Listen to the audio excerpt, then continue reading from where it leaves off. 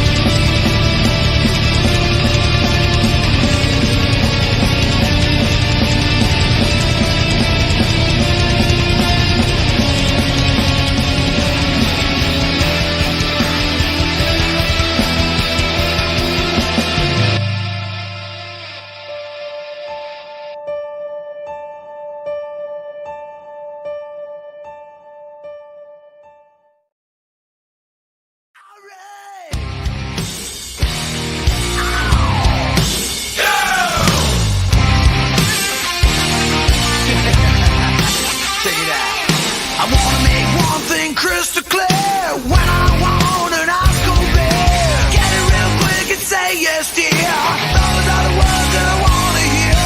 We'll get along, you will say. Focus on taking care of me.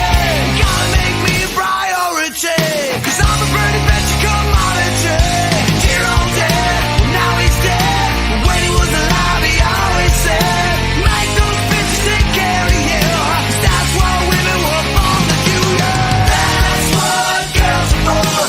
That's what girls are for. Cleaning, baking, hot, long making. That's what girls are for. That's what girls are for. Shaking directions, giving me erection.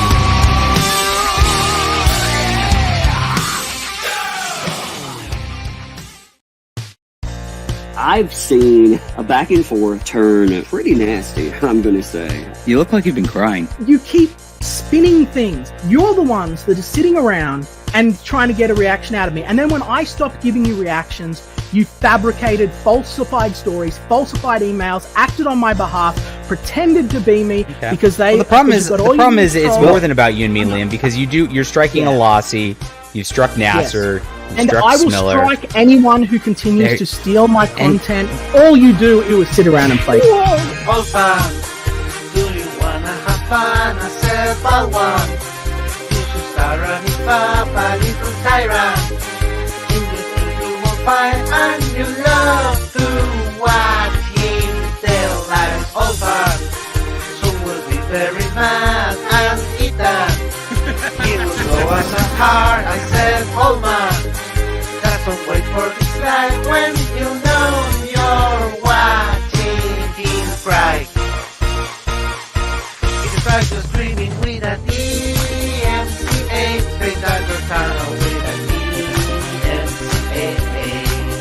Don't try to monetize, he will take copyright. And he's doing the for the spy. Describe your streaming with an EMCA. They got your channel with an EMCA. He will fill a report at his previous report. And his home will be swapped by gold. Already reported me to Nintendo because they don't understand the difference between my property and fucking Golden Sun. They're that retarded. Oh, you didn't know I knew about that, John? What? Oh, look at that in your face. Oh, Liam might know more than I'm here. Liam, I've never reported your campaign to John, anybody. You're fucked, mate. You are fucked. I am going to bury you. I'm going to bury you and all of these parasites that have been trying to destroy my life for years and have been actively preying on the customer and creating outrage and manipulating. Liam, this is psycho. You Stop it. are a parasite. His friends are screaming with an EMCA. They got the channel with an EMCA. Don't try to monetize, he will break copyright. And he's doing the for the spy. His friends are screaming with an EMCA. They got the channel with an EMCA. He will fill a report and his premium score. And you hope to swap by gold. Fight me, John. Fight you? Set up in a ring, no gloves, and I'll take down the strike. There you go. And I will clear my name there, and that'll be the end of it. Clear your name of what? You're the only one making accusations. Yeah, right. But you guys need to go the fuck away and let me work. And John, you've got to fight me. Or I'm not going to fight you, dude. I know you're not, because you're a pussy and you're a coward. I want the blood on my fucking hands of this fat loser. Thanks for your time. Oh man, that was something good. Oh, I like that. All right, thank you, Liam. By the way, again. There's gonna be a fire tonight. We're gonna see a woman burn. Sit down. Enjoy the scream. We're gonna burn the lights. We're gonna burn the lights. We're gonna burn the lights. We're gonna burn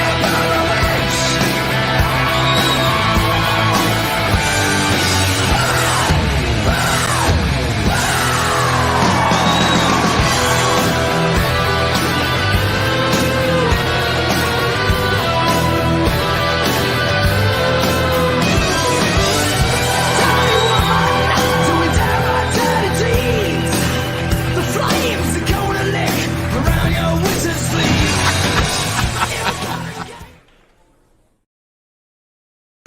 Oh, welcome everybody. Boy, it's great to be with you on a Sunday afternoon. Nice to be doing YouTube on the regular again. I do enjoy it. I don't think it makes up the entirety of who I am.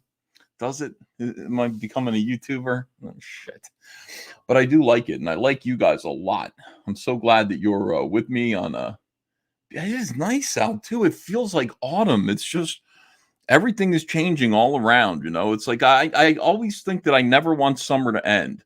When I'm in the middle of summer and I'm outside, I'm having a couple of drinks, and I'm just enjoying that beautiful sunshine, smoking a cigar. I'm like, boy, I hope this never ends. And then it looks like autumn's going to come around, and it feels like it's going to be miserable.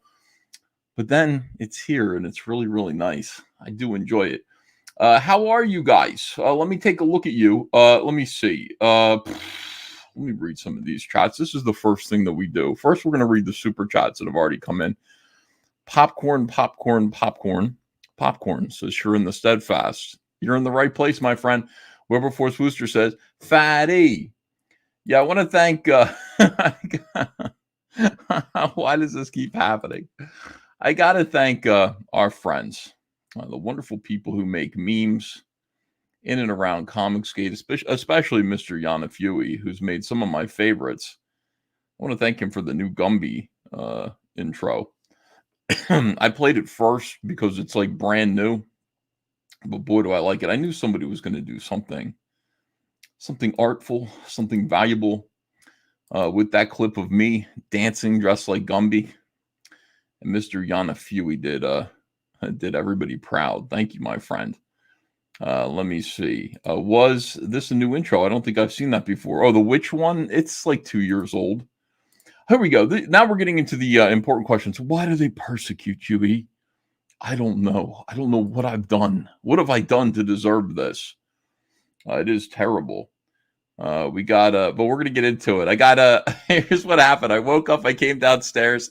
I thought I was going to be, I thought people were going to be very angry or happy with my behavior on Yellow Flash yesterday. I went on the Flashcast, and that was extraordinary. I think that was good. It was a good experience. But I figured some people would like it, other people wouldn't. Let me see. Here we go. Like, for example, here's Pika Leaf. Ethan's behavior.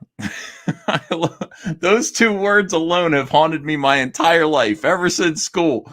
Ethan's behavior. Like, comes home on a note from a teacher. It's on a report card. Ethan's behavior on Yellow Flash yesterday kind of contradicts a thing he said during a drama he had a few years ago. I assumed he was being satirical. But if it's real, it looks bad. Oh, shit. Not hypocrisy again. What was it? What did I say? What did I do and say that kind of... that don't do this, that do this? What exactly happened there? I hate creating cognitive dissonance.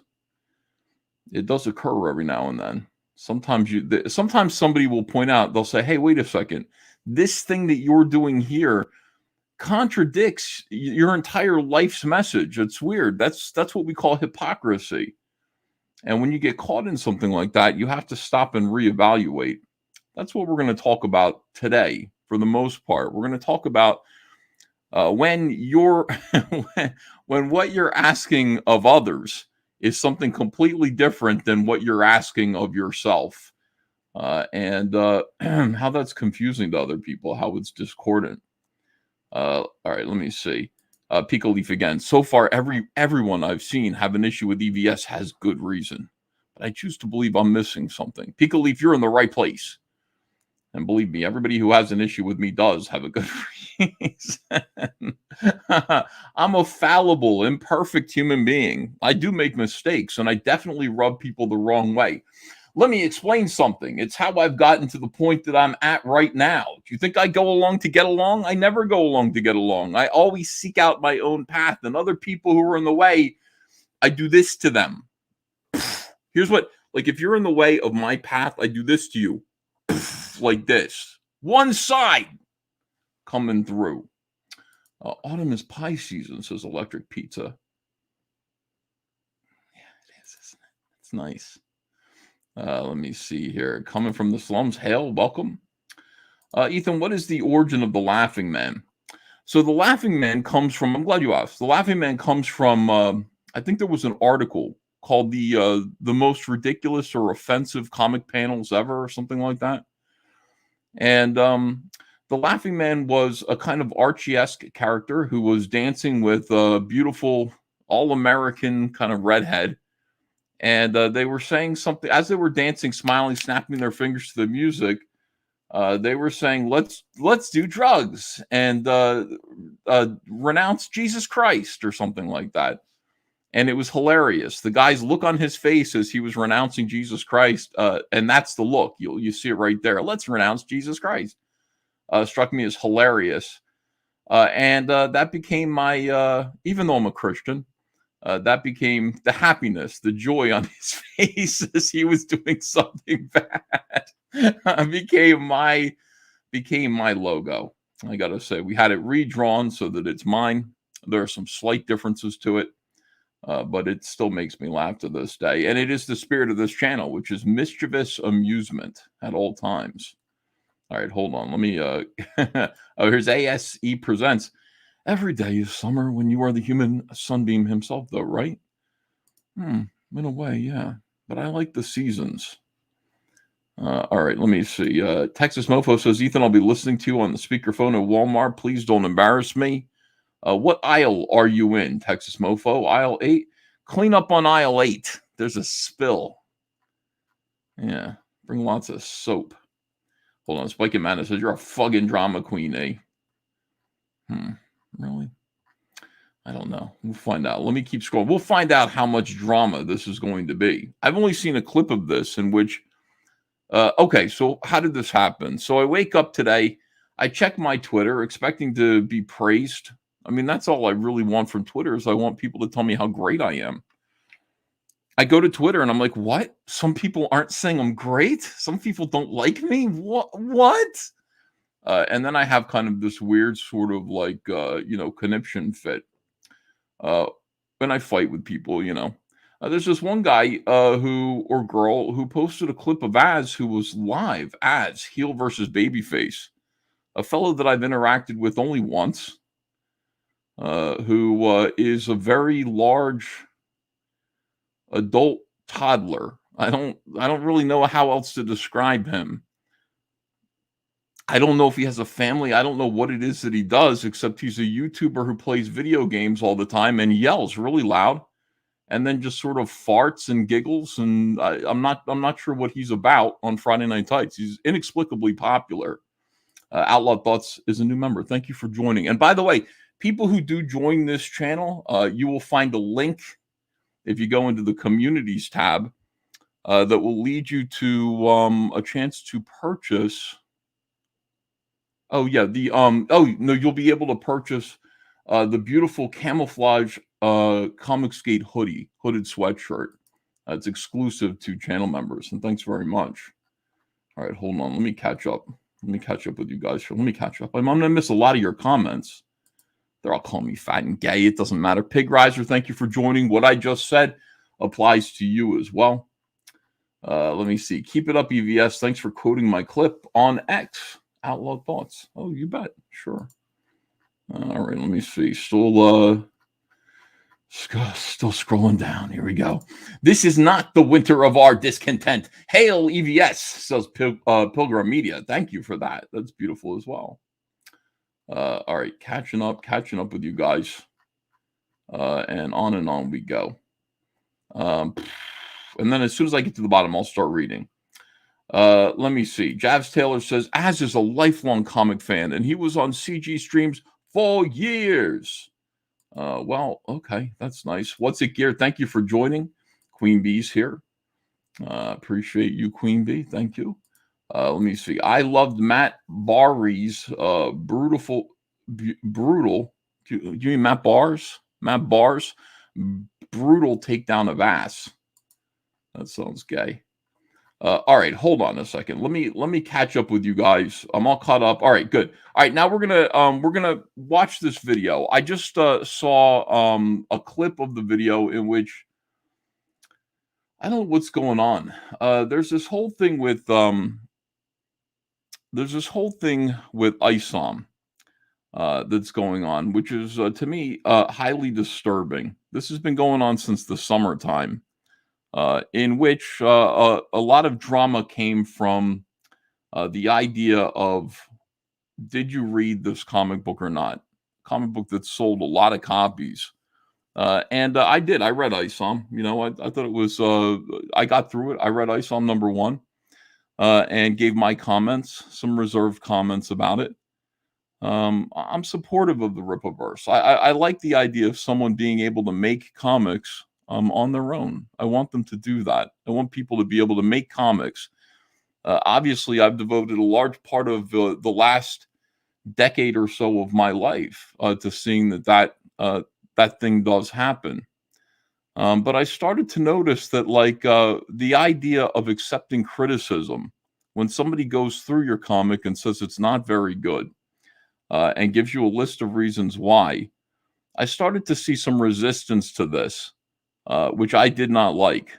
And I did kind of stand up and say, I don't like this. I think you should, if somebody criticizes you, there shouldn't be a list of qualifications for you to meet before you accept those criticisms. We've been through this. You guys have heard this whole spiel and this whole ordeal. It has led to a lot of conflict, a lot of behavior, which frankly, I think is hypocritical. And I think it makes this whole fandom menace thing kind of look like it's on shaky ground. Somebody sent me a clip of Az mentioning me today in a gigantic 3-hour live stream called What's Your Favorite Part of ISOM, ISOM 2, and then Derp. So we're gonna watch this, but we can skip we can skip most of the intro here and see what this is about. Is this his intro? Hold on a second. Oh boy. Oof. Hold on. By the way, let me just say, I don't think I've ever watched an Az video. I think I was on an Az video, but I've only seen him on Friday Night Tights. So this will be my first time experiencing Az. And maybe I will like him. We'll find out.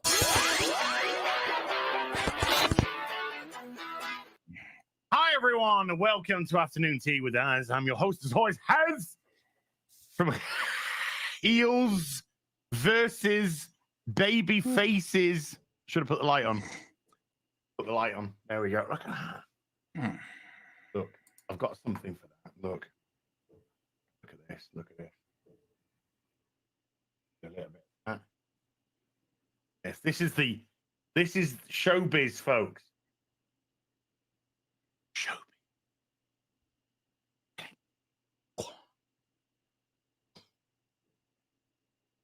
How you doing? On this well, wear makeup. I wouldn't even know. Warm. I just watched him do that, and I was just like, "What are you doing, dude?" I thought that was a joke. Is that real? You got like you're picking at your face, and you've got an open wound, and you put makeup on it. I guess I didn't know you could do that. All right, hold on a second. Let's get back to this. In as much as I've decided it's November the 5th, by the way. Remember the 5th of November, gunpowder, treason, and plot. And I decided enough is enough. It's time for the central heating to go on. So the radiators are on in the house. Belle is in heaven. She's downstairs on the bay window on her favorite, my mum, for Christmas. It was shocking, dude. I'm sorry. Hold on, I gotta make this go quicker. I can tell. You know, time is what it is. She bought me for one of my Christmas presents. She got me this lovely fleece blanket to wrap round, and it's so. Let me just ask you guys, because you guys know, is Az married? Does he have a family? What is his whole world like? You know, I don't know. I'm not sure. Warm, so comfortable. And when I got back home, of course, hey, Father Christopher Miller, how you doing? Hey, Cara, how you doing? When I got home, hey, Erin, how you doing? No, he does not. Belle immediately claimed it as hers. No, not a wank it. Belle is his girlfriend? Belle immediately claimed it as hers. So now, that beautiful fleece that my mum bought me for Christmas last year or the year before. Oh, Belle is a cat. Resides on the bay window for Belle to just sprawl out in. And by the bay window, the radiator, there's 2 radiators in the front room. One of the radiators, the bigger of the 2, ladies. I mean, you do tend to find that one is bigger than the other, don't you? I'm just saying. Is right by the bay window. So the heat's going, so she's on the bay window, the heat's going up from the top of the radiator. And I walked down, I went downstairs to make myself some afternoon tea. Oh, beautiful. And she was just like, no. I'm so happy. The heat's on. And she's just sprawled out. Like my kitty cat is tiny. She is tiny. And she's sprawled out, and she's now long cat. You remember the long cat meme? Long cat is long. Just sprawled out. I walk in immediately on my back. Come play with me. Come play with me. Daddy put the heat on. Yes, Daddy put the heat on. So, yeah. So last night, it was a double-edged sword, I guess, because Belle has been sleeping with me. She's been sleeping on my... Cat content. Hold on a second. Bald, fatty yelling on YouTube never happens. Thank you, J Bomba fan. Well, it does here. Like, this is apparently... I bet. For the last few weeks. But because the radiators are now on, she was like, that. Screw this guy snoring. I'm going to go downstairs. I'm going to sprawl out on the fleece as the heat rises from the radiator. Yeah, the thing about this but just is that, yeah, I will point that out real quick. I don't have a problem with Az until like Az started having a problem with me. I was on his show once, and it was okay. It was fine. I thought it was a good show. But what happened was I took a lot of edibles after the Zack Snyder incident, and I called his friends. I said, Friday Night Tights, it's like two guys and then a bunch of zeros that orbit those two guys. And they don't really add anything to the conversation. They just giggle and everything. That's a lot of what these bigger live streams are, let's be honest. But I was high on edibles. I was still angry about Zack Snyder. And Zach, I guess Heel versus Babyface here took that extremely personally, and I don't understand it. I still feel, and some other people have sent me messages, but you get gay messages like this from fans. He's acting on orders from others to be the guy who decides to speak that you are sort of canceled from this group. So he's the guy who's going to react to this so that everybody else can just go, oh, okay, yeah, maybe that's right. I don't really know. I don't know what these guys are doing. They're fucking YouTubers. I have no idea. But that's the thing. And I was kind of shocked. I said, well, I didn't mean to hurt your feelings, Az. Listen, I want to apologize. And I said it on a live stream. I said, he'd been kicked off of Twitter. I said, I'm sorry. I didn't mean to call you a zero. I apologize. And plus, I was high.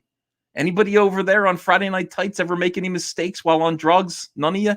None of yous, huh? Interesting. So that apology was rejected, and I apologized again. Like, I don't understand what's the big deal here. Sorry about that. My mistake. And that apology was viciously rejected again. So that's been the state of things. And after that, I've been kind of looking at these guys like this.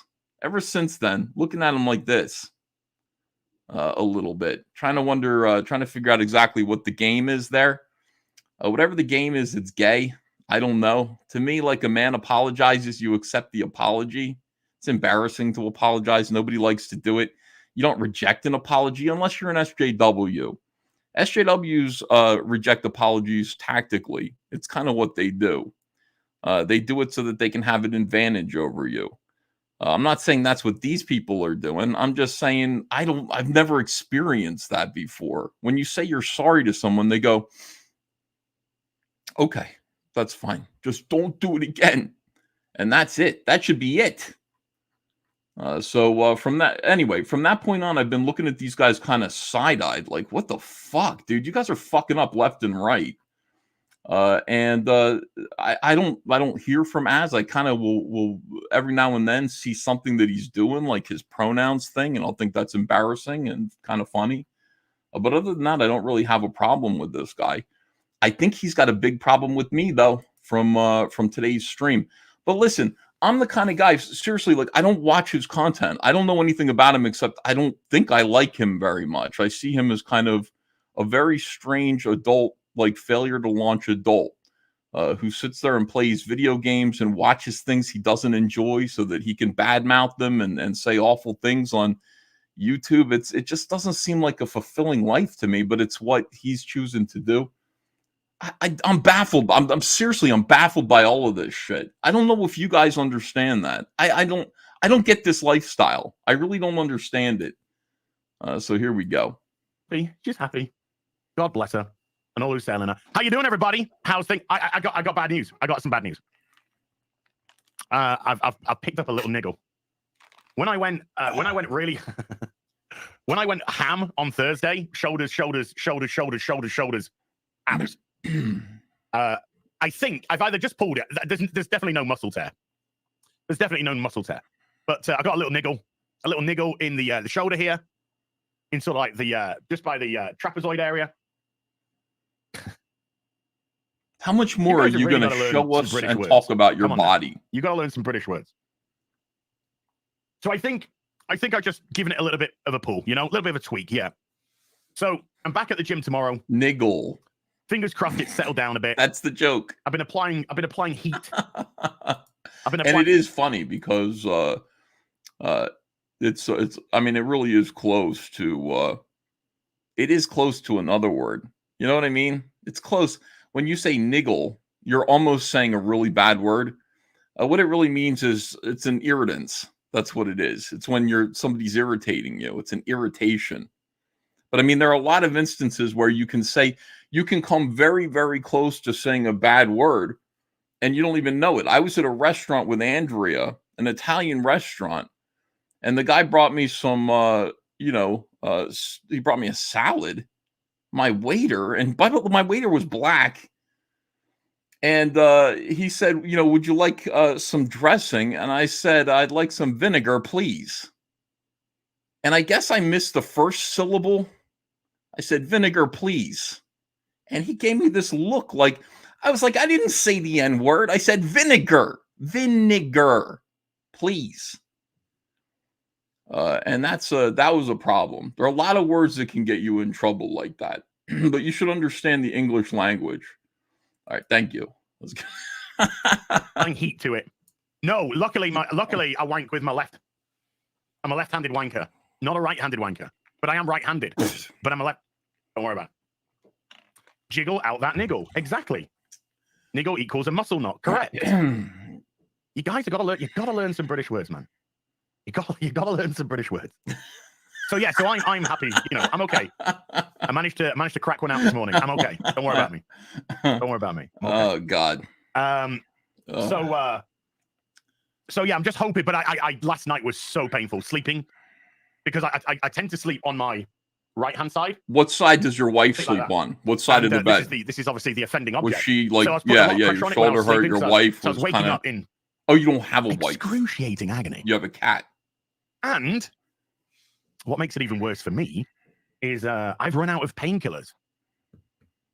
So I don't have any painkillers to take. So I'm actually suffering. I'm suffering with it. Oh, woe is me. Man up. No, I'm okay. I'm sorry. You guys in the chat are fucking awesome. I love you. It's a bit better because I'm going to the gym, rain or shine. I don't care. Like I said, I think it's just a niggle. I think it's just a tweak. That's all. It's definitely not a tear. I wouldn't be able to do what I'm doing if it was a tear. Or I love you guys. Or there is another possibility. Yeah, I need some ibuprofen for it. Painkiller plus anti-inflammatory. Or because I went really hard, ladies, with shoulders on Thursday, shoulders. And a lot of the like at least two of the heavier machines were like raise machines. Wow.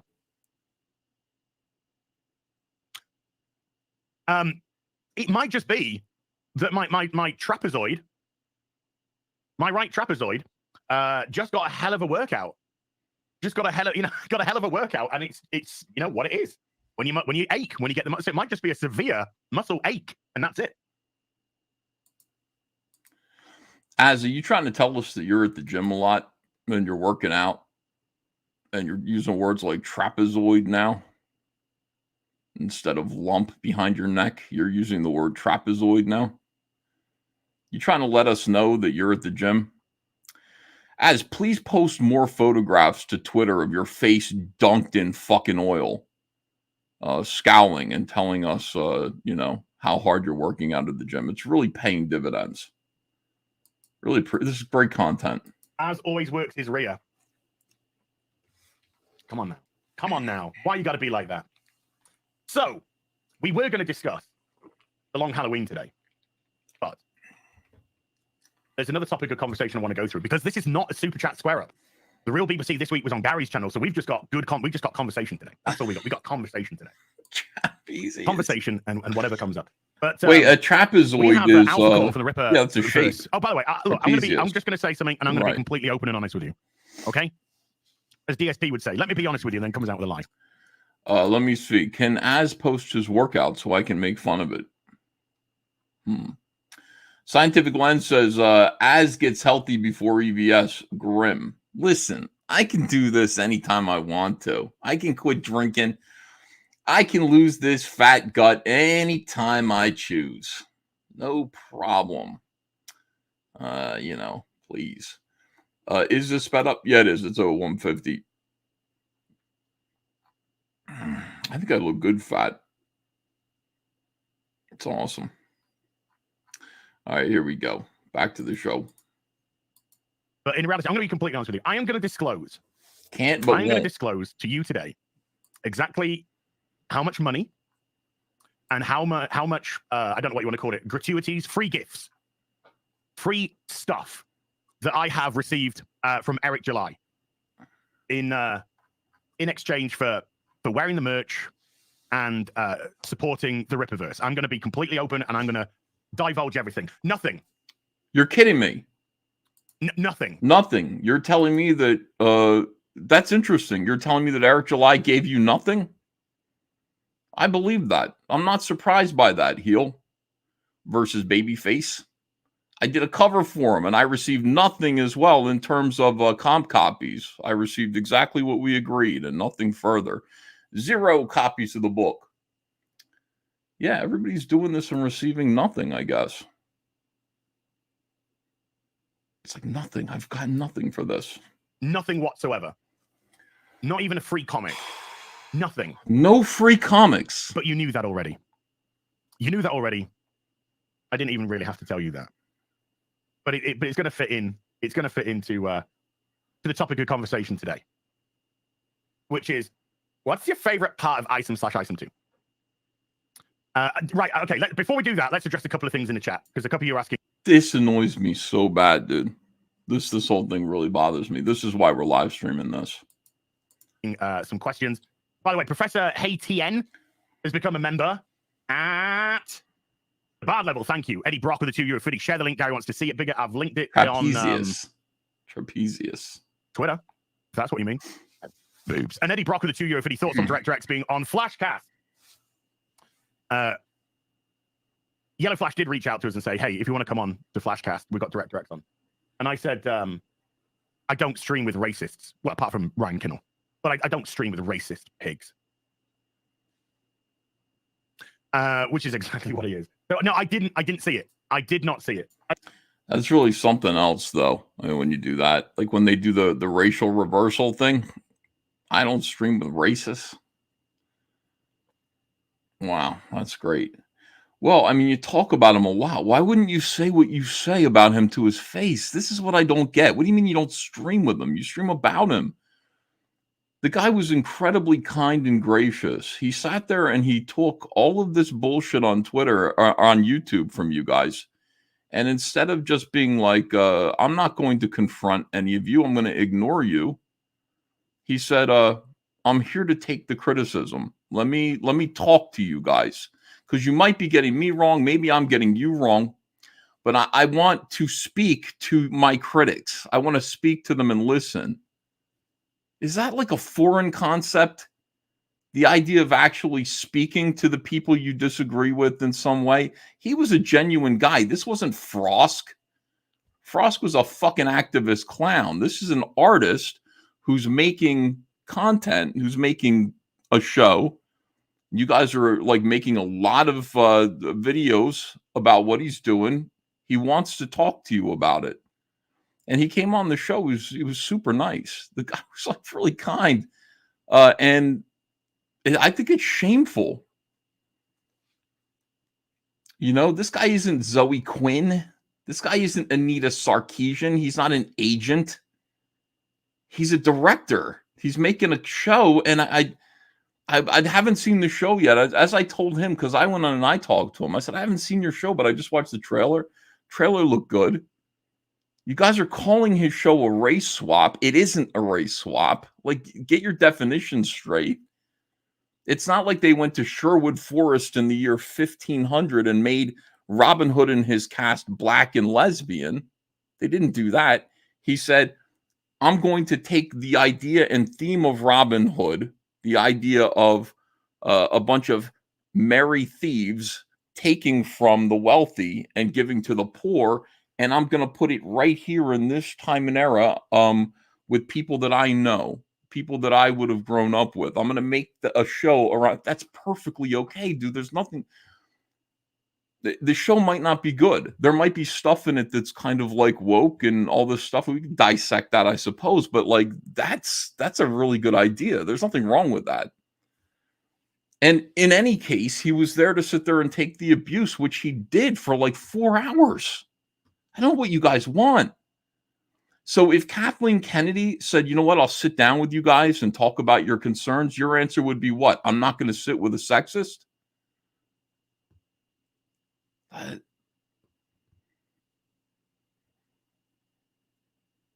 Just sit and talk to him. I don't fucking get it. I did see a tweet from Adam Krigler that said that said the stream was an, what did he say? I don't want to misquote him.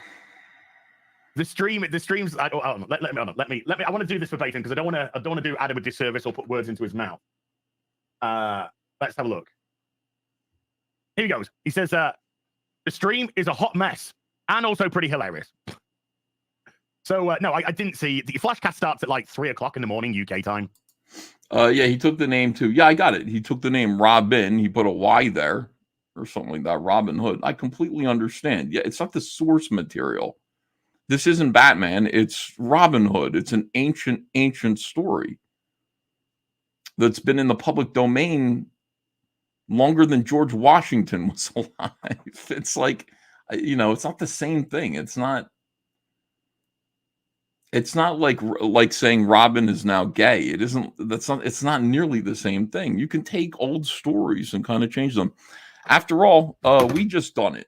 The same exact thing, didn't we? We just did the same fucking thing, much to everybody's delight. By which time I'm usually in a wank slumber. You know what that is, guys. You know what that is. So no, I haven't seen it. So save your money on the super chats asking because I didn't see it. And I'll be straight.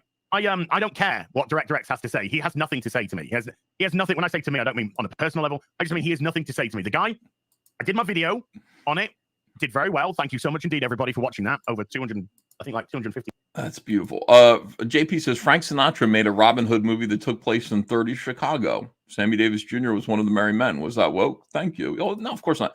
Like, that's been used over and over and over again. I mean, the idea of, it's a universal idea. The idea of there being the wealthy class, and then there's a group of people, and they're stealing from the rich to give to, and you can interpret Robin Hood like it's a leftist kind of idea, until you re-examine it and realize that actually it's about being overtaxed and the people stealing their money back from the government, right? Because that's what it is. It's about like, wait a second, you're taking too much of our money in taxes. They're tax collectors. Who are stealing money from the people, and then you've got this band of thieves that's stealing it back. So it's actually kind of a conservative thing. I think I made a video about it once that drove everybody nuts. Robin Hood, a conservative hero, but in other ways not. But anyway, it's something that can be applied all over the place. Like, it's just one of those stories that just works and it survives because it's very human. It's a very human kind of idea. People like it, so. Let me see. 50,000 views or something. The video that I did on Projector X, 268,000. Thank you, man. Appreciate you guys. Where I said, and if you don't know this, I'll give you a TLDR. I know we have a mutual friend, Director X and me. We have a mutual friend. So the mutual friend was kind of passing on messages from Director X to me. And he was just like, Director X wants to come onto your channel and discuss Robin Hood. And I said, no. I said, I'm not having somebody on the channel to discuss something which I haven't seen. Because he could come onto the show and say, oh, it's this, it's that, it's the other. And if I haven't seen it, then I can't verify that one way or another. I can't say, okay, or I can't, yeah, no, that's correct. Or I can't say, no, you're just talking bullshit. So I said, at the very least, there you go. At the very least, I have to see the show first. So he said, that's fine, that's fair enough. So he gets back to Director X, and Director X is like, fair enough. So the first episode of Robin Hood dropped, and then the mutual got back in contact. Hold on a second. Ethan, is Black Lives Matter propaganda trash? I mean, I haven't seen it. And maybe it is. I don't know. But, listen, it's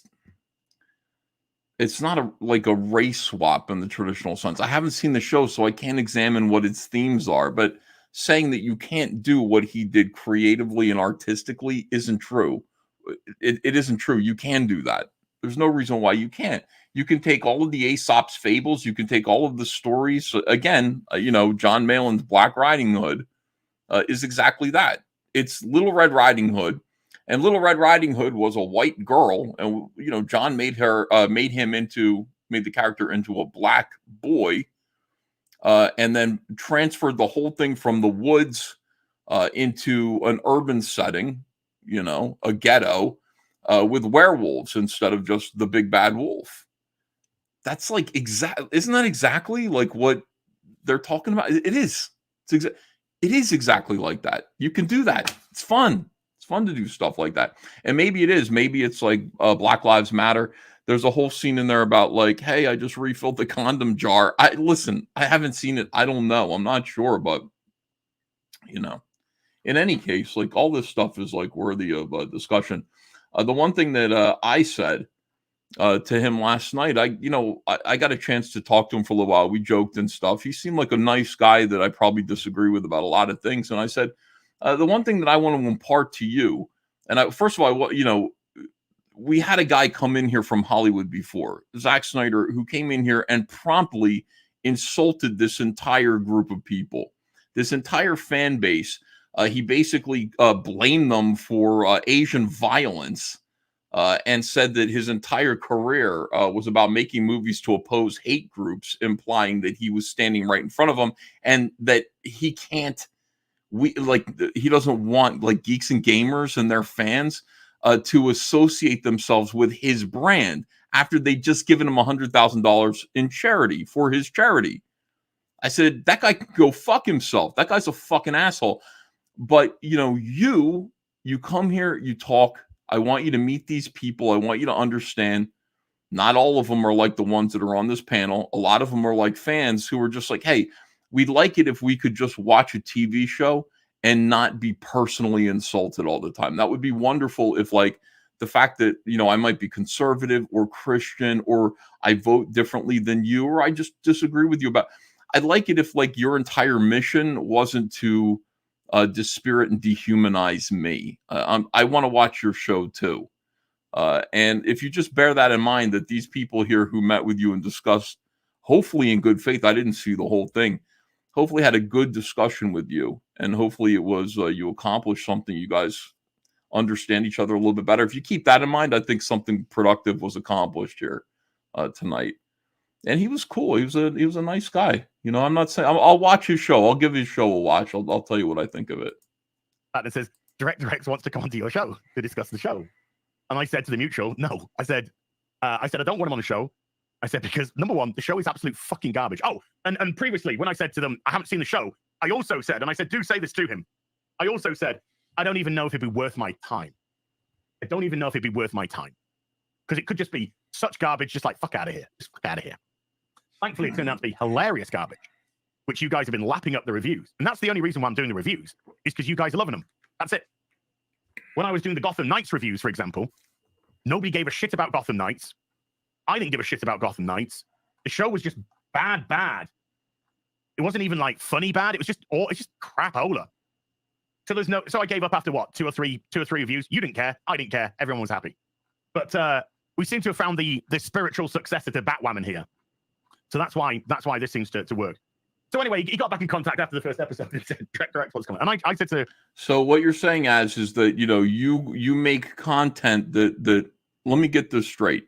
So you're saying that you find a target, like Batwoman or like Robin Hood, and you isolate that target and make a whole lot of videos abusing that target for the amusement of your fans who watch it, lap it up, and give you money. And furthermore, just to get this straight, you refuse to even talk to any of the creators or actors or any of those people who appear on those shows, so I understand what your premise is here. When given the opportunity, because fuck them, I guess. I don't know. Right? Just fuck them. Like, they're dehumanized. You just called Director X a racist. So he's not even good enough to sit in your presence. And yet, what you're going to do, as you've just explained, is find a target. You're really happy to have Robin Hood because Batwoman is over so that you can beat the shit out of it for your audience. Oh, okay. Interesting. And that's cool with you. You want, like, those are the rules that you play by, I guess. Okay. the mutual. I said, look, dude, the show is absolutely abysmal. Like, abysmal, laughably bad. I said, if he came onto the show, it is. I would humiliate him, and he would humiliate himself. And I'm not. I don't know about that. I don't know that you would be able to humiliate that guy, as he actually makes content. He actually makes shows. He's a fairly bright guy. I haven't seen any of you guys humiliate any of these people. Quite the reverse of that. Quite the. It's been unfortunate. I haven't seen you guys actually make any of these people look bad ever when they're sitting in front of you or dealing with you. A little bit, but not a complete monster. So I said, if he wants to have a conversation. Now, hold on a second. Shadows Pawn says, isn't that how you initially grew your channel, with anti-Star Wars content, Ethan? Yes, that's correct. Yes. Yes, indeed. Criticism. Giving criticism. Janko Morningstar says, I think the situation with Friday Night Tights could still be fixed. When the fight started, as stated, he'd agree to make amends if you contacted him privately. That's ridiculous. Honestly, I don't think he's as mad as the situation as he was in the past. Janko, I don't care. These guys are clowns. I don't fucking care. I don't really care. Let me make that clear. These guys are clowns. This is ridiculous, absolutely ludicrous behavior. It's going in a direction that's different from where I'm going. And I'm going to demonstrate to you why right here on this stream. There's no reason to fix things with these people. Conversation in private, we can, I'll be open to that. I'll be open to having a conversation in private, and we can discuss the show. And when you're in private, folks, it also allows you to really get. Okay, hold on a second here. But EVS would sit down with Kathleen Kennedy, and that would be fun as hell. Of course I would. Yes. I would sit down with Kathleen Kennedy or any of these people to talk to them and see what they had to say about what I had to say, because that would be interesting. Let me see. Ruby King says, Director X directs the Black Riding Hood CG comic into a live-action film. CG's first stepping stone into the mainstream. That would be hilarious. Yes, I would love for that to happen. We could, and actually, I would love to send him a copy of Black Riding Hood. It wouldn't be good for me, but it would be fun for John Malin. Somebody's motivation, where they're coming from. Believe it or not, we're also not stupid here. You can get what somebody's trying to get out of it. So he went back to Director X. And he said, I'm going to tell you. You're going to see what the point of this stream is. He would be open to it. I'm going to tell you. I'm going to demonstrate for you. And the mutual had said, how do I get you two in touch? And then Director X said, when I did my first Robin Hood video a year ago, when it was announced and it looked like everything we thought it would be and ended up being, he did this Instagram video and he DM'd me the Instagram video. Director X DM'd it to me, his response to my video and to Josiah Rise's video. And so I said, tell him to message me on Instagram, and I'll accept it. Because last time I didn't accept it. Because when you message somebody on Instagram, unless I've accepted you as a person, sounds like some kind of Jesus thing. Unless I've accepted you as a person, then you just literally stay in a folder of people who have tried to send me DMs. And unfortunately, if you have, the majority of you, I'm sure, are lovely people, but I've literally got thousands, and I'm sorry, but I don't have time to troll through thousands and thousands of messages. So all the messages of love and support in there, thank you so much. Honestly, thank you so much. But it is just such a troll to get through. So apologize if I haven't got back to you and all that sort of business. So anyway, he does message me, and I accept him into my life as my Lord and Savior. Send Jesus, George, Lionheart, Floyd.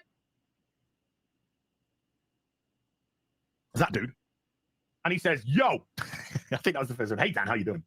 Oh, yeah, Dan, yeah, we'll get to that. Yeah, it's all about clout.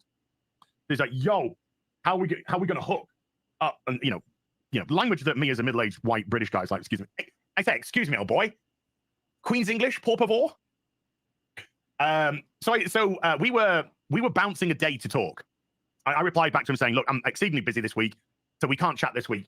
But next week, something like, I think I said next week, Thursday's looking like a good day for me.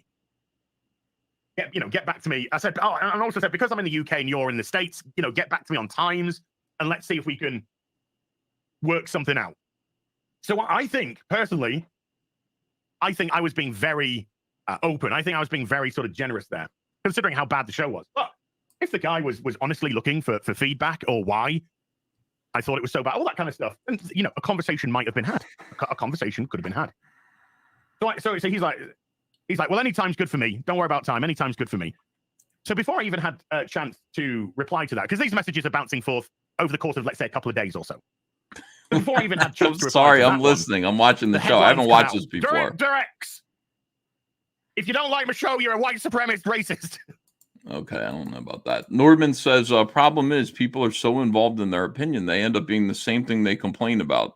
Spoiler alert, Nordman. Don't rush to the end of this.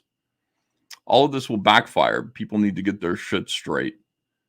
Yeah, let's not kill the ending, the punchline to this. Az wouldn't talk to Director X because the grift comes above all, and he's afraid to look stupid, which would jeopardize his revenue. That's my guess. Or he'd just like him. The whole thing about it is that people are people. They're human beings. I'm going to do what he did. People are people, so why should it be? They're people. And when you talk to people that maybe you only knew from afar, who knows? Like maybe you'll end up liking them, and that would be dangerous. Some of my best friends were people that I didn't think that I would like very much. And then I actually met them and was like, oh, I like them a lot. That's the way it is. You end up talking to people and you just go, yeah, we disagree, but I still like you. Johnny GTO says, EVS and Kelly Marie Tran interview would be epic. I would like to talk to her, but I feel like she's very fragile. So I think I would do better off with Ryan Johnson. If I were going to talk to anybody from Last Jedi, I think Ryan Johnson would be my guy. And if he wanted to come on this show, you better believe I'd have Ryan Johnson on this show. It'd be fucking great. I'd love to talk to him. Have a lot of questions for him about what he's doing. All right, here we go. My show is getting reviewed bombed by racists, blah, blah. I don't know. How many people here in chat are familiar with the Kanye West song Power? Anyone in the chat, are you familiar with the Kanye West song Power? I think Kanye's a very... I know that Ryan Johnson was aware of me. I do love Power by Kanye West. It's a great song. But you know what? He never really did anything. It's on my gym playlist. The whole thing is like, I made videos, tons of videos making fun of Ryan Johnson. He responded to me only once. And his response to me on Twitter was essentially to say, I don't even see you. And it was just like, that response was wonderful. It was so great to get a response from Ryan Johnson, which proved that he did see me and all this stuff. And he wanted to just say, you don't mean anything to me. That was the way to behave, I think. To me, like the idea of just telling, your internet hecklers that they're not important at all. The way to accomplish that is to never address them in any way. Just never address them. Don't get mad at them, ignore them, or just be kind of kind to them. Ryan Johnson did it just right. Disney does it pretty much just right. What you gonna do with all that power? Anyway, there is a line, a couple of lines, which you're gonna have to paraphrase, but there's a couple of lines in that song where he says, I was called the abomination of the Obama nation. And then he says, isn't that a strange way to start a conversation? Would I have Zack Snyder on my channel? Yes. I'd have any of these people who create things on my channel. That's like round. It's not like sticky peaky. I'm not like no conehead motherfucker. I just think it's like, get out of there. Yeah, Sean Gordon Murphy again. But that's sure. Yeah, you want to try and start a conversation. If he wants to come on this channel, you are claiming to come with. Because I'm trying not to divulge everything that was in the messages between us because I do believe in that sort of.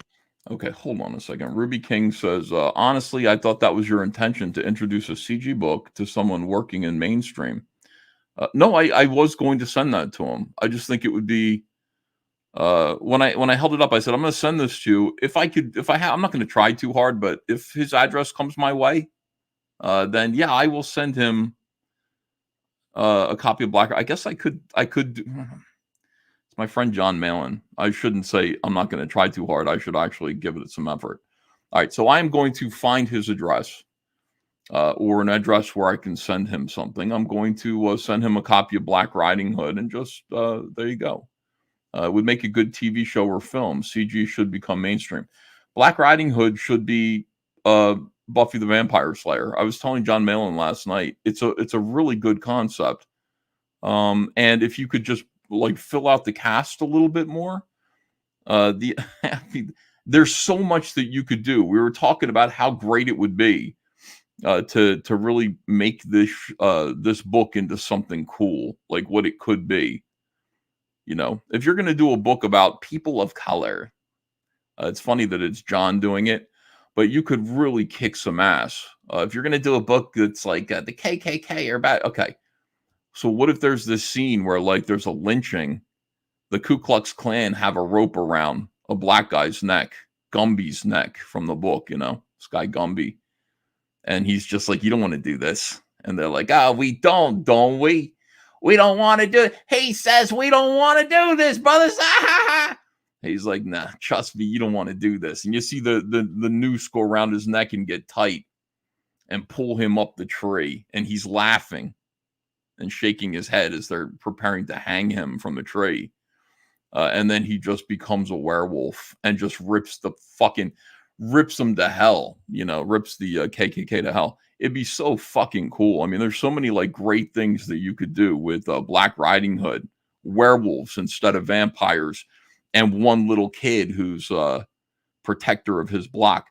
It would be cool. It could be a TV show, you know, maybe not with the Ku Klux Klan in it. Maybe that's a movie, but it could be a TV show. Menace to Society meets The Howling is a great pitch. So I don't know. Maybe I'll try. I'll send them the book, and you know, these things they're really difficult to get accomplished. It's a wing and a prayer to hand somebody your comic book and say, "What do you think?" Hand like somebody who. But if you're going to hand it to anybody, you hand it to somebody like Director X, who does have the ability to make a TV show like that. So he knows the right people. So I'm going to try to do that for John. All right, hang on a second. Let me catch up with you guys. Caught up, ready to go. Vampires of the SS. Yeah. All right. God, it would be a cool show. Privacy. I'm not going to show any DMs. I believe in that sort of privacy. I would expect the same courtesy to myself.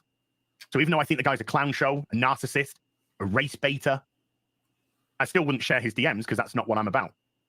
But one of the things he did say was, that's a shot at me, by the way. Well, what if he sent you a DM saying, what if he sent you a DM?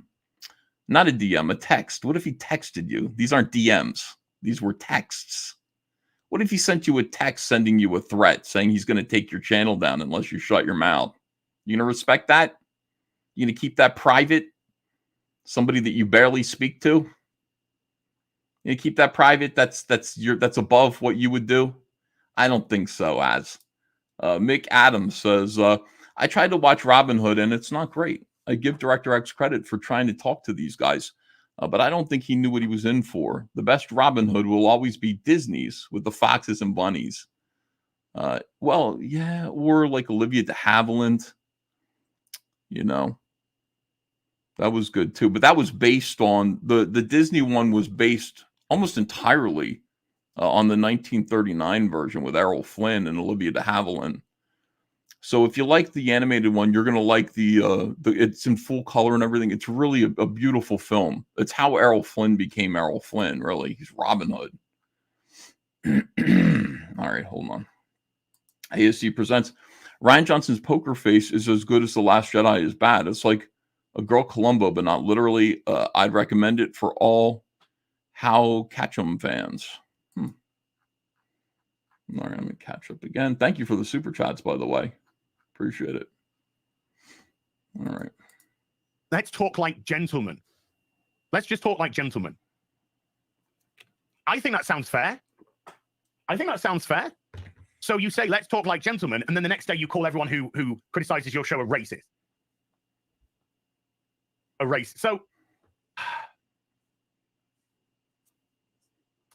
there is no Sunday Fun Day today because both Cara and X-Ray Girl can't make it. So seems like a better reason to talk to come back them next week. So tonight Don't worry, there will be a Sunday fun day, but it'll be me on my own, and we'll be playing fucking RoboCop. We'll be.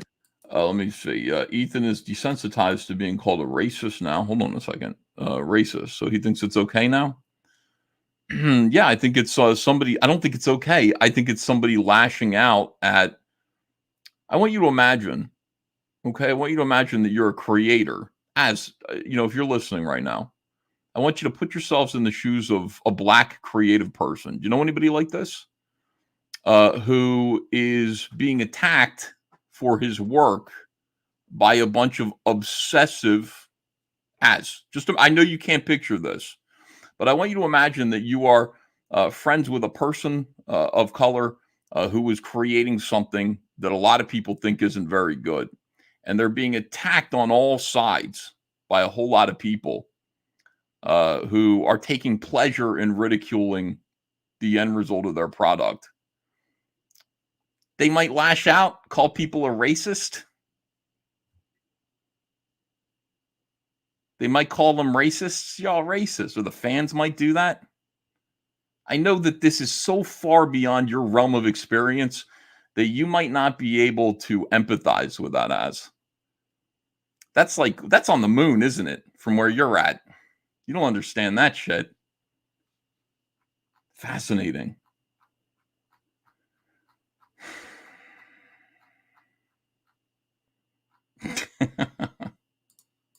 Playing RoboCop. So yeah, when you say to somebody, let's talk like gentlemen, and then the next day you come out to the press and you say, my show's getting review bombed by racist, by the Hold on a second. Are we defending SJW material now? No, I'm not. What I'm defending is the idea that we play by the rules that we set for other people. That's what I'm defending. I'm saying that, like, if you can dish it out, you need to be able to take it too. If your entire career is based on dishing it out, you should be able to take it. And the fact that, like, you can't see the hypocrisy that's staring you right in the face as you're saying these things is really strange. I don't understand it. I don't fucking understand how you can say, anything about Director X when he is the exact opposite of Eric July. He's the other side of the coin to Eric July. You see it now? Calraiser says, send Black Riding Hood. Send the Black Riding Hood, and I'll make sure Director X gets it eventually, I promise. I understand. Fucking hell, dude. Is this a cope? You guys think this is me coping? I think he said. By the way, the guy who also admitted a year ago, I'm a nerd. I'm just like you. I get all the comics. I do this. I do that. Suddenly completely changes his whole tune. So to me, that was a mask-off moment of exactly who this guy was. So I told him to fuck off. I then messaged him back and told him to fuck off. I called him a race-baiting piece of shit and to fuck off. Oh, this is as coping. Okay. So that's why we're not going to have a conversation. Because I don't think the guy is remotely genuine. I don't think he's remotely real. I think he's a privileged little fucking prick princess who has been told yes all his life. This is what they're saying about Eric in his career, whether it's through hard work or not. I'm going to say hard work, but he's had a lot of and he's got people actually challenging him for the first time probably in his life, and he doesn't like it. Doesn't like it. This is exactly what they're saying about your friend. He ain't getting that clout because that's what it is. He ain't getting that clout. And he can this is exactly what they're saying. He can go on to whoever he wants, do whatever he wants. But we all know it's my show and Disprove that he wants to get on, and neither of us is going to give him any clout. Javs Taylor says, no, that's what Dick Masterson and Vito are saying. Well, yeah, there's a bald fat guy, is Vito bald, who is saying this exact same thing about Eric July that he's saying about Director X. You don't see it yet? Do I have to just keep pointing it out to you until you see the silliness of this?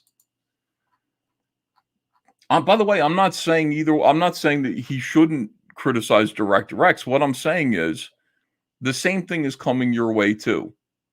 So when you're dishing it out, you need to be prepared to take it and not cry. You need to go, oh, wait a second. So this is how it feels. This is how it feels. When this is how what we do for a living feels to other people. Oh, And by the way, that doesn't mean you're wrong and doesn't mean you need to stop. It just means you need to man up when it comes your way too. That's all I'm saying. Apple Pit says, who gives a shit what Az thinks? So what did he ever do? I don't listen. I'm just watching this video. He said some stuff about me. Let me see. Geek Getaway says, hey, Leave, yes, you look lonely up there all in. I'm not bringing any of my friends onto this stream. I'm doing this by myself. Yeah, no, I don't want anybody else to have to be here, for something like this. All right, here we go. At all. But what I am going to do is I'm going to make money off you. That's what I am going to do. I'm going to take your clown show and I'm actually going to turn it into something entertaining that people are enjoying. And I'm going to make money off your shit. That's what Dick and Vito are doing to Eric July. There's a puppet show making fun of Eric. Now, that's what they're doing to your friend. And you're mad about it. And I'm going to elevate it by making it entertaining. Well, says you. So massive thank you to everyone who has been watching their reviews, because you've been lapping them up. Absolutely lapping them up. And I very rarely go into the comment section, because the comment section is the comment section. But every time I put out a Batwoman review, every time I put out a Rabbit in the Hood review, I go into the comments, because the comments are hilarious. They're always just hilarious and full of people just absolutely eating it all up. Just eating it up. Just loving it. So that is pretty damn awesome stuff. I answered 1,000 tickets in a span of a week last launch. That's like, no, we're gonna break the website again. Let's just go through a couple more. And then, so there you go. Thoughts on Flash Pass? Didn't see it. He's got nothing. No disrespect to Yellow Flash. I love Yellow Flash. I love the guy. The guy's great. He's absolutely great, and I have nothing but love and respect for Yellow Flash. Hardworking guy and a very nice guy. How is this having spoken to him many times. This has nothing to do with me. I'm not coping about anything. I'm pointing the finger of scorn tonight. I know him. This afternoon. I know him. He already took the mask off. I see him. I know who he is. I don't need to know anything else.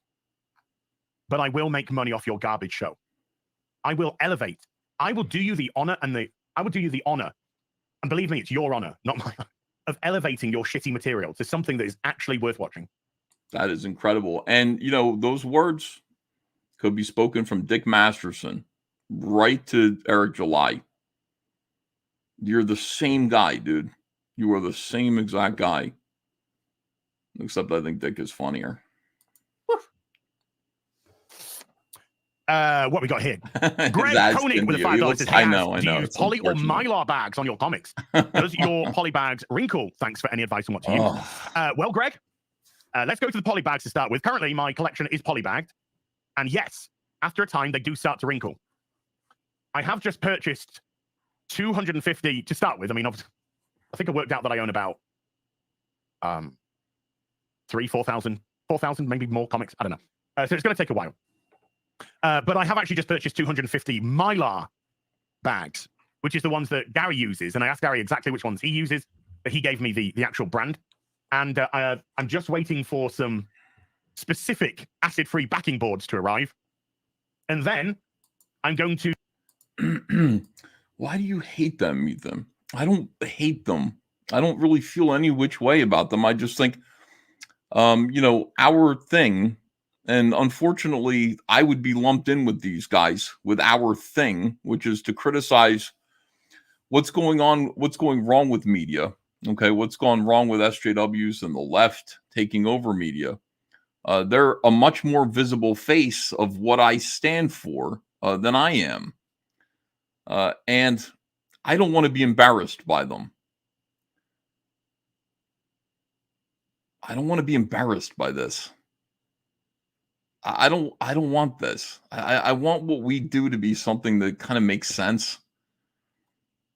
I understand completely that, I built my channel up making fun of Star Wars, and it couldn't have been fun for Ryan Johnson to have to listen. So when I take abuse from you guys or from, the left, whatever, I know internally that I deserve it, or at least it's coming my way karmically.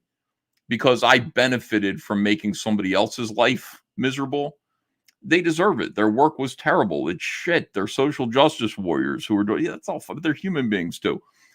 However they feel about me, that stuff's going to come back at me too. And I got to be prepared to deal with that. I understand that.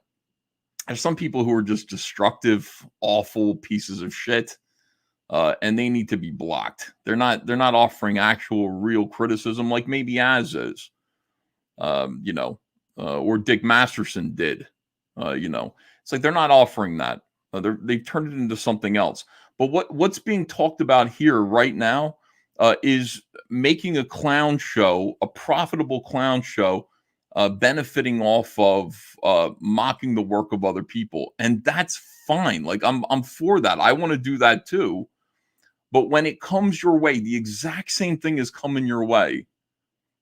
And it's not even that, like, look at the title of this stream. What's your favorite part of ISOM? ISOM 2, derp. That's a question that's being asked of ISOM fans and our community of comic book readers, indie comic book readers. In other words, are you reading the books? The point of this, that's exhausting. The point of this is to create stories that may possibly become the mythologies of tomorrow, and we can do it. I mean, it is something that can be done. Everybody who J.R.R. Tolkien, wasn't like divinely appointed by God. He was just a guy who had a great idea, and he very talented, and he wrote a story. He didn't need permission to do it. He just did it, and it's great. And I mean, not all of us, it's not like people like J.R.R. Tolkien, Stan Lee, George Lucas, Walt Disney. They exist. They're out there somewhere. Maybe there are a few of them that are on our side and might want to try to do this. I want to do this with Cyberfrog. I want to do this with Fearsome. The stories that I'm telling, I want them to become movies and TV shows. Maybe not in my lifetime, but in maybe my kid's lifetime or something like that. I want to leave behind stories, actual stories that will become the mythologies of tomorrow, because I feel like the stuff of yesterday has already been perverted and maybe even destroyed for good. So that's what I want to do. In order to do that, like, we have to be mindful of how to tell stories. We have to learn how to accept good criticism, recognize good criticism, so that we can improve. We have to be able to do all of those things.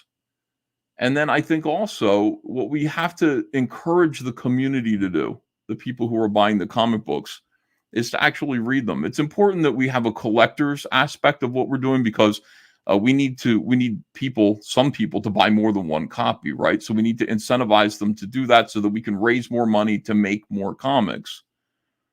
But at the same time, we also have to encourage them to actually read the books. Accomplishments around here should be about how great a story is, not necessarily about how much money was raised. I raise a lot of money on these comics. I can't just sit back and go, well, look at this. Cyberfrog's raised $6.6 million so far. How great am I? That really bothers the left, and that's nice. But, what I talk about is Wreck Planet. Read Wreck Planet. I worked really hard on the story. I worked really hard on the art. I think I've helped elevate indie comics with a lot of blood, sweat, and tears. You don't know what it's like to sit around and like focus all the time on like creating a work of art. You don't know what that's like to have something that inside your heart and your mind, and extract it and put it onto paper and suffer over it every single day. It's to do that, to put that effort forth, if that effort is actually occurring, and then to not ask people to read it and respond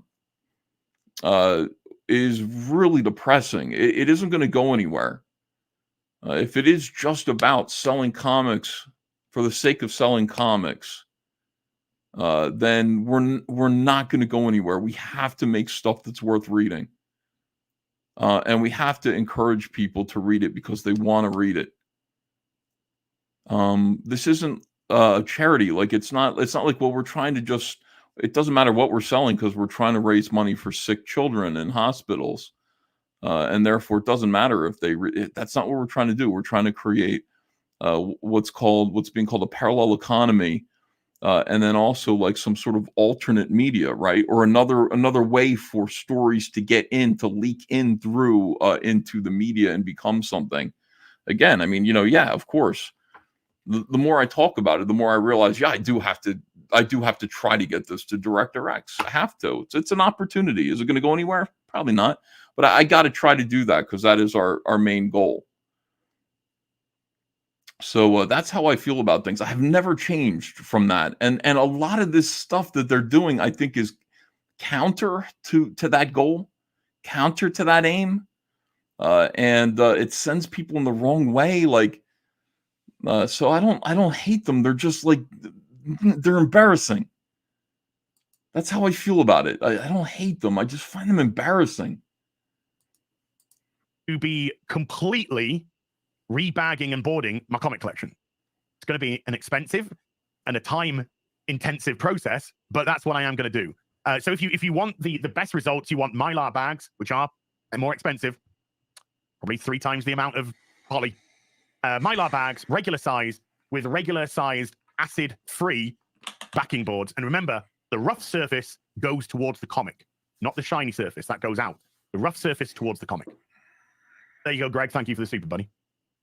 Zipper has been a sorcerer for 16. Thank you. And Veroni joins again, because I know they've been a member before at the sorcerer level. So thank you, Veroni. Not the one with the £5 says for the Hoos Fund.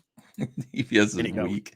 What did I do that you think is weak? Good. Yeah, exactly, Cara. But I'll be using the real BBC. Is it stronger to stand by and keep your mouth shut while this is going on, and just the utter hypocrisy that makes us look like fools? That's strength. I don't know. I mean, is it? All right, I'll do that then. That sounds real strong. My 3 boxes of Detective Comics here. So Detective Comics will be the first of the comics to receive the Mylar treatment. But oh god, this is Cara. Can you pop over to the UK at all? I need somebody to sort my comic collection out for me. Would you be a love? Would you be a love and pop over and sort my comic? I need to sort my comic collection out because most of them are in order in their boxes, but there's about 5 or 6 boxes that there are just comics, and I need to sort to get them into. I'm trying to be sincere with you guys. If you know, what do you want? Gallness says, I know what you mean. Thanks for $20. I know what you're talking about, Ethan. These guys do not read, and I'm sick of them bitching about there being no good art out there, but do absolutely nothing but go out of their way and to find it. Well, there's no money. You know what? It is true though that like there is no money on YouTube for praising good things. I'll tell you, when I do a video kicking the ass of a comic book I've just read, people love it. They love it. There's very little money in me saying I just read the best comic book. Let me tell you why. Very little money in it. There's very little attention to be gained. There's very little, channel growth or anything like that. It doesn't really happen. It's a shame, but yeah, like YouTube does reward negativity. That is a reality. And I like it. I like being, I like teeing off on shit. I love it. But you know what? There's only so much shit out there, and some of this stuff is really good. And every now and then you want to kind of just encourage somebody to who is doing something great, like legitimately great, that has nothing to do with you. There's nothing in it for you. It's just somebody who's outside of your sphere, who's making something good. You want to tell them they're doing good. I don't know. Doesn't pay though. Okay, we can negotiate this. Thank you. It's gone into the Hoos Fund, by the way. Thank you. And Andrea K with the €2 says, for Belle, oh my God. Belle's going to have the greatest Christmas on planet Earth. It's got like 400. Look, that's Belle's money. That's not mine. That's not my money. That's Belle's money. About 400 quid. About 400 quid. Oh, Ted, this is why I'm having this discussion today, because... Yeah, I can. I do. But I want to say some stuff, okay? But I'm going to use my platform to do it. What else have we got? Thank you, Andrea. Chris Foster has been a sorcerer for 18. Worth every penny, as. Keep up the good work. You're looking fine, sir. Thank you, man. I've got to get my ass back in gear. I've made decisions to go back onto the pre-made meals. I've made a decision to go back to the pre-made meals. Back to the calorie-counted meals. Gray Fox says, hold on a second. Thousands of fan channels with millions of subscribers that pump out only positive content prove you wrong, EVS. Interesting. Jenko Morningstar says, I understand what you're saying, Ethan. I recommend channels like Inch High Comics Guy. Is he still around? And Unqualified Comics. They make great reviews of CG books. Inch High Comics Guy. I think he disappeared. I don't feel secure enough yet to just wing it. I'm actually going to go back. I'm going to go back to the pre-made meals. I'll be ordering them today after the stream, and they should arrive probably Wednesday. So yeah, exercise. No, diet is more important than exercise, William. That's absolutely incorrect. But thank you for playing. Chris Foster has gifted 5 memberships to the stream. Thank you, Chris. Really appreciate that. And John Sullivan has been a bad for a month. Thank you, John. All Things Film with a 27-month Witcher level as well. Thank you. Currently 23 hours into Alan Woke. Jesus wept, it's hard work. Probably the most boring and badly written games I've ever played. Good to see you suffer with me. Love ya. Not so big man. Keep it up. Look. Yo, shout out. Reboot. Maybe Eric. Hey. Maybe Eric needs to hear what's going to be said today. You know, maybe he needs to hear these home truths that I'm going to drop today. All Things Film. Number 1, 27 months at the Witcher level, sir. Thank you. Number 2, I think I might have given up. I'm sorry, Queen Bee. I've got RoboCop. I've got Star Ocean, Second Story R that are both now out. I don't know if I. How's the RoboCop video game? To go back to Alan Woke 2, inclusion and diversity boogaloo. I really don't. I'm going to try. But I give it's awful. It's just a very badly written game with barely any gameplay. Fictitious. Dave Savage with a £2. Did you see Yellow Flash's stream with Director? I don't know where the ripple parts are. I'm just doing the whole thing. MJ UK 84 to £5. Hey, Az, how do you deal with setbacks and motivation? Especially if you don't have many training buddies. Words of wisdom would help me out. I do have a training buddy, which is good. And we go to the gym 4 times a week together. Motivation can be difficult at times. This is why I'm returning back to the pre-made meals, because I don't think I'm quite there with just allowing myself to, to do my own stuff. So I'm going back to the pre-made meals because I'm going back to the calorie counting element of it. I'm never talking about diet with you guys ever again. It makes me much more disciplined. So sometimes you got to instill that, even if you have. What you do? What does go? So we're going into motivation. Look at the motivation. Wait, hold on a second. Do you believe in? This might be it. What we've heard plenty decide whether or not that person. Mr. My reviews. She's no villain to me. Watch my reviews. She's no villain to me. I think this is the part where he comes down on me. I think so. Angela Richter with a $10 is nice to see Az when I get out of the shower. Ladies. And have a coffee in my hand. Feels like goodness. Just wait till I'm in your hand. Angela Richter gifted 5 memberships to the stream as well. Thank you, Angela. Appreciate you. Mr. Hat with a $5. Hey, Az, how's your day? How do you feel about the Iron Age movement? I feel very strongly about. All right, hold on a second. White Alakazam. So it's almost done with warts and all. Love the gold page ends, but makes the pages stick and one ripped. Oh no. My favorite part so far is that you put Fred Durst in the book. Page 108. Lol. Seriously, though, loving it. Yeah. I mean, the old Cyberpunk stuff is just pure teenage nihilism. I was hesitant to even release it, the 90s Cyberpunk stuff, because it's embarrassing to me. It's like these are my baby comics when I was a little kid, and I was just like, yeah, fuck everything, rock on. But I got talked into. I'm glad I did. I got talked into re-releasing it because the books themselves, the originals, are so relatively rare, expensive, hard to find, and people just wanted to read them. So that being the case, if you just want to read this stuff, let me just put it out. And I put it out in 3 different formats. So there's a pretty cheap kind of phone book soft cover of it, and then there's a nicer hardcover, and then there's the really, really nice hardcover. Which it sounds like you got. So I hope you enjoy it. All right, here we go. And thank you for the super chat. Appreciate it. All right. Independent creators, people who want to create their own stuff. I think it's very motivating, very encouraging. Why? Look at the motivation of the person and why. Again, we're going to go into this. We're going to go into motivation. Look at the motivation of the person and why. And then decide whether or not that person is. Because we'll get it, Mr. Hat, we'll get into it. I don't want to shoot my wad right now with everything. Once we go through these, we'll discuss it. We'll have a big discussion about it. Time-wise today, we're good. We're good. We can do what we want today. No Sunday fun day. I can start the RoboCop stream whenever I want. So we're going to make sure we go through everything. But to me, it's about the person, not the movement. We've heard plenty of movements, whether it be called the Iron Age, Comicsgate, the Fandom Menace, whatever. There's lots of movements, but to me, it's about the person. I started 2 of those. Well, I started the Phantom Menace and pretty much run Comicsgate now. It's about the person. Why isn't it about the work? What do you mean the person? I mean, look, I don't like Georgie Alexopoulos, and he doesn't like me either, but I gotta admit, man, that book, his Razor Fist book that he did, that artwork looks legit. Like, I don't like Georgie, for some, like, Georgie was turned on me like a cur dog, and I'm still not sure why. I only had him on once. He sent me a couple of his books, and I think I looked at them and said, these are kind of gay, and they were, and I didn't read them or talk about them. But like, it's about the work, I think. Fella, you want to make sure that, like, you're supporting the work, not the person. I think. Maybe I'm wrong. Person. Because there are plenty of people in these movements who I like and respect. And it's people that I don't. And it's people I don't. They might be aligned with what we want to ultimately achieve. The motivations might be very different. But to me, it's about the person and the content of that person's character.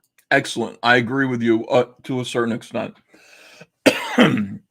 So when it comes to people who are creating nothing, to me, it's about whether I like them too, and the content of their character. Those are the people who who I think are pretty much open for discussion, open to opinion. People who are creating zero, who are doing nothing, complaining on the internet all the time, but not making any actual substantive change. Yeah, it is. It's just about the person. Not the movement, the brand, whatever you want to call it. It's got nothing to do with that at all. Support the creators who you believe in. And if somebody else does, whatever. If somebody else doesn't, whatever. But you support the content creator that you believe in. But like I said, we'll get into it deeper. We'll get into that deeper, dude. Citric 19, Adam, with a 5-month. Yeah. Coping and seething EBS on how jacked Az is. Yes. All right. There you are. 5-month sorcerer. So Dread Tract is basically like Colin Kaepernick, grown with the white privilege, but tries to be hood life oppressed type. Yeah, pretty much. Pretty much. Simplified, but pretty much. Very privileged background, very privileged life. Again, whether through hard work or not, let's just say through hard work. Got no reason not to that. But still, very privileged. Don't like it when people don't like it. Look at this. Ted Hammond with a $2. You should ignore the ISOM trolls. Don't even respond. We're going to talk about it, Ted. Yes. Talk about it. I think it's a conversation worth having. Oh, is it? Ferrer Samra has been a bard for 2 months. Thank you. Alex Barrett.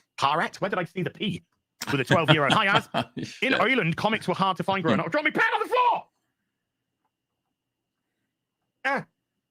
I'm trying to drag it back. I got it. I got the pen. In Ireland, comics were hard to find growing up. There's plenty of potatoes there.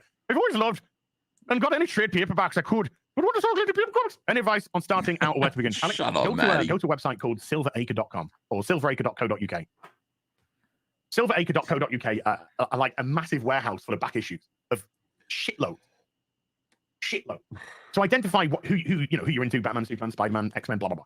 Go to silveracre.co.uk. Go to their catalog and just peruse the catalog. Silence with a 20 Bagnon says, "Hell to you, Az. I just came home after watching The Sound of Freedom. Bit tough to watch, but still good. After watching it, I thought to myself, when did Peter Wood start thinking high budget equals good movie? And this is the Hoots Fund. Going in the book. Spoiler alert, Peter Wood's always been Peter Wood. I don't think that's ever been any different. But some of the financial decisions made are insane to me. Absolutely insane. And the good news is, not my money.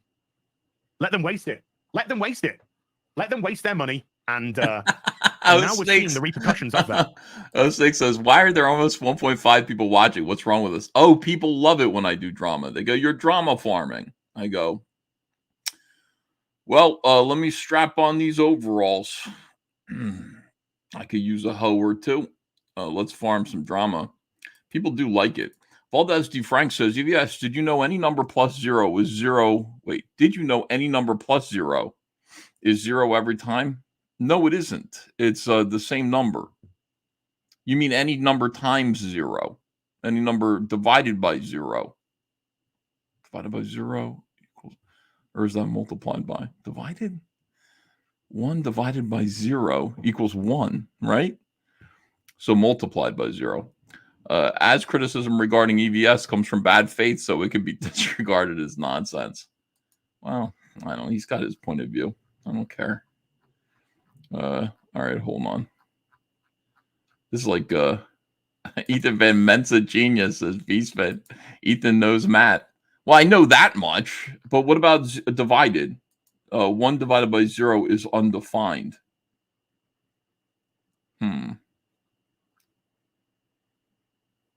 Ethan Van Matt is okay. I do know that 0 isn't a real number. So wait a second. What is it? Like if you divide 100 by 0, it's undefined? There's no answer? No, because it's not divided, right? 100 divided by 0 means it's not divided at all, so it's still 100. What's the answer to that? Yes? Okay. Hold on, I'm pulling up the calculator. Sorry. Wait. Where's my... Okay, share this tab instead. All right, let me see. 100 divided by 0. This is the big brain on me. Infinity.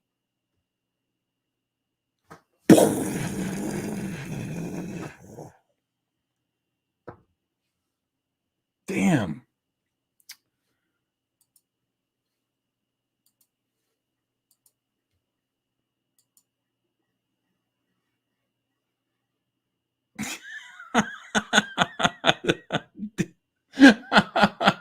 See, I'm right. Oh my God. You cannot actually divide by 0. Infinity. All right, you guys taught me something. It seems like the kind of thing that you learn like in first grade, but like I don't remember ever learning that.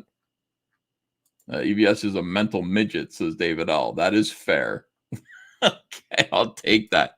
I was terrible at math. Absolutely terrible at it. But interesting. All right, let's keep going with as. Now they're beginning to realize they are. And thank you, man. It's in the book. I'm going to sneeze. I'm going to sneeze.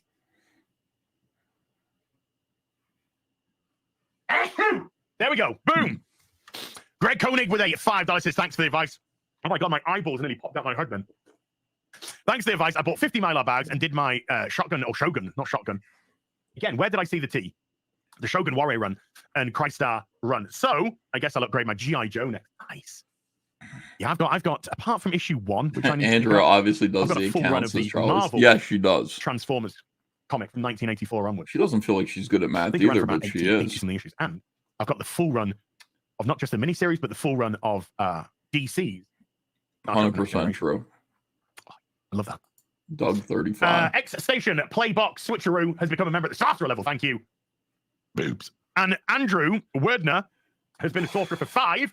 If you can read this, know that God loves you. Best wishes to all 199. Fear God. By the way, that's when I say fear, when I put those pictures out with me and that say fear God, that's what it reads on my chest. That's what the kanji. Is it kanji? That's what the kanji means. It translates to fear God. Tall, dark, and gruesome with a £5. When are we getting to Afternoon, old bean. Do I do this to you guys? Do I just read super chats for an hour? Hold on a second. Looking good, guys. Keep it up. All right. I don't see a super chat, so this has got to be like when he starts talking. All right. Suddenly, there's a big campaign, totally not coordinated, totally not inorganic, on social media, having a go at the Rippaverse, and we have we have the question, which the title says of the stream. We have the question: what's your favorite part of ISOM? What's your favorite part of ISOM 2? Why can't you answer that question? Why don't you answer that question? So let's actually address that. Well, I mean, yeah. First and foremost, they got me. They got me on ISOM 2 BC because I actually bought the ISOM 2 slab.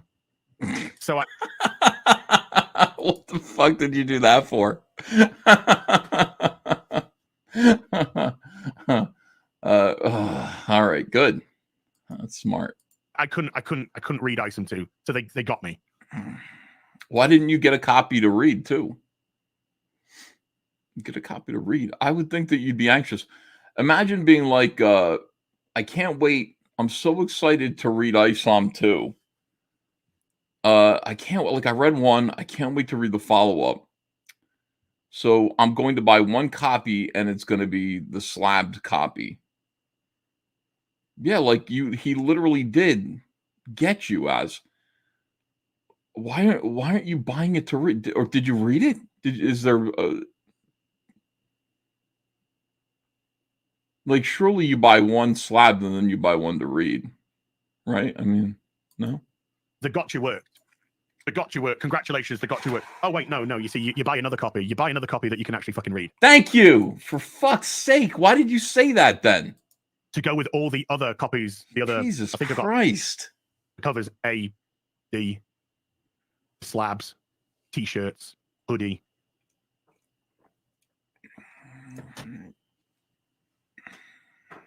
Okay, so let's answer the question. Let's answer the question.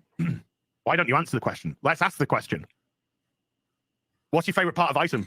Why don't you answer the question? Why won't you answer that question? He fooled me with his stupidity. I have. Oh. I have. The people who are asking these questions, they don't watch our streams. They don't watch our videos. They don't follow us on social media. I think about 99% of the people who were responding to the tweets that I was putting out, and yes, I was putting out those tweets to lure them all in. Because then you can see who you're dealing with, and you can just mute them. It's a very simple plan of action. It also winds them up, but we'll get into that later. We'll get into that bit later on. So they don't watch our streams, so they don't know. Have I answered the question of about ISOM? Yeah. We actually had a discussion about ISOM on the Real BBC once. And first and foremost, before we go into the answers, because the answers might not be what you want. Before we go into the answers, the people who are asking the question haven't read the book. They haven't read ISOM or ISOM 2. So I could answer the question. Well, they did. Here's the thing. Dick Masterson did read ISOM 1, and he did read ISOM number 2. So that's not true. As you know how I know that? Because I read ISOM 1, and I read most of ISOM number 2. And so I followed Dick Masterson's criticism. I read it, and I was like, whoa, this is really good. And on point. You should do this to Cyberfrog. So when you say that they didn't read it, that's not true. They did. They are reading it. The reason why they're reading it is because they want to make fun of it. Same reason why you watch Batwoman. Same reason why you watch Robin Hood. If Director X came out and said, you didn't even watch my show, you'd say, no, I did watch your show. And you did, for a specific reason. Question. My favorite bit, my favorite bit of ISOM 2 is when Blood Ruth discovered that she was the daughter of Anakin Skywalker, aka Darth Vader. That was my favorite bit from ISOM 2. They wouldn't know. The same reason we watch EBS. Yeah, thank you, Jim. Because we're dealing with people with an orchestrated campaign of envy and dick riding.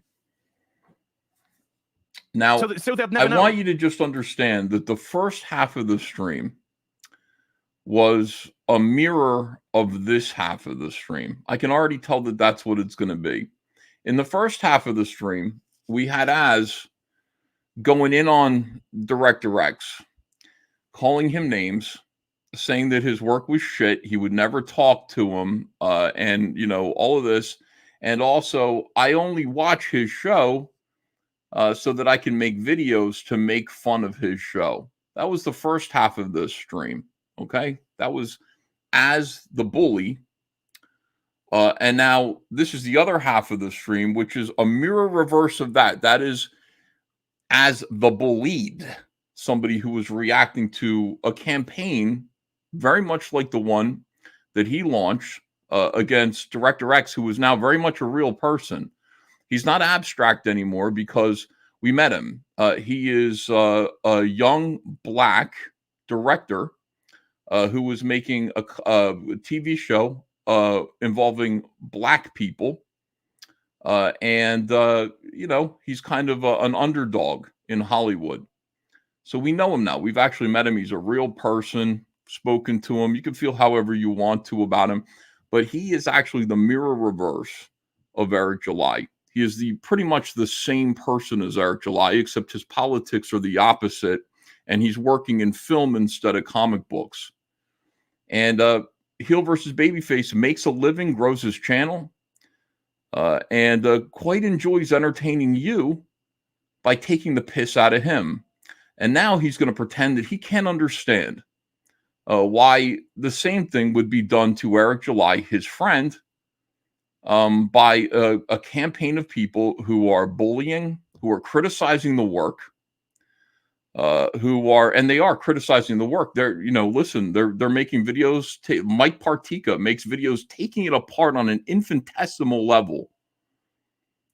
Every single issue of ISOM, every single page, Mike Partika goes through with a fine-tooth nit comb and pulls it apart, just like Az does, for the entertainment of an audience. So now Az is going to sit here and lecture us about how that's wrong, just the same way Director X could do and probably has done to this community. And they're both going to act like this doesn't make any sense. I could make something up realistically. I could say, oh, my favorite bit was when let's just say Bloodruth again. My favorite bit is when Bloodruth summoned up the demon from hell and actually turned it on ISOM.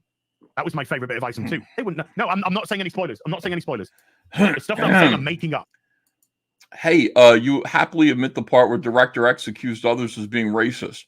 I'm fairly sure that I see you guys who are Eric July supporters calling his critics racist, don't I? Am I just hallucinating that? Pretty sure that's the number one thing, that when, SJWs are making fun of whatever, they're racist. I think I've seen that. Could be wrong. I'm making up. But I could say that, and it sounds realistic, but they'd never know. They would never know. Because now you have something to say. I'm doing the best I can here, following both of this. Gotchas from people who following the stream and you guys don't care about the book. Most likely don't even care about comics. Don't care about pop culture. They've come very specifically from the dick riding community. Dick riding community. Interesting. So there's no point in even actually giving them an answer. Because if you give them an answer, then you're submitting the control to them. You're saying to them, I will bow to your demands. I don't give a fuck about these people. The biggest weird. Disney doesn't give a fuck about you, dude. Marvel doesn't give a Marvel, trust me, doesn't give a fuck about you. DC Comics doesn't give a fuck about you. The DCEU doesn't give a fuck about you. Zack Snyder came in and told you exactly what he thinks about you and your friends. How did that feel? After all your criticisms, they don't care. These people don't care about you either. And the idea is supposed to be that you're supposed to be different in some way. You're supposed to be better in some way. Weirdest cope message that I received was today from a DSP detractor. And so they're doing the Lord's work. God bless them. They're doing the Lord's work. And they said, imagine calling out DSP, then acting like him online with these tweets that I put out supporting the Rippaverse. And I just thought to myself, where the fuck do you even get that retarded thing from? Where the fuck do you even get that retarded thing from? A few home truths? Isn't that what calling out shit is? Home truths? Not the bullshit which you've been fed. But let me go back to ISOM 1. Let me go back to the first ISOM before we go on to ISOM 2. We had a discussion about ISOM on the Real BBC, but they wouldn't know because they never saw it. And a few months ago on this stream, Afternoon Tea with Az, there was a person in chat and they were spamming, what's your favorite part of ISOM? This was before ISOM 2 came out, but it's a few months ago. I'd say within the last 6 months or so. A little bit before ISOM 2 came out. What's your favorite part of ISOM? What's your favorite part of ISOM? What's your favorite? And they were spamming it. So you knew that it was somebody who's looking for a gotcha. And I didn't respond to them in the chat. So the person thought they'd be clever.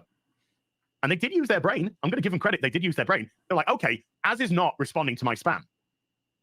But Az reads out all the super chats. So I'm going to super chat him. So they super chatted £2. And they said, what's your favorite part of ISOM? And they sat back and they waited for the gotcha. Because I have to read the super chat. I have to acknowledge the super chat. So I read the super chat. Az, what's your favorite bit about ISOM? So I answered. So I told them. Because they super chatted and they asked a question, so I answered the question for them. Never heard a thing from them after that. Never heard a thing from after that. Az, what was your favorite thing about ISOM? Well, my favorite thing was the whole fight dynamic with Alpha Core, Yaira, and ISOM. Because from day one, I think I've made it pretty clear from day one, I'm very interested in Alpha Core. I like the sort of look of Alpha Core, and I want to know more. Would you like to know more? So why don't you just encourage other people to answer the question as like you did? So what you just did was you just proved that somebody was asking you a sincere question to see if you had read the book. And you answered the question because you did read the book, and then you just said they never bothered you again. Is there more to this story? More? Yes. And then when, of course, it was announced that Chuck Dixon was going to write Alpha Core, then I was completely all in. But my favorite bit about the first ISOM comic was Yara, ISOM, and Alpha Core having their little spat, shall we say. Am I quitting FNT? Yes. I've already quit. I've gone. Never to return. No, I will be taking December off, though. I won't be on FNT during December. So I answered the question because they super chatted. So I answered the question. Like I said, after that, never heard a peep from them again. Never heard a peep from them again. But there again, that person wouldn't have known because they wouldn't have ever read ISOM. So what does it actually mean? What's your favorite part of ISOM? What's your favorite part of? What does it mean? It means that people are buying it and not reading it. That's the criticism. And I'm not saying it's true or untrue, but what I'm saying is that if it is true, if there's a reason to think that that's true, the community needs to encourage literacy among the fans. That's all this is. Because what we don't want is, this works two different ways. We don't want people to think that basically all this is just a way to make us money. I include myself in this. I don't want people to just think, well, this is all about just making Ethan money. No. I create my books to be read. I make my toys to be played with. I want people to enjoy the work that I'm doing. I don't want them to just put it away. Buy more than one copy, then give them to your friends or just collect them. Maybe you want to collect them. That's cool. But I definitely want my stories to be read. Or else, if I didn't want them to be read, I wouldn't work so hard on them. I would just, hire some Brazilian to draw it. Just bang it out real quick. I work really hard on my comics. I want them to be enjoyed. So if there's a perception that, we're not for real about creating stories, we need to squash that perception by encouraging people to read our stories. And I read ISOM, I read it. Other people should read it too. If you buy it, read it. You buy comics, read them. There's a suspicion that, again, and a feeling that this is just sort of merch for YouTubers. I hope that's not true. So when people say, what's your favorite part? It's nothing that diabolical. It's basically somebody testing you. And if you've read the book, you should have an answer, I guess. I don't have an answer myself. What's my favorite part of ISOM? I don't know. I'm not sure, but I did read it. What's my favorite part of ISOM? I don't know. Like I said, this is all about trying to do gotchas. This is trying to do if they don't answer, they haven't read it. It's about a narrative. They want to construct a narrative, a fake narrative, a false narrative, but they want to construct a fake narrative. Now, why haven't I gone into my favorite part of ISOM 2 or stuff like that? Why haven't you asked me, chat? Now, this isn't a gotcha on you, okay? This isn't a gotcha on you, because I'll answer the question for you. The chances are, with the amount of copies that ISOM sold, that ISOM 2 sold, that conversation hasn't happened between us because you've bought the book and read it. So you have made your own determination about the book. You have made your own determination about whether or not you like it, what your favorite part is, and your content. Why does this have to be programmed into people? Why does Az have to tell people how they feel? See, one question is a sincere question, like, what's your favorite part? Is just like, did you read it and do you have a favorite part? What Az is doing here is saying, no, this is how you feel, and this is what it is, because you obviously, clearly, this is how you feel. It's a simple question. The reason why it's being asked again, and yes, it is a meme. It is a question meant to put you on your heels, to criticize this entire community, not just Rippa, everybody in Comicsgate as well. What was your favorite part? People are asking what's your favorite part of Cyberfrog Wreck Planet? What's your favorite part of Blood Honey too? My fans are getting it. They're like, I don't know, I didn't fucking read it. Just took it out of the box and fed it to my dog. White, and by the way, thank you for purchasing it. What Alaka says, when I ask my friend what their favorite part of a movie is, it's not a gotcha, it's an actual question because I want to talk about it. That's true too. Let me see. Professor Savage Dad says, hold on, let me pick my nose. Okay. I was just scratching it. I wasn't picking it. Ethan, do you take every single criticism of your book seriously? Or do you evaluate every single thing said about your book by everybody with an opinion on it, every single one? I don't hear it all, but yes, I do. I take it all seriously, and it's kind of a thing that you got to do, Professor Savage Dad. When you've got to be kind of aware enough of your work that when somebody brings up a criticism of it, you're either already aware of it's the shortcoming, right? You're like, I know, I didn't do that as well as I could have. I didn't draw that as well as I could have. I didn't write that right. That sounded clunky. You're already kind of aware of it. Or it's the kind of criticism where you're like, wow, I didn't think of it that way. Those are my favorite kind of criticisms because it's like, oh, holy shit, you're right. I didn't think of that. That would have been better. I should have done that. I'll fix that next time. Yeah, that's really... So there's some criticism that's just shit that you hear it and you just go, no, that's not right. But you have to kind of open yourself up honestly to good criticism, especially about story structure and things like that, especially from people who know who write. A question like, what is your character's motivation? I do this with Andrea. I sat her down and because I had to just say these things aloud, and I have to say them to somebody for whom they're not going to be spoilers, right? So Andrea has to listen to me talk about my characters, and I'll sit her down and I'll be like, okay, all right, so here's what's happening. And let me explain again. Let me go through. This is what Colin, this is who he is. This is what he wants. This is what he's saying he wants. This is what this is what his objective is. This is how he's going about trying to get it. This is how that affects the story. And just explain it. This is who, Lily is. This is her motivation. Go through all of the characters so that you understand and you know how the characters kind of work together. You have to just know them like that. It's important to sort of to talk all that stuff out. So when somebody asks me, like, what is Heather Swain's motivation? Like, why does she do this? Why does she do that? I have an answer for them because I know Heather. She's real in my head. Cyberfrog is real in my head. So, yeah, you kind of do, but you have to be able to sort out, like I just said, you have to be able to sort out. It's not a matter of bad faith or good faith criticism. Like if Az, who I guess doesn't like me, is going to criticize Cyberfrog, it doesn't matter. Like if his criticism is actually good, it needs to be considered. And I would recognize it as good. Doesn't mean I'm going to say thanks, Az, for the. I might though. I might just say, hey, thanks for the thoughts. I appreciate that. That's what it's about. I know it's difficult because there's a lot of pride involved, and you're, especially when you're a young creator, you haven't been run through the mill like we kind of have for 30 years. You're not used to addressing and dealing with criticism. You internalize it, and it feels like poison in your system. It's really, really hard. I sympathize. I get it. I remember Cyberfrog 1 came out, and there was a particularly harsh review, and I took it so personally.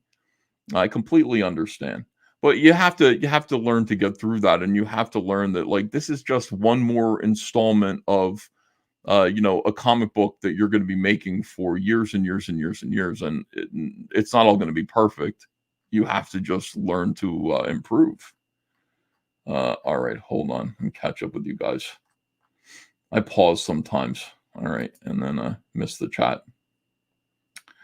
What's your favorite part of Warts and All, Ethan? Oh, sincerely, what is there a good part in Warts and All? Oh, my favorite part in Warts and All of all the 90s Cyberfrogs is when Cyberfrog first grows his guns. I think it's in Reservoir Frog number 1 and 2. That's That's my favorite part. I really like the way he looks there, and I drew that pretty good. All right, here we go. For being a kid, I drew that pretty good. Either way, content because you like it, you thought it was okay, or it wasn't for you, whatever. But you've made your own decision up. You bought the product, and you've made your own decision up. Oh, hold on. You didn't find my answer satisfactory. Ethan is really trying to pull some strings from different directions and tie things together here. I hope this doesn't. You didn't find my answer satisfactory, Professor Dodd. I really tried to give you a quality answer there that was straight to the point. You didn't like that? Huh?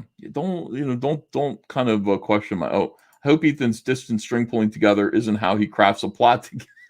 But I guess I'll find out when I actually get my copies of Cyberfrog through the mail. I think you're going to like them, and you let me know. If you don't like them, you tell me that too. I'm interested in your opinion. We've done that. Questions like that don't really tend to come out because we all know we've got it. We all know we've read it. That's why, because it's not necessarily you guys a thing are which great. is on the forefront of people's minds. You've got it. You've made your own determination. Now, if I won't say Kara, because Kara is actually employed by the Rippaverse. Let's say, let's just grab somebody at random here. Let's grab obviously a green name. A green. Let's say Mila. One of my lovely mods, Mila. Or Johan Naxos, a lurker supreme, but a lovely lurker. Or Luigi. I've used Luigi as an example in the past before. Or Signor Nessuno. Or Lady Hold Wendell. on. Okay, let's have a conversation here. Seriously, Ethan, do all your fans actually speak for you? Is that a statement that you want to put out, my man? No, none of my fans speak for me. However, I have never put out a statement telling my fans to gatekeep the fuck out of All Caps Comics either. So I have never instructed them to protect my company. I've never instructed them to do something called gatekeeping the fuck out of All Caps Comics and Cyberfrog. Never did that. If I did do that, I might take some responsibility, or I might be culpable for some of their behavior, right? Because I instructed them to behave in a certain aggressive way towards, I don't know who, critics? Right or wrong? What do you think of that? What do you think of that answer, Professor Savage Dad? All right. Here we go. Let's say any of those people that I've just at random grabbed, well, not at random, I sort of specifically looked them out, but just those people that I, took as an examples. If I saw a message or a super chat, regardless, from them in the chat that said, what was your favorite part of ISOM 2? Would I think, they're trying to get me. They're trying to get me. No, that wouldn't be how I feel. I would have answered their question. And I would have answered their question because I see them. I know they're not part of the Gotcha Brigade. I know that whatever we're talking about, it doesn't have to be Rippaverse. It can be Star Trek, Star Wars, Doctor Who, comics, books, TV, Marvel, film, DC. People that are guys, this is not chaos. This is trying to create order. I don't believe in. I'm not creating chaos. I'm saying there is chaos and it needs to be organized. You think this is creating chaos? No, I'm saying fuck this. This has to be kind of brought back into the center again. Let me see. Wait, did Ethan just tell me to gatekeep the chat? That was the activation code. Gatekeeping is required, says Computer Man. It is? To me, it's like the money kind of gatekeeps it. I don't, doesn't the price of admission gatekeep? I don't understand what gatekeeping needs to happen. You can gatekeep your company by not hiring people who you think are going to do it harm, but aren't going to meet your objectives. As votes Labor, that's UK Democrats. Shock. Why do you guys have weird political parties? It's a great question for anything being created. Music, movies, books, art. It's not a gotcha, Sir Thickness, says Matt Six Bar. All right. Gatekeep. These are all words I didn't know before Comicsgate. I didn't know what gatekeeping was before Comicsgate. I first heard Richard C. Meyer use it. I was like, the gatekeepers. There are gatekeepers in comics? What? That's funny. here in the stream, 99% of you, and there's always going to be some, other people. But 99% of you are here because you have latched on to something that I've done that you care about. Yes. Some part of culture. You might like Star Trek, but not be bothered about Star Wars. You might like Doctor Who, but not be bothered about Star Trek. You might not like Star Trek, but like Star Wars. Regardless, you're here most likely because we connect on some part of pop culture, because that's what I discuss, pop culture. So if I saw a question from those people, I would take it as a legitimate, honest question. I want to find out. Hold on, because I like Professor Dad here. I don't know what it is. Is it like your avatar? But I like your questions and everything. I appreciate them. They weren't asking us asking us a sincere question, probably. They were spamming, trying to get a reaction. Yeah, they're trolls. That's what happens. Like, critics become trolls really quick if they're not satisfied. If if they do get the reaction that they're looking for, especially, they'll become trolls. But Az said the right thing earlier. He just said, I'm just not going to react to certain people. I can't remember who it was he said he's not going to react to, but I'm just not going to react to him. And yeah, that's right. Like, for the most part, that's the thing to do. Is just to ignore people. Every now and then there are people in the chat who are going to ask good questions, and you can pull them out. You don't have to respond to everybody. And there are some people who just have said insane shit about me, and what are you going to do? Am I going to address that and give this person the airtime that they deserve? It's not, or they think they deserve. It's not worth it. It's not going to be helpful. But yeah, being trolled with that question, since that question was initially sincere, even though it was a gotcha, right? Because gotcha questions can also be sincere. It's look at what the White House press secretary has to deal with all the time, from every White House.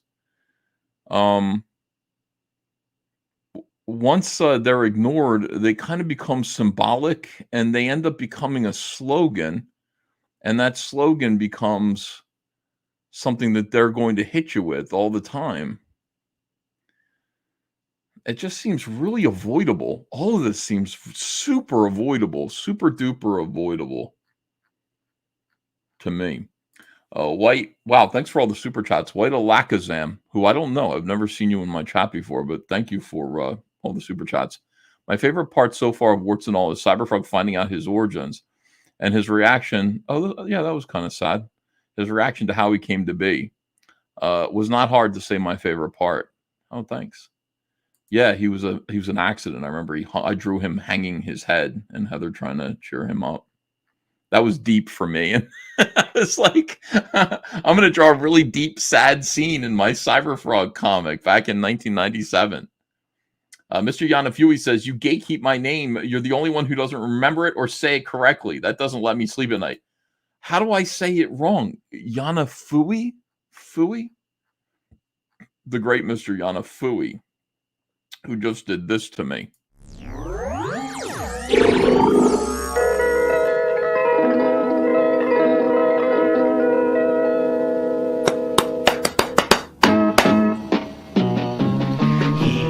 One of little greenest love of play. Funny, now he's chubby and cannot even bear. Funny, they say he broke his pony too, but I don't think that's really true. What the fuck? He has a weak heart cause he's having to cry.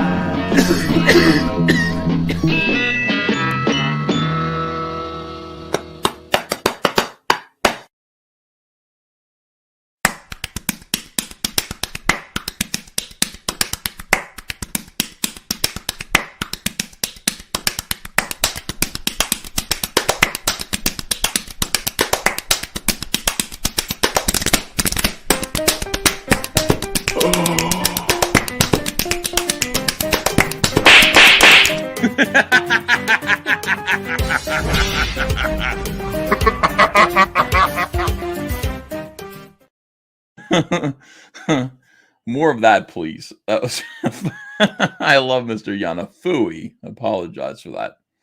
All right, here we go. Let me get back to the show here. So the people on the social media aspect, the people who've been going after Eric, they don't care what your answer is because A, they probably don't even know because they haven't read the book. But again, they don't care. It's about a gotcha. No answer that I give will ever matter to them. No answer that But you said that you answered them and they stopped asking you. So, what I said this on social media. I said all of Eric's fans, all ISOM fans should answer the question. And believe it or not, like that would be huge. Like if what's your favorite part of ISOM? And then everybody answered, my favorite part of ISOM is this, and this. If everybody just listed their answers to that question, this would go away. This meme would stop. Because it isn't that hard of a question. And it might be coming from an insincere place, like a kind of like, I want to prove that you're not really fans, that you're just people giving this guy money. That might be where it comes from. But that can easily be pushed away by people just answering the question. That's all. My favorite part is this. And by the way, it'd be fun to answer. What is your favorite part? I give will ever satisfy them. So if I was to say my favorite part of ISOM 2, for example, was ISOM going, again, I can't get spoilers. Okay. Am I okay to talk about the first half of the book? Well, when I say talk about it, I mean very briefly. Talk about it. Yeah, at the beginning of the book, this isn't really a spoiler because at the beginning of the book, ISOM gets attacked by some creatures. I'm gonna be very, very basic. So if I answered them, my favorite bit of ISOM 2 was when he's attacked in the security office by the creatures at the beginning of the book. That means nothing to them because they haven't read the book. And let's just give them the biggest benefit of the doubt imaginable that they have read the book. It still doesn't mean anything to them. Because I would show that, yes, of course I've read the book. But that's not what they're interested in.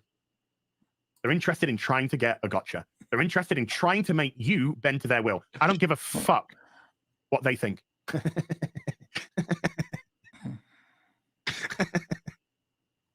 I don't give a fuck what these people think. I care what you guys think. I care what Eric July is doing. I care about the idea and the development of the Rippaverse. I care about that thing. But do I care about some fucking dick rider? Or somebody that took the download from the dick rider and that's now their opinion because the dick rider. Yes, you do. And XRD says, EVS, you've become my favorite indie comic creator, second to Peter Cimetti. Oh, I love Peter Cimetti. Alterna Press, which I think today is running a sale on Alterna Press gear. That should be promoted. But when are you going to show up on Thinking Critical to shill Cyberfrog? I did show up on Thinking Critical once. And I like Wes an awful lot. I would go on there anytime he invited me. I don't really push my way onto other people's shows. I got my own show. The idea of being on other people's shows means that I don't get my own super chats. So I don't really do that too often. If I get invited somewhere like Timcast, hell, let's go. But being on other YouTuber shows isn't really something I want to do. I do go on Yellow Flashcast every third episode because I really like Yellow Flash. I think he's a cool guy. I've known him for a long time. So let me see. Did we get to the part where Az goes in on EVS yet? No, not yet. I've seen the clip of it. I retweeted it. Well, we haven't really gotten to there. Michael D. Jardine says, coward. Who, me? What did I do? How am I a coward? I'll go. Listen, if I'm invited, I'll go on people's shows. There's not a show that I wouldn't go on. Let me think about that. There's not a show that I would not go on. I think that's a fact. But what I do is I don't go to people and go, can I come on your show? Hey, Wes at Thinking Critical, can I come on your show? If Wes goes, you know what, we're doing a show and I think it'd be good that you be on this one, I'd be like, okay. Yeah.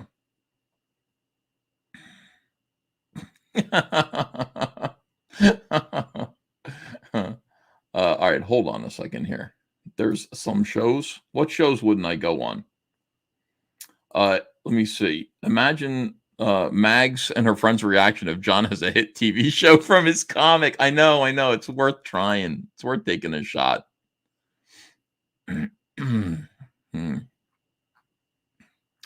Why do this? Who hurt you? Says Vanda. All of you.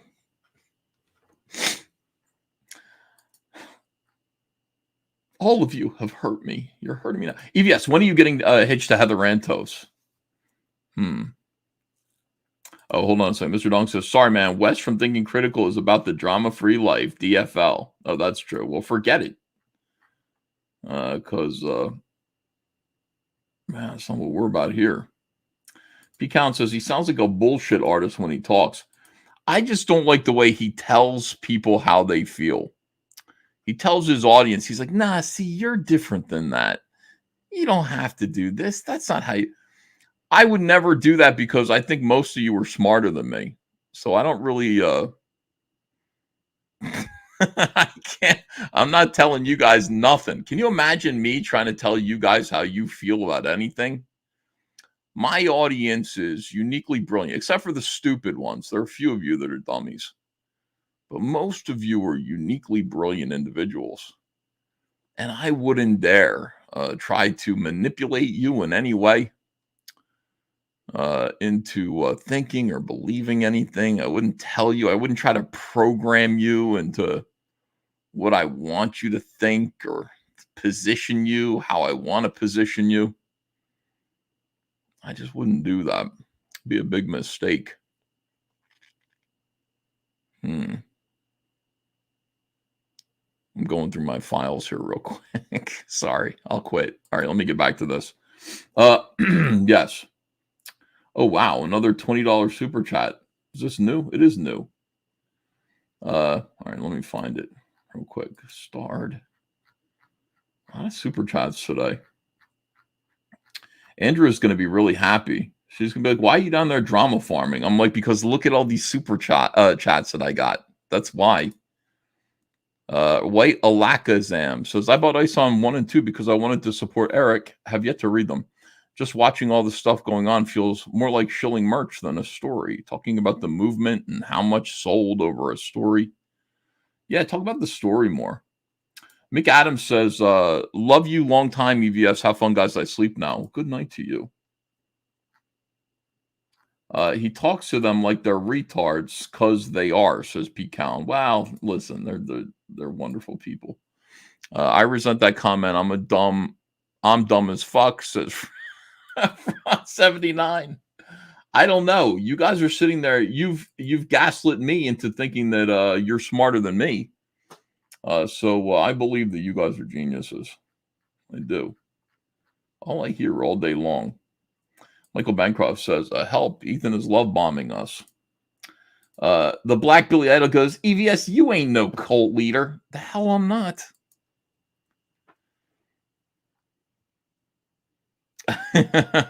Position me like one of your French fries, Ethan. I think I'm a good cult leader. I could lead a cult. If EVS ever positioned us to where he wanted to position us, chances are it'd be on a firing line. That's Stan Lee. That's not me. I would never do that to you guys. Queen Bee says, my cult leader is Lord Doomcock. I love Lord Doomcock. He's great. He's a nice guy, too. I do like Doomcock because Doomcock just goes in for the theatrics. Like, he really tries on his YouTube show. I don't try at all. Pika Leaf says, I don't feel like I'm smart, just that some people are too dumb to live. You know what it is? Like, the thing about it is that, and I'll flatter myself by saying, when you actually are smart, you think everybody else around you is smarter than you, and then they disappoint you. See what I mean? Like, actually stupid people go through life believing that everyone else is retarded. Because they underestimate the world. I kind of just assume that everybody's probably smarter than me, and then I go, holy shit, these people are stupid.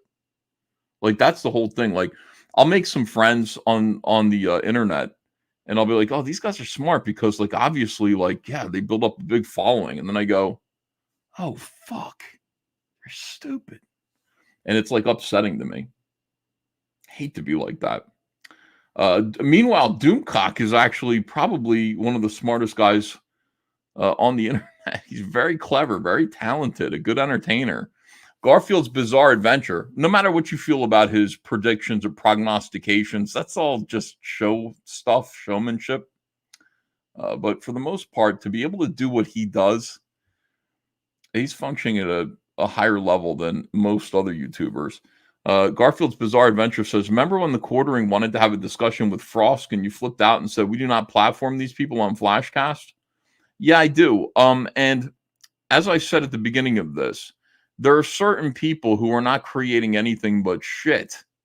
And those people are activists very much like Anita Sarkeesian or Zoe Quinn. And their entire point for existing is to become bigger influencers. They want to be influencers. And therefore, we don't want to help those people. However, conversely, don't mix Frost up with Director X. He's actually making a TV show. Don't mix Frost up with Kathleen Kennedy. Don't confuse her with Ryan Johnson. These are people who are in Hollywood who are making things, and they have actual, real, legitimate influence on the culture, and therefore we do want to talk to them. We don't need to talk to Frost. By ignoring her, she went away. She's dead now because we smothered her of oxygen.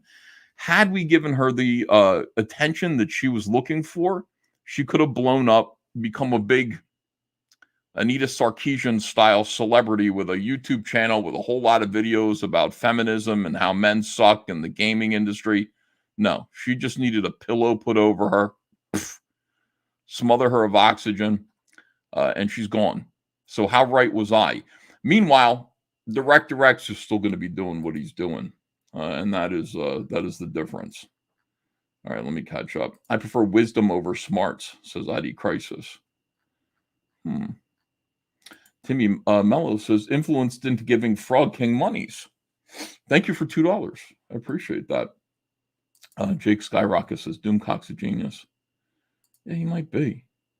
EVS thinks that Doomcock is dumb, says Skull Eater. No, I legitimately don't. I truly think he's a smart guy.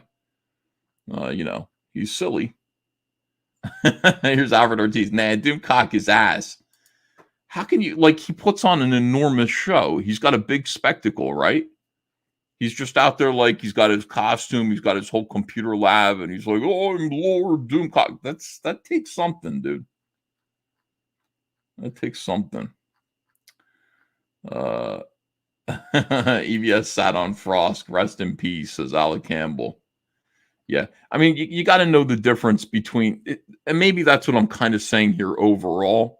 You got to know the difference between fucking influencers who are just trying to blow up and become big and take control and they contribute absolutely nothing. And those people should be isolated in some way, right?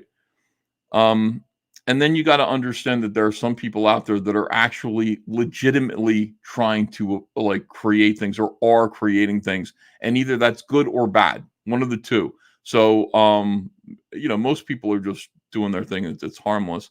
But then you've got actual agents of social justice in there who are creating crazy shit. And listen, if any of them want to talk, yeah, we want to talk to them anytime. Anytime any of those people want to talk to us, let's do it. Chris Tomulovich, how you doing, my friend? How can I offer my favorite part when I didn't like the book? I like some of the art. Well, you could just say that too. That's an answer. Say, I read it, I didn't like it. And that would be an answer as well. Jose M says, who'd believe a simple question, $20 and bunny stickers would topple an empire? Texas Mofo calls me a tard. Black Lives or Black Cavill says, I have no idea what's going on. I just like insulting EVS with love, of course. Well, that would make you no different than anyone else here. All right, here's Professor Savage Dad again. Okay, so this is the thing. It's going to have to come back to your feeling on a person as to whether or not you feel that it's good.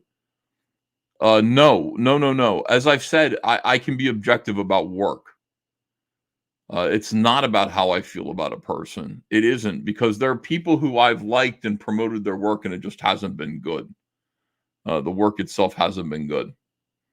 Conversely, again, I'll use Georgie Alexopoulos as an example. I really don't like that dude. I don't like him.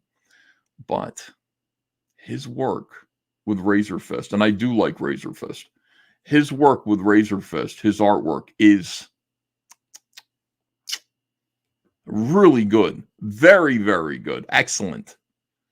I don't like his political cartooning as much, but man, when he's doing that spaghetti western manga that he just fucking created with Razor Fist, that shit is lit. And I said so at the time. I said, boy, it pains me. Like, I wish I could look at this and just be like, this is no good, because I don't like Georgie. But unfortunately, that's just not the way things work. It either is good or it isn't good. And it doesn't matter who made it. And the stuff that's good, really all that matters is that stuff see the light of day. So we want Georgie Alexopoulos and Razor Fist book to see the light of day. We want more people to see it, because once it gets out there, maybe it'll be a movie, maybe it'll be a TV show, maybe it'll be video game, something. And then we'll have voices other than the powers that be affecting making culture. Right now we have very little power. We have these channels, right?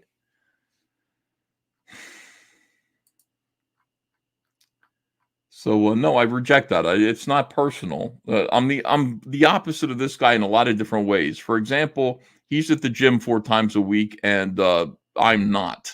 Okay, so there's that. And also, he thinks that, he's saying I have to like the person. It's about the person. Do I like the person? How do I feel about the person? No, for me, it's art, art, art. What is the story? What is the project? What is going on here? That's what it is. It is what it is what it is. All right. Not you, dummy, says Texas Mofo. What was EVS's favorite part of the book? See, I was trying to think of that. I read ISOM number 1.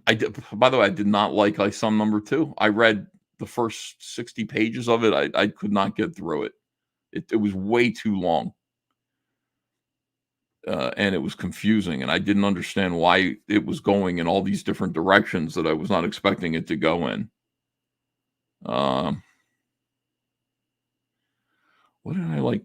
Oh, my favorite part about ISOM number 1 was when they collided in midair. It's like ISOM gets thrown through the air, and then so does Yera, and they just fucking. That was my favorite part. That was great. It's a nice meet cute, Alfred Ortiz says, what? Yeah.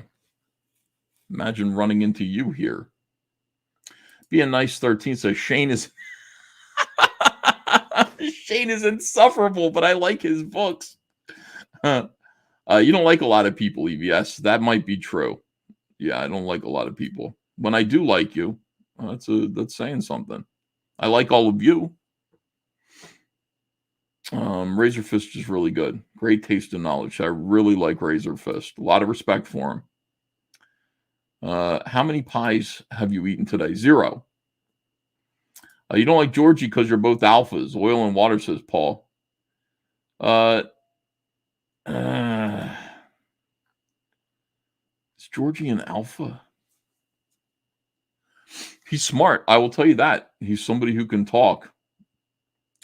But Georgie came on my stream and he just kind of was crying. And I was like, what are you crying about? I didn't like it. We didn't get off to a good start because he came on my stream and was crying at me. Mr. Yanafui made a video about it too.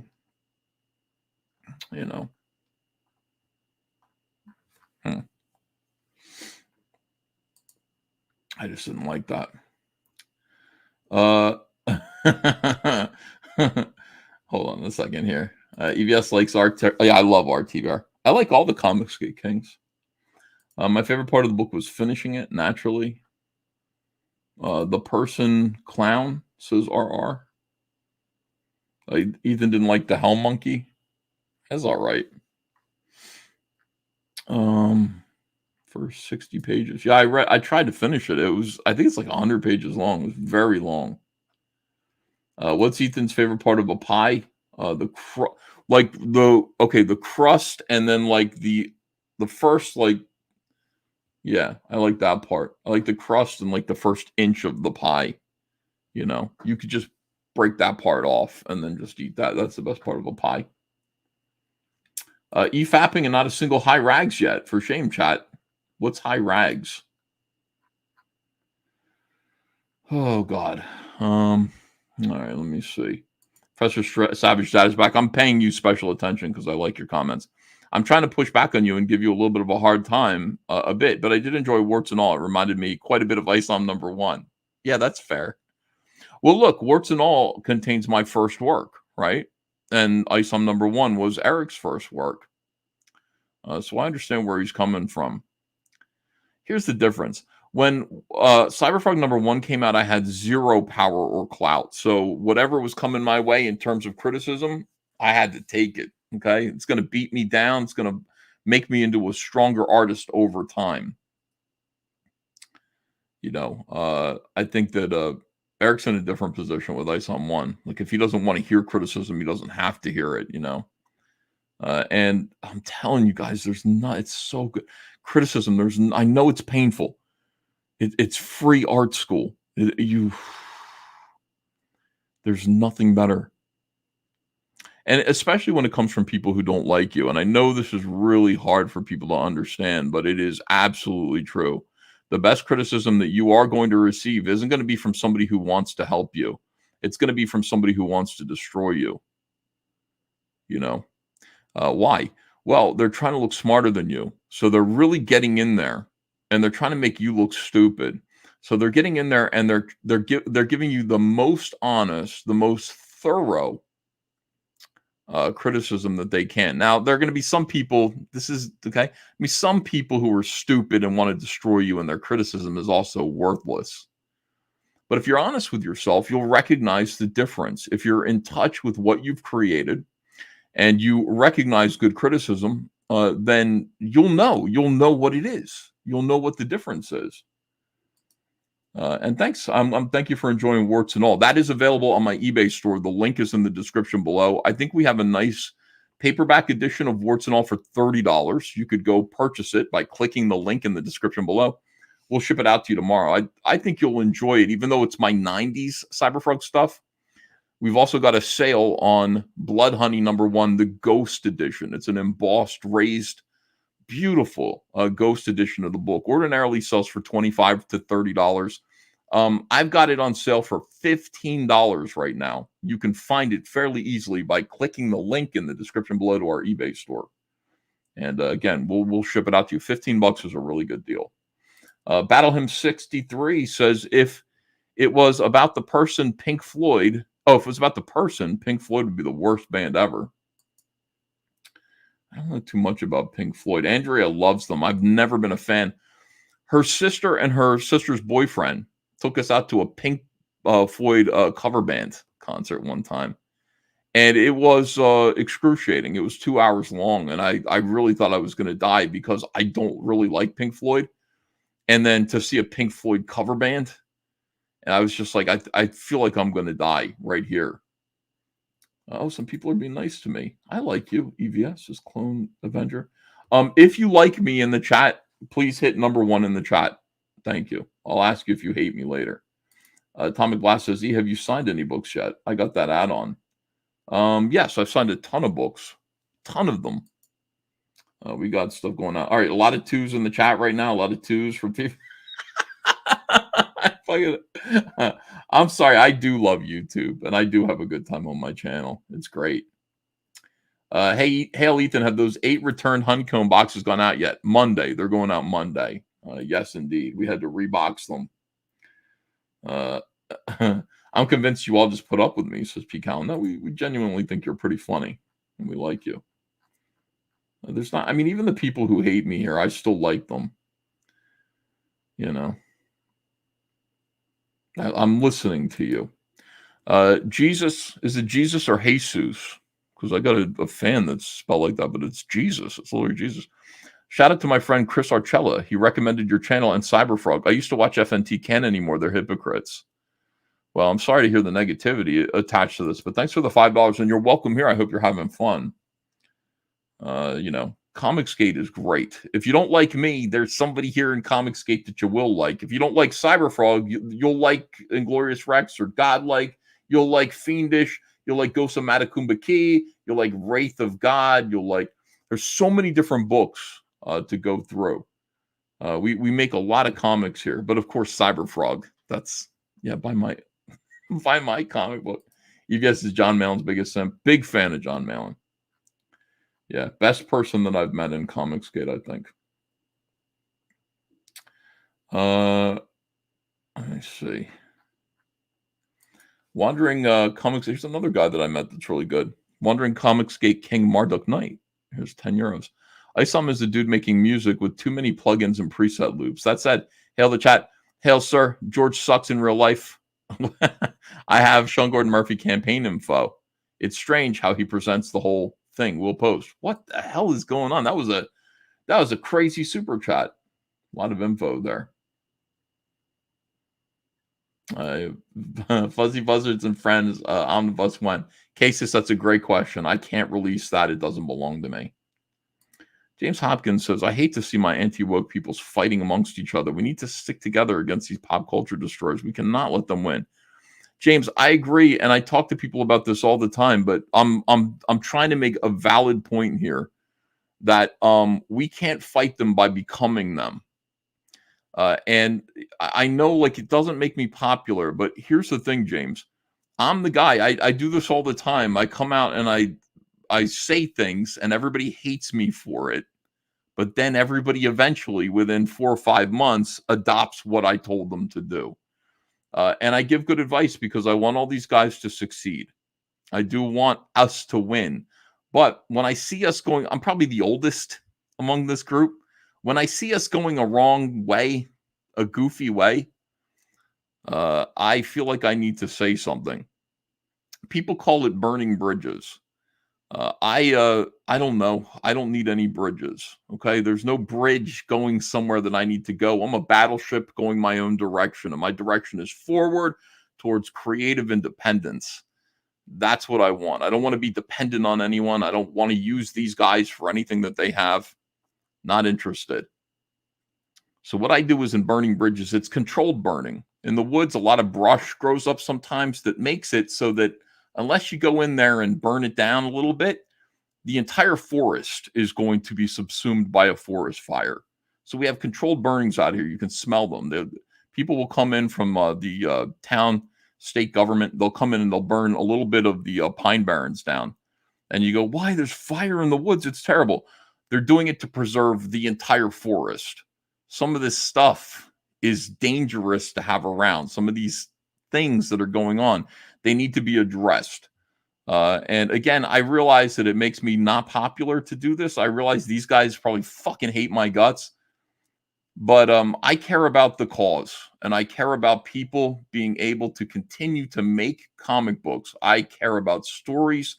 I care about my fellow comic skaters and anybody else who rises up in the Iron Age being taken seriously as a serious alternative.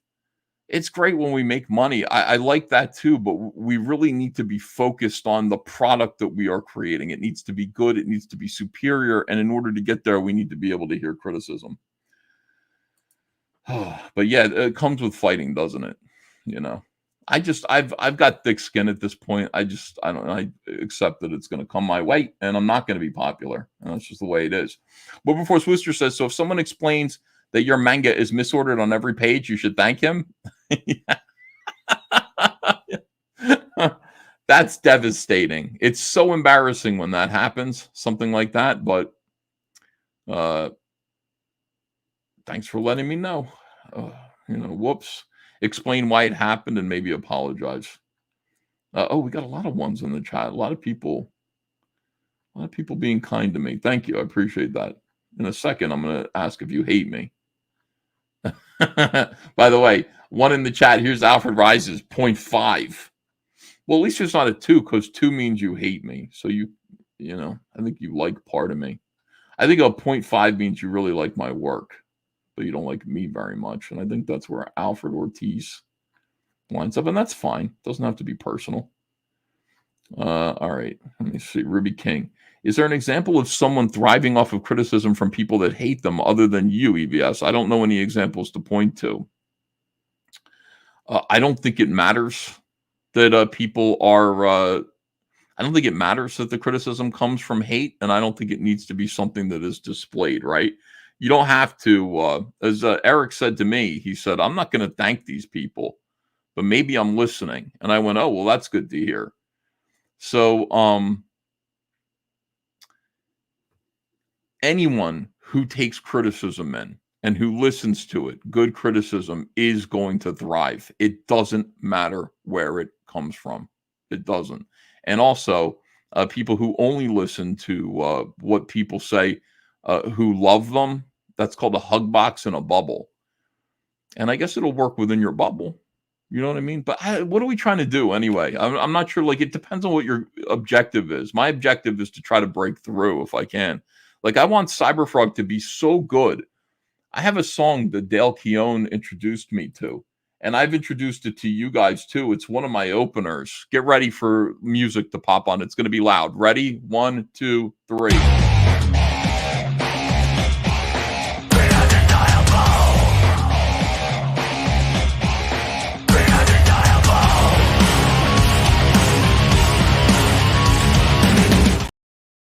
Now, Be Undeniable. That song is so great. The lyrics to that song are amazing. And I don't know why Dale Keown knew that that song was going to be important to me. It's not the kind of music that I like ordinarily, but I really like that song because what it's saying is when you're tired of being denied, be undeniable. And that to me is so important. That's the answer to everything. When there are people who are telling you no, that you can't be a part of this because of your politics or for whatever reason, they don't like you very much. What you need to produce, what you have to produce has to be undeniable. It has to be something that even the haters have to admit is amazing. We're not there yet, are we? We're not there. We need to get there. Be undeniable. People can no longer put up gates. They can't keep you out when everybody is enthusing over the work that you're producing. Talent, opens gates. Talent opens doors. Talent it kicks doors down. You can't contain people who truly are passionate about what they're doing, and what they're making is something that if you read it, somebody asks you, what's your favorite part? And there is no favorite part. It's the whole fucking thing. Changed my life. What's my favorite part of Star Wars: A New Hope? All of it? That changed my entire life as a kid when I saw that. I couldn't stop thinking about it. I couldn't stop thinking about Star Wars. I couldn't stop thinking about Superman, the Superman movie from 1978. Intelligent Design says, was that a shot at me, Wilberforce Booster? Yes, it was, Liam. It was a shot at you.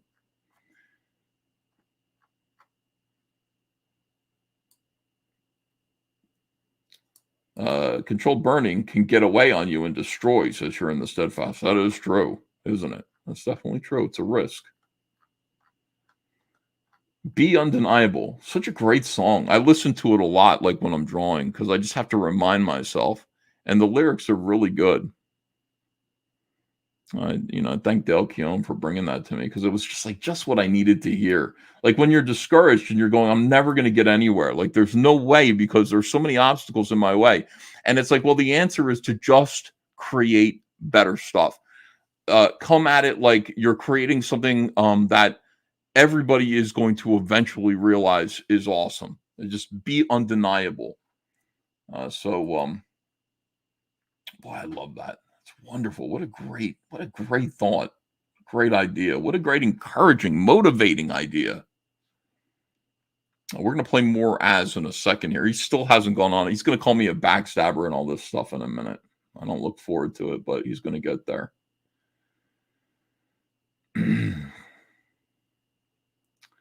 Let me see here. Let me see. Garfield's Bizarre Adventure for $10. Thanks for that. Vito and Dick have no interest in legitimate criticism. They're just farm trolling, just like when Vito tried to smear Chuck Dixon as QAnon. Mike Partika offers concise and thoughtful criticism. And what do you think of that, Mike? That's nice. Andy Masterson says, can I buy from the WHSE and save shipping? Warehouse? Can you buy from the warehouse? Can you buy from the... You want to just come by, you mean? Narwhal Books says, yeah, sure, just give me a call. Narwhal Books says, it did make me chuckle that Az and Ripple bonded and teamed up over their hatred of Ethan. I'm bringing people together. Oh, man. Yeah, I didn't like that. I didn't like the... I know this is controversial, but I got that text and I was like, oh, boy, somebody's trying to rein me in. I can't do it. And I don't care that much. Let me see here. Adama, wow, $20. Hail, Ethan. I finally had the chance to read Wreck Planet and Death Sting. I really enjoy seeing the whole story coming together. Also was very impressed with your toy's quality. Better than Marvel. 2 thumbs way up. That's what we meant to do, right? Yeah, and here's the thing about Wreck Planet and Death Sting. It's like we're staying focused. Death Sting is a nice little addendum to where Salamandroid was for 20 years. It's the beginning of that story. That's going to go on in Salamandroid Poison Pact, which is the second book available on Cyberfrog 3.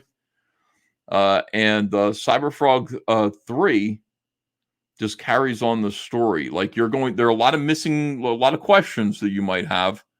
Not too many questions, but those questions are all going to be answered. And also, Heather Swain, young Heather Swain, Earth is for Everyone.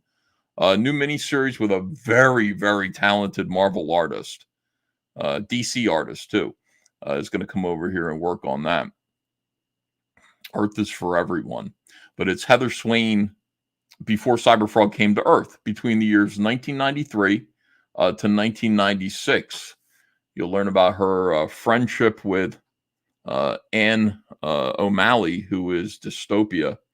Deathfly is going to be in it. We're going to explain Deathfly, Ben Reilly.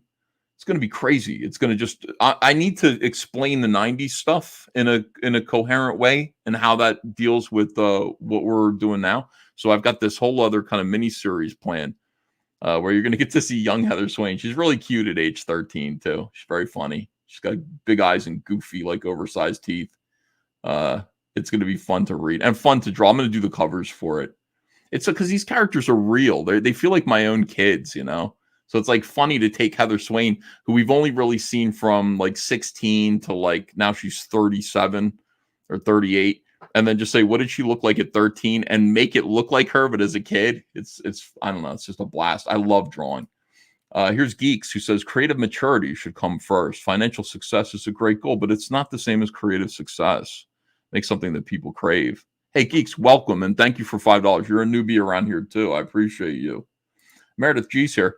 My problem with both Director X and Eric July is they can't take criticism. If the first response to criticism is that you're a hater, the person can't grow.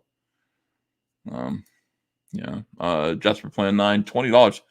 This is my second attempt to get a mention for Kelly Jones and Matt Wagner's active Kickstarter Dracula project. My other super chat was not read. Oh, shit. Thanks for the Sunday stream. Oh, Jasper Plan 9. Sorry about that.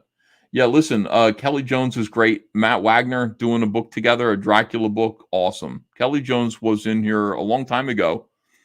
We did a nice interview show together in which he drew Vampire Batman, I think, live on a big sheet of paper on a door. He was a super nice guy.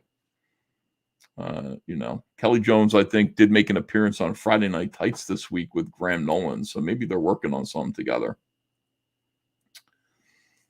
Boop Your Nose says, you didn't draw that as well as you could. What didn't I draw as well as I could? Boop Your Nose, stop being mad at me. I just told you to shut up once on Twitter because you were getting on my nerves. You don't have to be mad. You used to be very supportive and offer me good suggestions. All right, let me see. EVS is too real for some people. EVS nukes bridges. I just don't care, guys. I can't. I don't care about this. You're not going to get phony baloney here. I can't do that. Shut up. On with the EFAPing. All right, hold on. Let me catch up. Caught up. Okay, here we go. I just hit the button to get caught up. Shrike 7171 says still too fat. Okay. I accept that premise. Here we go. Said so. Do I care about them? Nothing. No, I don't give a fuck about you. You are meaningless to me. Meaningless to me. You guys, you matter. You care because you come, you watch the content, you support. You're amazing. But someone, I don't give a fuck about you. Why won't you answer the question? This is a far left. By the way, this is a far left. Oh, Boop Your Nose goes, maybe I didn't see this. Sorry about that. Maybe honestly answer the question, why do this? Because it's an opportunity to express an idea that I think needs to be expressed and illustrate it using somebody I don't like very much who just said some nasty shit about me. So one of the main things that's on my mind right now is about criticism and how we seem to be becoming a group of people who can dish it out but can't take it. Especially after last night's interaction with Director X. I think this is pertinent. It's timely. It needs to be discussed, and I'll do it. I'll collect super chats, which I appreciate. I'll sell some comics, which I'm grateful for. That's what I do. I'll entertain you on a Sunday afternoon when nobody else is streaming anyway. And I'll be able to, show Az for who he is, because he just said some shit about me. There you go. That's honest. What more do you want? Attempt to try and shame. Why won't you answer the question? You can't answer the question because you haven't read it. Gotcha. No. I'm not answering the question to you because I don't give a fuck about you. Nice. Not you. No, Pete, not you. Not me. God, why are you so mad, dude? I don't give a fuck about you. You think Dick and Vito care if you care about them? Or any of their trolls? You think they really give a fuck if you love them? They don't care, dude. They're there to make you as mad as you're mad right now. You're mad right now because of them. You're giving them exactly what they want. That's the amount of emotion they're looking for from you. I don't care. And you do care because you're doing this. Jesus. In all the different independent campaigns that have come out. Actually, fuck it. I'm gonna. People say they like it when I'm just completely honest. I'll be completely honest. We all know I can't fucking stand EVS. He's a prick. He's a snake. He's a scumbag. But I'd never tell anyone here not to buy his book. I'd never say that. I'll leave that in your hands. I'll leave that in your hands, whether or not you want to purchase any product from him whatsoever. I won't be. But you go right ahead if you would. Because you can make your own mind up. You can make your own determination up. You can decide who you want to purchase from and who you don't want to purchase from. Eric July has sold, how many ISOMs did he sell? He sold like 60,000 copies of the first ISOM. Kara, correct me if I'm wrong. Oh, she's got a bounce. She's got a flight. Good luck. Have fun for tomorrow's Alpha Core release. I think it was about 60,000 units that he sold, and I think it was like 45,000 individual people. Something along those lines. So 45,000 different people with 60,000 books sold. That's a fuck ton. That is a fuck ton. And when you ask any of those people what their favorite part of the book is, they don't answer, and they're being instructed by you not to answer. And you're just saying, fuck those people who are asking. I don't fucking care about you. And so on and so forth. What exactly is the point here, dude? NPC Oasis says, why would he say that? He's been holding a grudge against me for quite a long time, ever since I called them zeros because of the Zack Snyder thing. So what happened was, in case you missed this, Zack Snyder, during the HBO, Justice League relaunch thing that they were doing, was hosting a charity for suicide prevention because his daughter committed suicide. It was a cause that he felt was near and dear to his heart.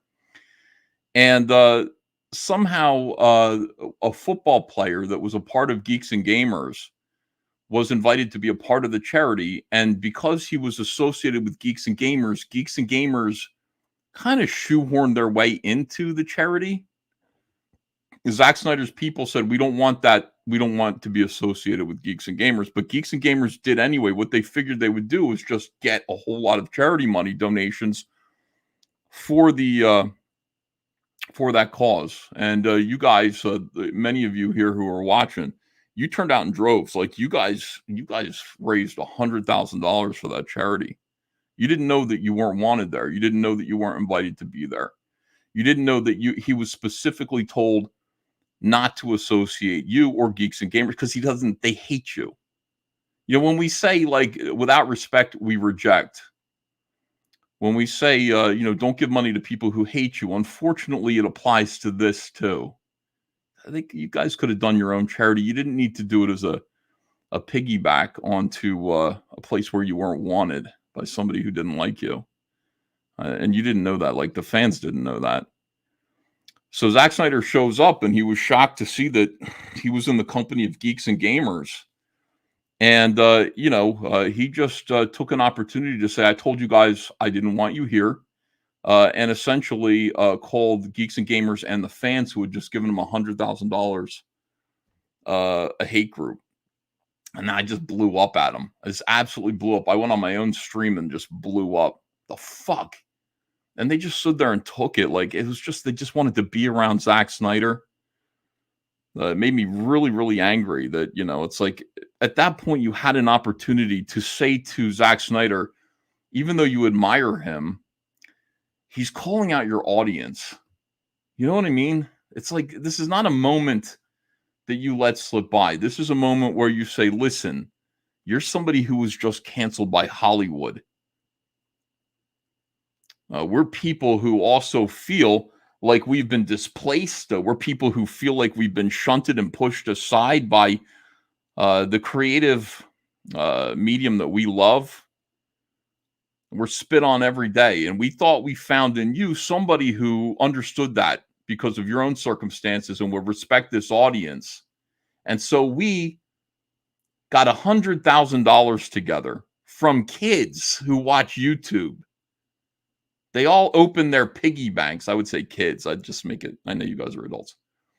Opened their piggy banks and came up with $100,000 for your charity because they wanted to tell you that they feel like you understand them. And you come in here and you piss all over them and you call them a hate group and you tell them that you don't want their money and they're not included and they're not a part of this. Why do you think you deserve your HBO show? Why do you think the Justice League show is on HBO now? It's because of the efforts of people like those who gave you this $100,000. And now that you've got it, now that you've got your Justice League Snyder cut, now's the time where you humiliate us, you denigrate us, and let us know that, no, we don't matter. Any more than you matter to Warner Brothers. We don't matter to you, your fans. Fuck you. And that should have been it. And then you should have just booted him right off the show. Disrespect him, boot him off the show. And they just sat there and fucking took it.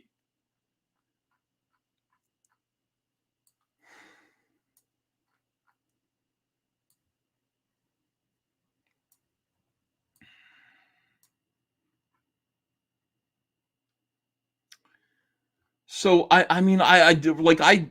had Jeremy, like, first of all, Eric July was on that show. He came and joined me on my show. And I don't know what really happened. I was just like, what the hell? And then Jeremy came over because he saw the crowd was all with us. And then you guys poured super chats in at me, making fun of Jeremy. And Jeremy has held a grudge against me because he says, I was reading your super chats. I monetized him. I don't think like that. I don't think I'm going to monetize anything. It's you guys sending super chats in. I appreciate it. I'm not like, I'm going to monetize you. I don't monetize my haters. I try to entertain. I do a live stream. This is all bullshit. I don't fucking understand any of this. But he was angry about that. He's held a grudge against that. And this has been a problem with Friday Night Tights for a long time. But I'll tell you, when it happened, Gary Nerdrotic was up in my chat, in my DMs, saying, I'm with you. Something happened in between then and there where he changed his mind. But after that, I took a bunch of edibles that I thought were I didn't even know what edibles were. My son gave me this. He's like, Dad, you'll like this. He's like, just take a bite of it. I took like a bunch of them and I got really high on a live stream. I didn't even know what hit me. And I just was complaining. I was like, those guys are all zeros. They're zeros. And that was it. Like that's when I became a snake. That's when I became two-faced or whatever it is that he's saying here. And that's when the grudge started. Now I sobered up and I said, I'm really sorry. I said, especially to Az, I said, I'm like, listen, man, I didn't mean you. I meant some of these other guys. I don't think you're a zero. I like that. I said zero. It's fucking unbelievable. But I did say, I'm not blaming it on Hunter. No, I take full responsibility for all of it. Of course, it's my mistake. But that's what they're mad about. They're still mad about that. Me calling them zeros. And you know why they're mostly mad about it? Because it's stuck. As the truth usually does. Mean what you say. Say what you mean. Have some self-awareness. This entire stream, as you're behaving as though, Director X might be behaving in response to your criticism. And you're dishing it out happily. You're doing it for money. Jim Alaska says, so you're not sorry. No, you're sorry at first. I apologized to him 3 times. When you don't accept my apology after the 3rd time, it means there's an agenda behind not accepting the apology, and the apology's rescinded. At that point, you go, what am I apologizing for? I'm not really sorry, I guess. I'd be sorry if it actually hurt someone, but it didn't really hurt anyone. So when I called them zeros, it's stuck. People call them zeros now. Look, I'm here for one reason. I'm not here to make friends with buffoons on YouTube. I'm not here to do that. I'm here to make comic books. I'm here to make it possible for independent creators to make comics. I can make Cyberfrog all day long. I want to help other people. My goal, my agenda is to bring other people along and help them to also become independent. I mean everything that I say about this. There's no pretense about it. There's no dishonesty. Cyberfrog to me is the greatest story in independent comics. I love Cyberfrog. I'm excited to get the story out. It takes a long time because drawing for me is I told Brian Boland one time. Brian Boland said that to him, drawing felt like walking a tightrope. He's like, it's uncomfortable. He's like, it's scary. And I said, you know what it feels like to me? It feels like being submerged underwater. And then just holding your breath and trying to fight to the surface. That's what drawing feels like. It's like trying to pull something like that's in your head and put it on paper. It's like holding your breath, being underwater, gasping for air, getting to the surface. And so it was amazing that he had kind of a similar sort of thing. One of the things that I loved about talking to Brian Boland. I mean all of this. This is my intention. My intention is to help other people make comics. And I thought that's what these guys wanted to do too, but it doesn't really seem that way to me. It doesn't seem like that's really their goal. We're in a position right now where I put out a Cyberfrog book and, look, Cyberfrog 3's at like over $500,000 in funding right now. If I do any comic book, any big comic book, it's going to raise hundreds of thousands of dollars. And that's because you guys are enjoying what I'm doing and like me and like the product. The product that I'm doing is good. I'm grateful for your support. But it's not enough that I succeed. Other people have to succeed too. That's what my goal is. People who get in the way of that have to move. And I don't care how big they are. I don't care. You got to move out of my way. All right.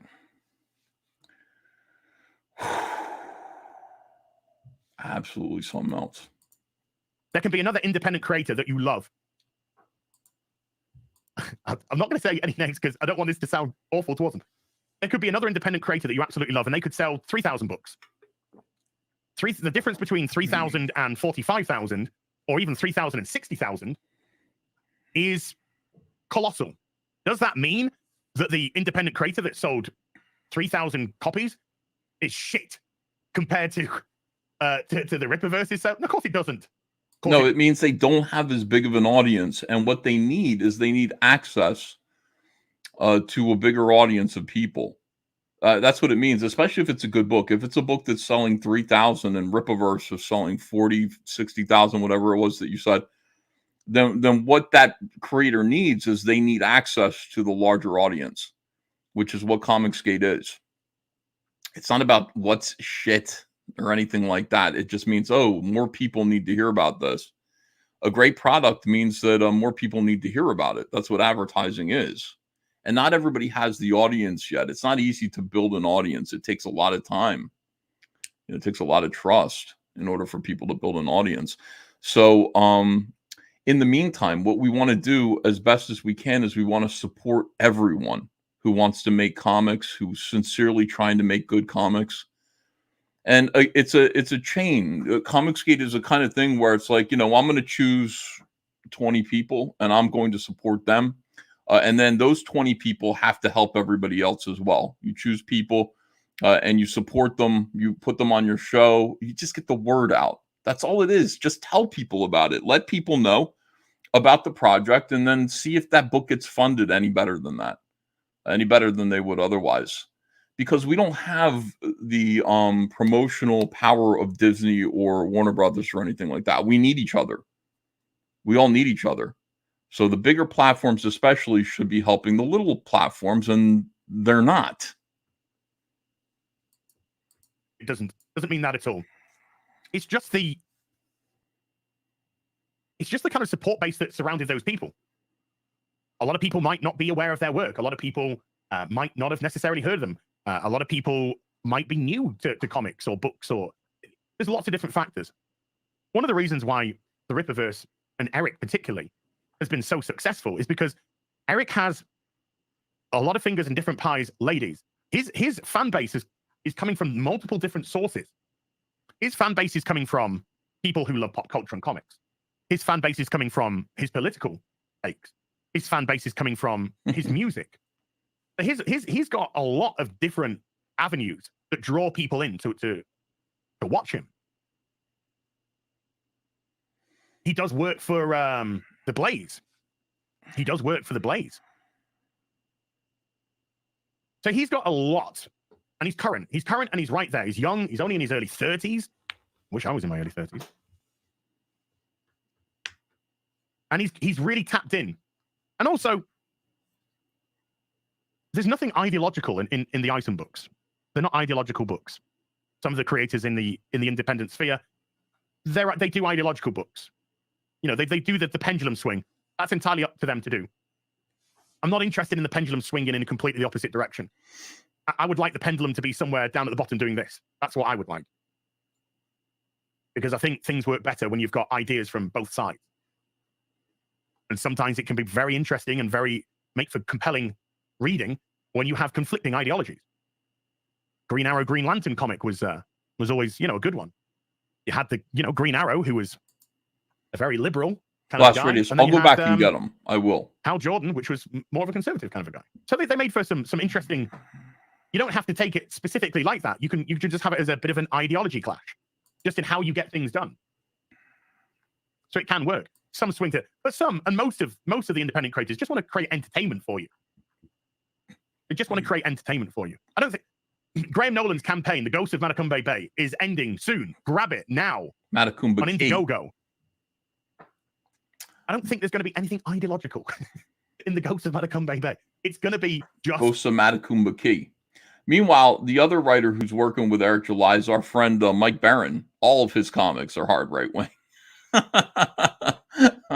All of his comics are hard right wing, and he does it on purpose because that's one of the things that he's trying to do. He's trying to kind of get attention, media attention, by getting canceled for his politics, going on Fox News, complaining. It's working for him. He's doing great.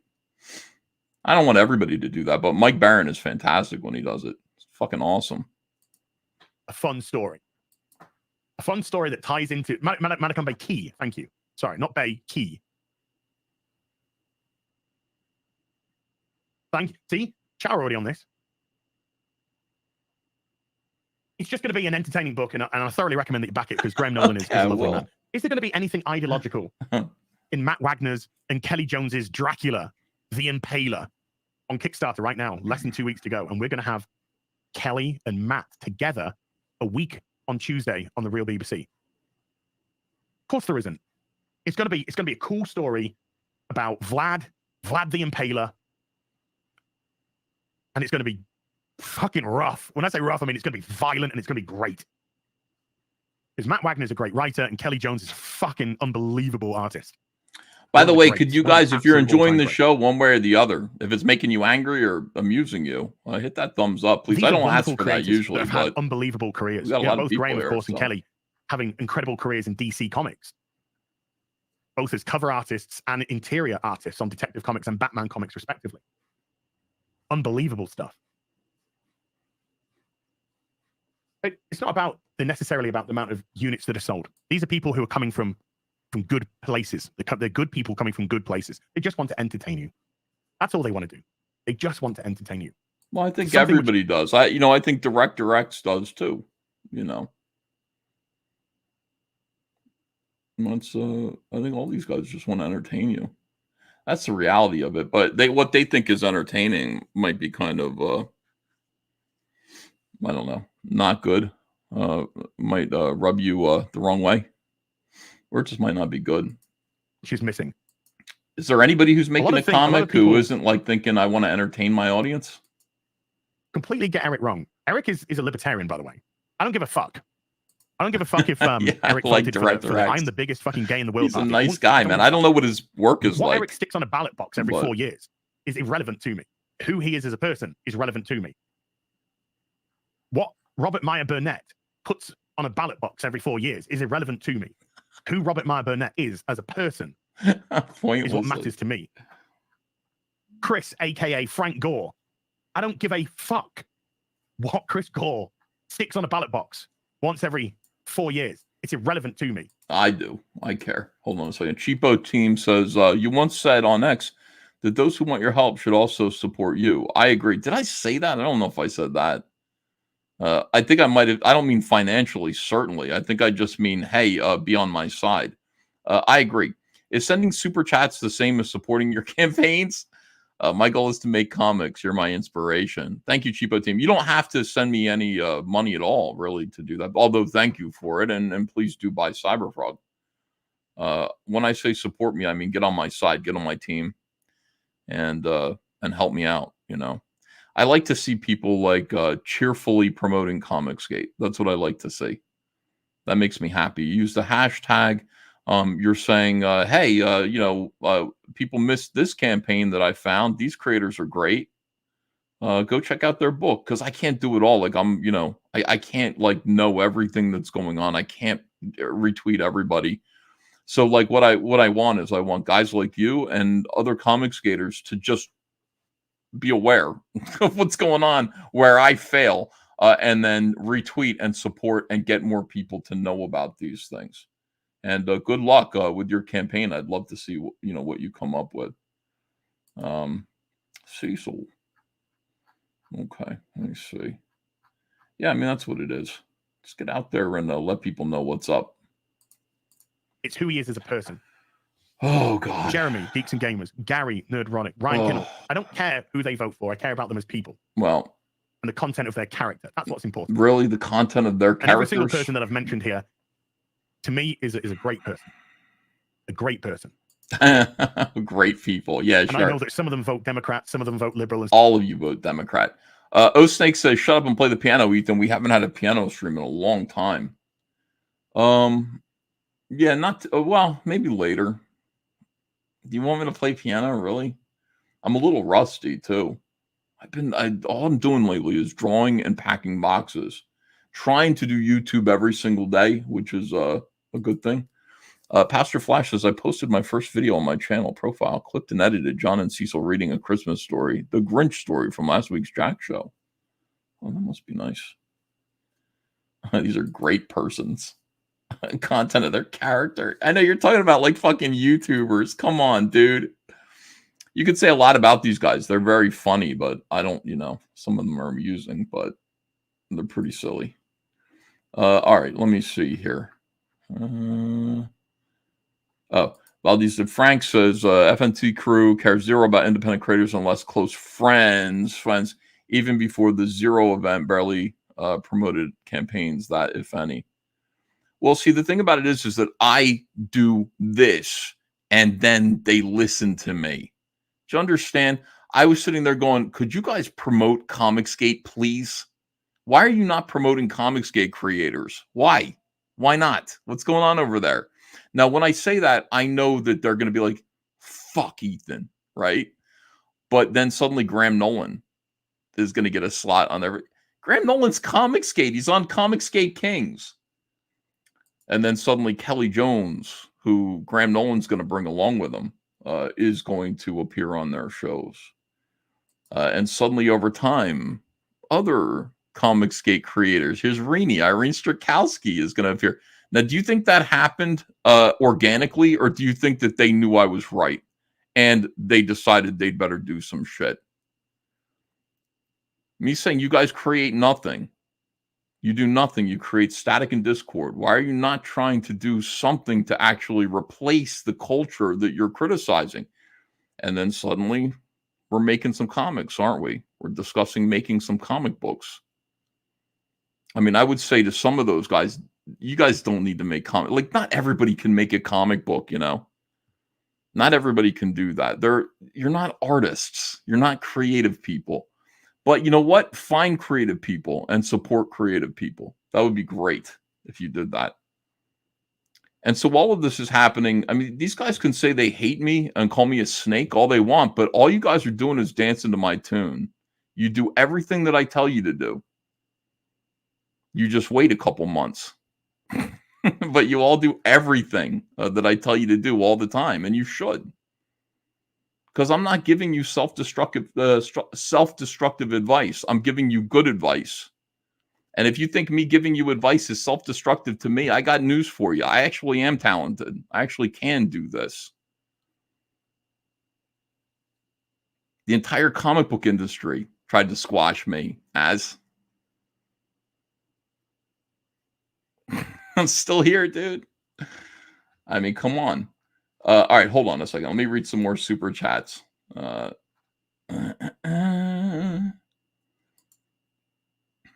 I read this one? FNT, thank you, Carbon Heart. FNT complains about the mainstream, yet won't promote CG or indie creators. It's jealousy. They only brought on Dixon and Nolan because they're big names.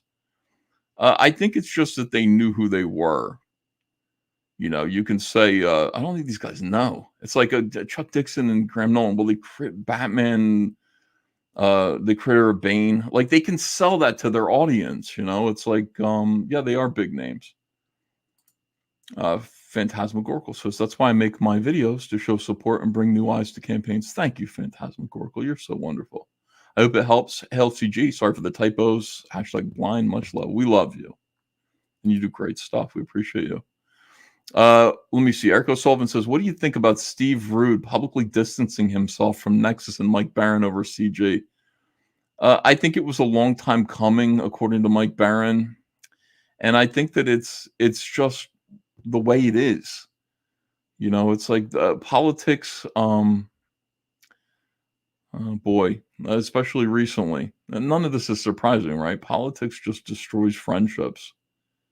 And it's only going one way. I really feel like most people who are right-leaning are able to maintain healthy friendships and relationships with people who are on the left. It's just the other way around.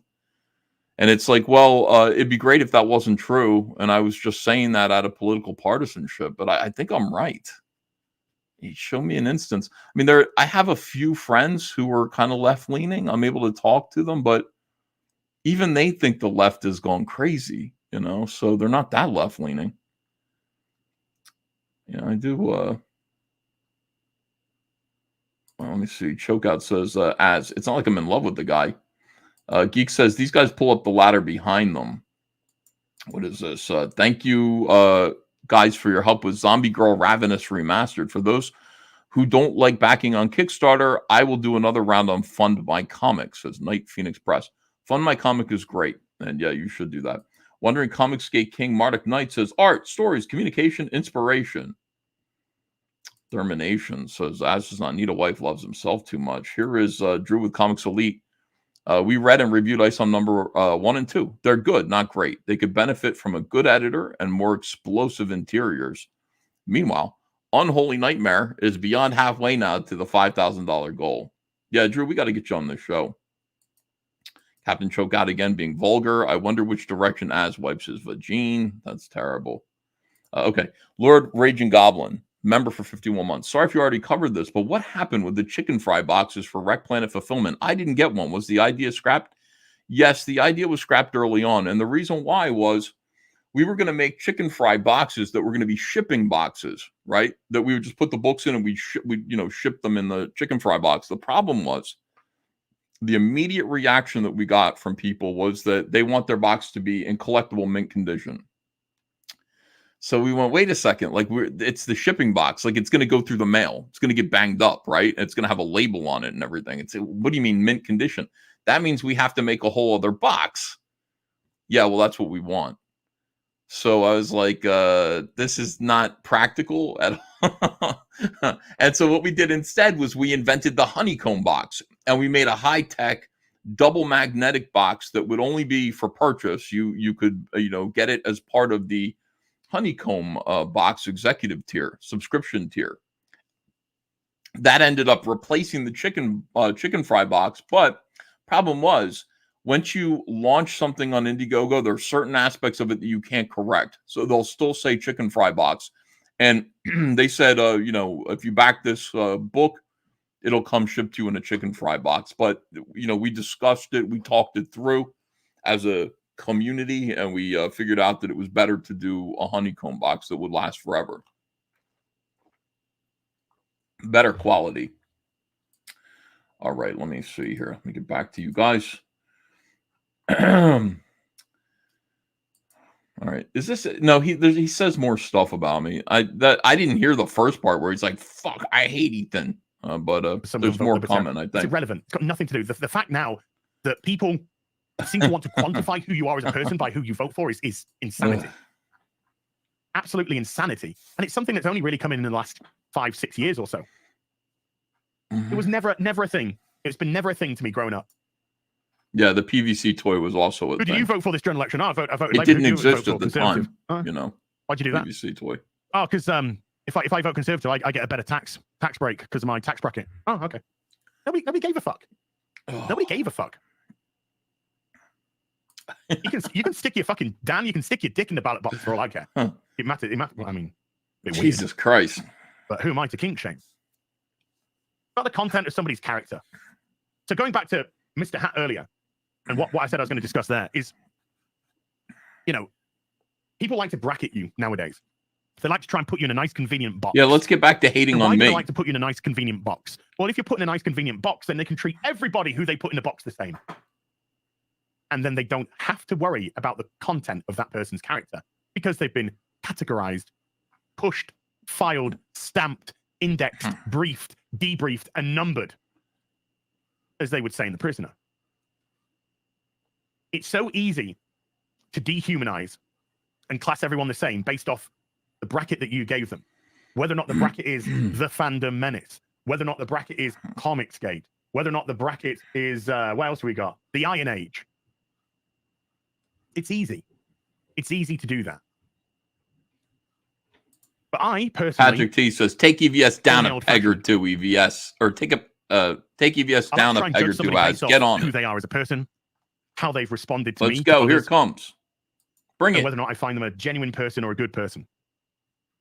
And there are people who would be put in the same box that they would put me. He's a detractor of mine. I, for whatever reason, just don't get on with them. Clash of personality, whatever it may be, just don't get on with them. That's life. It's like working a job. As you're gay, if you met me in real life, you would love me, dude. You're gay. You're over in England crying about me and your ideas of who I am and so on and so forth. If you hung out with me and left your fucking baby man cave for 1 second and came and spent a little time with me, you would love me. I am one of the nicest, most fun, kind gentlemen that you can possibly imagine. However, I have little tolerance for bullshit and hypocrisy. I don't like it. I don't like it in myself, and I don't like it in other people. This idea that you've identified my character, you are a clown. You hang out with Friday Night Tights, a bunch of people who bilk their audience all the time while they won't even stand up for them while they're being directly insulted by Zack Snyder after they paid them $100,000. I don't understand what it is that you're talking about. I would go to war for my audience. There's nobody who I would not stand up against in defense of what I believe in. You're fighting me. All I'm saying is get your shit together. What are you fighting me for? You're mad at me for telling you guys that you look like clowns? You think I'm a man of poor character because of this? As you could come over and hang out at my house. It's really nice. You'd have a good time. We'd smoke cigars. I'd let some water out of the pool so you could get in it. It'd be beautiful. Ethan Von Hitler. Winston Smith says, EVS, stop crying about Az crying about you. That's fair criticism. We'll cook you some steaks. We'll cook up some steaks, Az. You'll forget all about this gay shit. Gay, spelled Ghey. Work. You don't necessarily like everybody at work, but you got to work with them. I mean, I don't have to work with the people I don't want to work with, obviously. At work, you turn up for work. You can't choose who your work colleagues are. You just got to get on with it. And some of them you're going to like, and some of them you're not going to like. But you're all in the same company together, doing the same thing, with the same goal. Sometimes it just doesn't work. Sometimes people are just dicks. Yeah? Sometimes they've just got fucking personality issues. Sure. Whatever it may be. But I just personally try to judge somebody based off the content of the character. This is all about me. I've known Eric for three years or so now. Yeah. I've done many streams with Eric, whether it be FNT, Real BBC, over on Geeks and Gamers. And now, of course, Eric and I have just started up our own show with the official first part this Wednesday just gone. Stop crying about EVS, crying about Az, crying about Director X, crying about Review Bombers, crying about Bad Shows. I've always dealt with Eric on a group basis before. FNT, Real BBC, streams where there's multiple people. And a few weeks ago, Eric and I did our first one-on-one stream together. First time we'd stream just mono-y-mono. And we clicked. We had some really good conversation, and the conversation flowed. And I enjoyed it, and Eric really enjoyed it, and the audience seemed to enjoy it. And there just seemed to be a nice bit of chemistry there between us. And after the show, Eric contacted us. He's like, that was a really good show, man. I'd like to do it again. Sooner the better. I was like, hey, let's are you free this week? I'm free this week. Let's do it again then. So we did it again. Should be good. Let's go. Let's make more YouTube videos. Dan, I hate it when you get jealous. It's not a good quality for you, dude. You're too pretty and gay to be jealous. Come on now. I love you as well. And then after we did the second show, which we enjoyed immensely again, we had a conversation afterwards about what do you think about making this? What do you think about making this an ongoing thing? It's beautiful. So we said, okay, let's do it. Let's do it. I've been streaming with Gary Nerdrotic. Gary and I are as I keep saying, Gary's my ride or die. Gary Moore, my ride or dies. They really are. I've been streaming with Gary from Nerdrotic pretty much twice a week since the day we met. Pretty much. We are far beyond boyfriend relationship. We're deep into engagement territory now. But Gary and I clicked immediately. We clicked immediately as people that got on with each other, not just people that had things in common. Nuclear Gandhi says EVS and Eric had better chemistry. But well, I mean, that is true. Like, if you want to see like what a show with me and Eric was like, you could go find that video where I show Eric the T. Franklin threat video. And that's probably the best video ever. I think that's the best video Eric July's ever been in. It's the greatest video. Oh my God, I'll still watch that one. Great Ranzini says, can I come by and pick up a near mint warts and all box? Oh, you want the box that the... Yeah, sure. Yeah, we got a few of those. How long is this stream, says Michael McCartney. What, it's only been 3.5 hours. Oh, God. All right, here we go. Well, that's your answer. Yes, Az hates you, so Gary hates you now. I think it was the other way around first. Like, I think Gary hated me first, and then Az. I don't know. Absolutely. And since that first stream that I did on Gary's channel about Doctor Who, which I think was March 2020, nearly 4 years ago, in just less than half a year, 4 years ago, Gary and I pretty much stream twice a week with the Real BBC and FNT. As well as Jamie Mack says EVS wants our whole lives to be about Az hating him. It is big gay. Yeah, make room for it. It is the biggest, but we love doing it. We love doing it. Ben 31 UK says we love doing it together. We bust each other's balls. Ben. We have good conversation. We have a laugh. Come on, dude. It's a great time, and I think things like that really show to an audience. Hey, let's bring Robert Burnett back into the equation because I love streaming with Robert. I love Robert. I think he's such a nice guy. Authenticity is the currency of tomorrow. Well, I would say authenticity is the currency of today. Oh, good. Because as an audience, I think you guys get when people gel. You get when there is authentic relationship, authentic fun, camaraderie, whatever you want to call it. I think you guys understand that. That's why FNT works. We bust each other's fucking balls. We have a great laugh. Everybody is the butt of a joke at some point. We don't take ourselves seriously. We understand that what we do for a living is a privilege to do. We understand that. And when you have that sort of mentality, then it's easy for you to just get on. This could all end tomorrow. YouTube could say, oh, by the way, tomorrow, we're kicking you off the platform. Tomorrow, everybody's getting demonetized. YouTube are no longer going to pay people. It could. What would happen then? Like, what would happen to you guys? It could all end tomorrow. We understand that. Oh. We get that. Please, EVS, we would still continue to do what we do. We'd either go elsewhere or we'd go, right, okay, we can't do this, so let's do this instead. Yeah. Can you talk about something that actually matters? Why are we talking about you and your friends, how much you like the other assholes that you hang out with, and what your plans are and how you get along with people? Why is this a thing, dude? Who cares? Can you talk about comics? Can you talk about something that actually fucking matters to other people?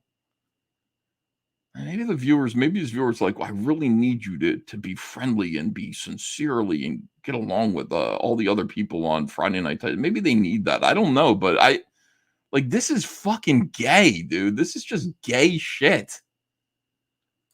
But calling them zero was such a sin, says Valdez D. Frank. I like them, but I don't like Ethan, but I really like Gary and Eric and Jeremy, but I don't like Ethan. It's because of the content of his character. This is 3 hours of this. I'm trying to ask you guys to please get involved in a real way in the culture war, like you profess to be. I don't care if you like me. I understand why you wouldn't. I'm asking you to do real work. I'm asking you to put aside all of this shit and actually pick up an oar and be a part of making a real change. And, no, making a whole lot of money for one individual is not real change. I get it. You don't like me. I'm a meanie, awful guy. And you like these guys. You get along.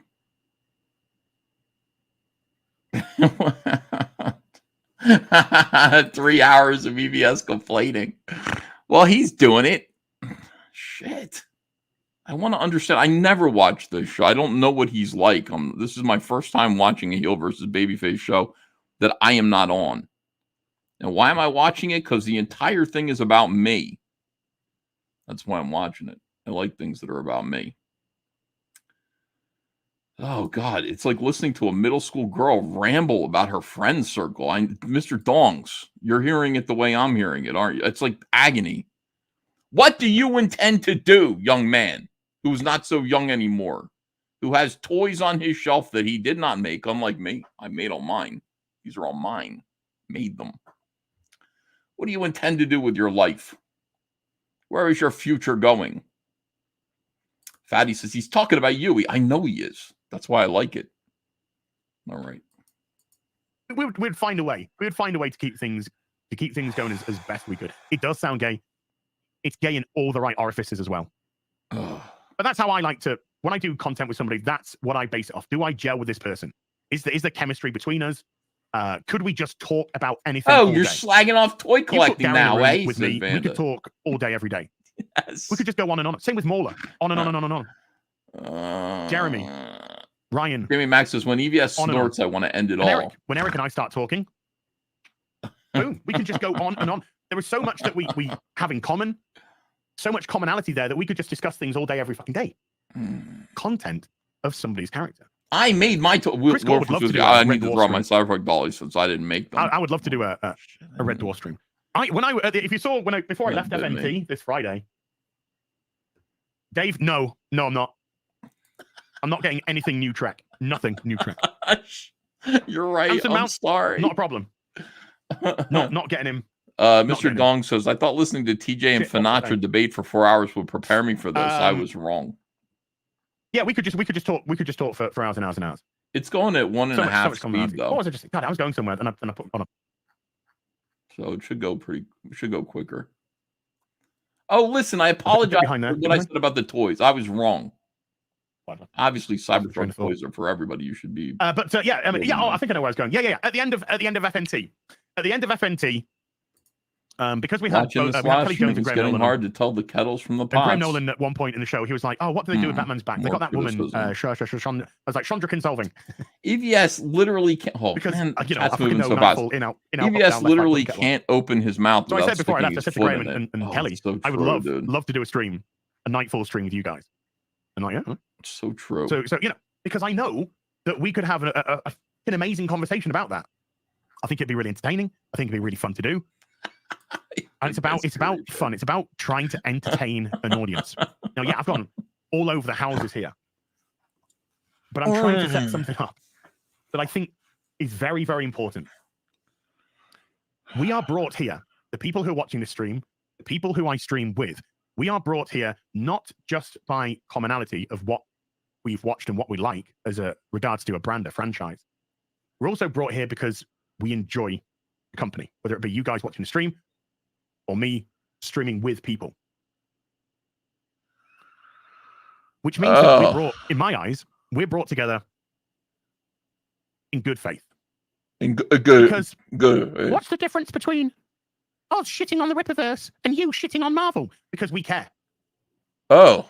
Because we actually care about the Marvel products, the Marvel shows, the Marvel films, the characters. We care. You don't care about the Rippaverse. You never have. They don't care about what you care about. They don't care that you care. They don't care that you're doing anything. And their response is exactly what your response is. It doesn't matter. I think these guys, their criticisms, whether or not they're sincere in wanting you to succeed or not, doesn't matter. It only matters what they're saying. And you're saying, we don't care. I don't care what you say. Marvel's saying the same thing to you. So it doesn't really matter. I guess it would be better to not care. You know what I mean? Because they don't care what you think. So it'd be better to just like level criticisms and not really give a fuck. Who cares about their corporate product? Who gives a shit? Who gives a shit? And they just listen to what you say and just go, yeah, we'll make fun of them. I'll have Tim Sheridan make fun of Az in the next issue of Gay Green Lantern. They really don't care what you think, dude. And you know what? Like, you kind of deserve that because, you're telling your critics that you don't care about them either. I care about my critics. I love them. You never have and you never will. It's just a target to shit on. We don't wake up and say, I'm going to shit on Marvel because it's Marvel for Marvel's sake. No. We are being uber critical of these companies because they've taken characters, stories that we love, and they've shat all over them. So Az actually cares about Robin Hood. He just said he did. Doctor Who because they took an unbelievable character, a wonderful character, better example. And they shat all over it for current day ideology. Same with DC, same with Marvel, etc., etc. These are things that we care about. We care about the comics. We care about the toys. We care about the video games. We care about the TV shows. We care about films. But you don't care about Batwoman. You don't care about Robin Hood. You're just making shitty videos to amuse your fans for money. You don't care. And by the way, when that creator's like, hey, I'll talk to you about it, you say, fuck you, no. So, you know. Robin Hood, but you don't like Robin Hood as. Robin Hood, wonderful British folk hero. Robin Hood is known worldwide. As a singular character, am I the world's biggest Robin Hood fan? Do I have Robin Hood underwear on right now? No, of course I don't. But because of Robin Hood, because of the folk lore behind Robin Hood, because of the... let me see. As Gary, Ripa, and Jeremy aren't live streaming Ethan's videos. Ethan doesn't care, though. Didn't I just say I care? I care about when people are talking about me, Garfield Bizarre Adventure. If people are talking about me, I'm very interested. I am a narcissist, after all. I do enjoy things being about me.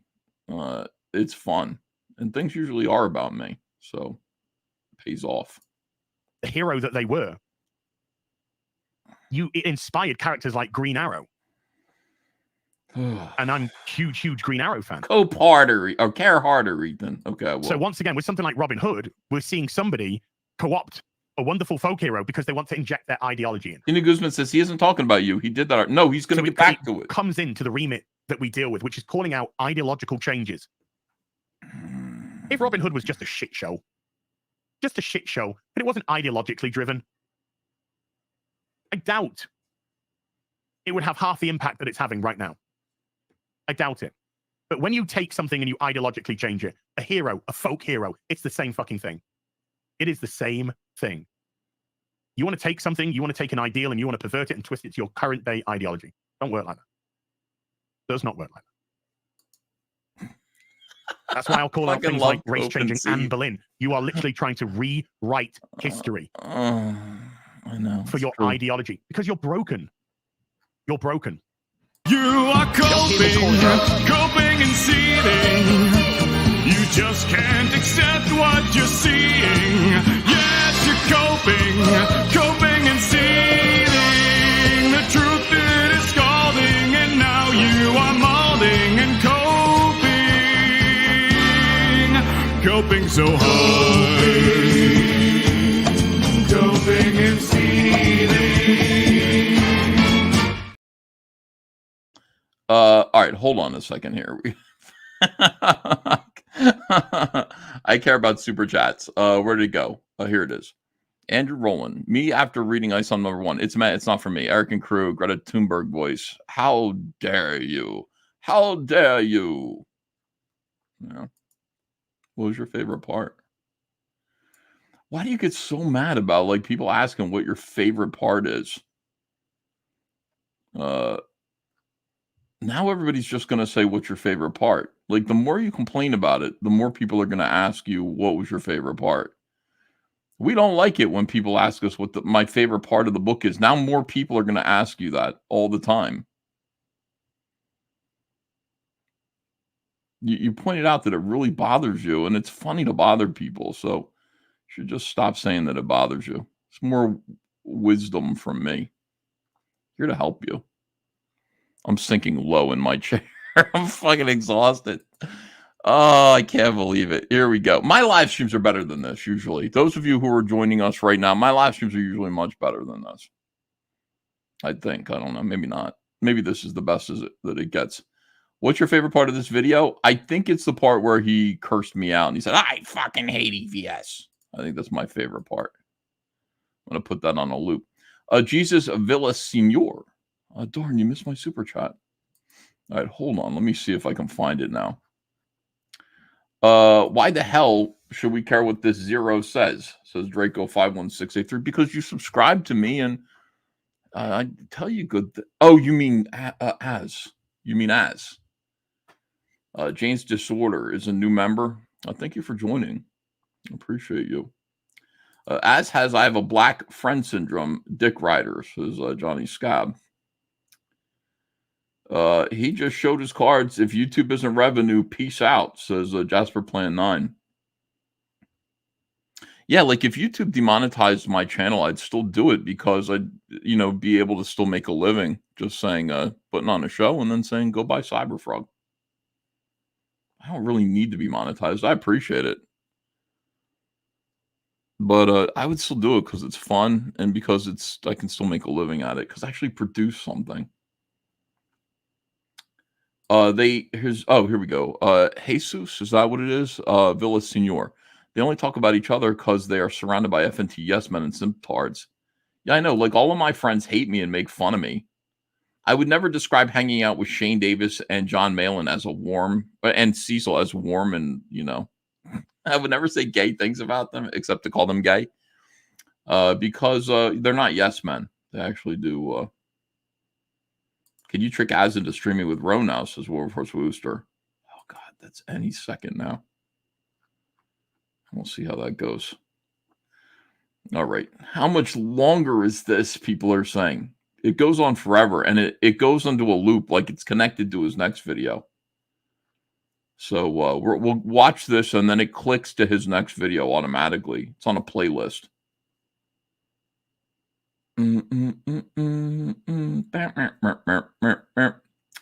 Another misrepresenting third, says Pika. I don't know what that means. As is the Wojak meme of a Coomer, says Jose M. A lot of insulting tweets. Lethargic Luminary says, yeah, this is pretty gay, though. Come on, says Queen Bee, bring on the pain. This is agonizing, says Figman. No, it isn't. It's really good. Camelot's in the chat. Hello, Camelot. Oh, my God. 8 more hours, says Ray. We can do it, guys. He's taking out his anger on me, says Well-Read Comics. Are we there yet? No, we got time to go. All right, look, let's just get back to this because we do have got a ways to go yet, and he still hasn't really cursed me out yet. I think it's coming. Elementary, the TV show Elementary. Oh my God, the Americans, they culturally appropriated Sherlock Holmes. Oh, did I say tweet? They changed Dr. Watson. Comment. They made him Joan Watson and an Asian woman, and they made Holmes living in New York. Why didn't I call that out? Because the show wasn't ideological. That wasn't the drive of the show. The show were like, we want to make a contemporary Sherlock Holmes. We want to play with it. But the show was always designed to be exceedingly entertaining. There wasn't ideology in there. Those changes were made because they wanted, number one, they got 2 great leads, but they wanted to actually legitimately just play and put a twist on something, not an ideological spin. There's a big difference in that as well. It doesn't matter. The writing matter. was good. Well, I mean, it was better than good. The writing was very good. The characters were very good. The stories were very good. And it was a procedural as well. And to have that level of quality in a procedural is absolutely incredible. Those decisions were not made ideologically. They were made in an effort to mix things up, to legitimately mix things up and put a different spin on it. And that's a big difference. But to bring this back round and complete the circle, the reason why I support Eric so much, the reason why I support the Rippaverse so much, I always wear, I wear the merch all the time. And that is, by the way, that is a conscious thing to do. That's not a, what t-shirt should I put on today? I'm just going to put this Yara t-shirt on, or just going to put this Ripper. No. It's a conscious decision. I want people to see it. And the reason why I support it so much is because I, as an individual, as a singular person, believe in him. Oh, I want you to know that, like, Andrea went to a nice sandwich store called Crust, and she bought me a chicken sandwich, and it's in the refrigerator upstairs, and I could be eating it right now. Instead, I'm listening to this guy talk about who he believes in and how he hates me, trying to denigrate my character, this buffoon. I could be eating that sandwich. Oh, no. No. People are saying, please go eat. No. Go get it, says Caleb. No. I appreciate you guys. Eat while EFAPing.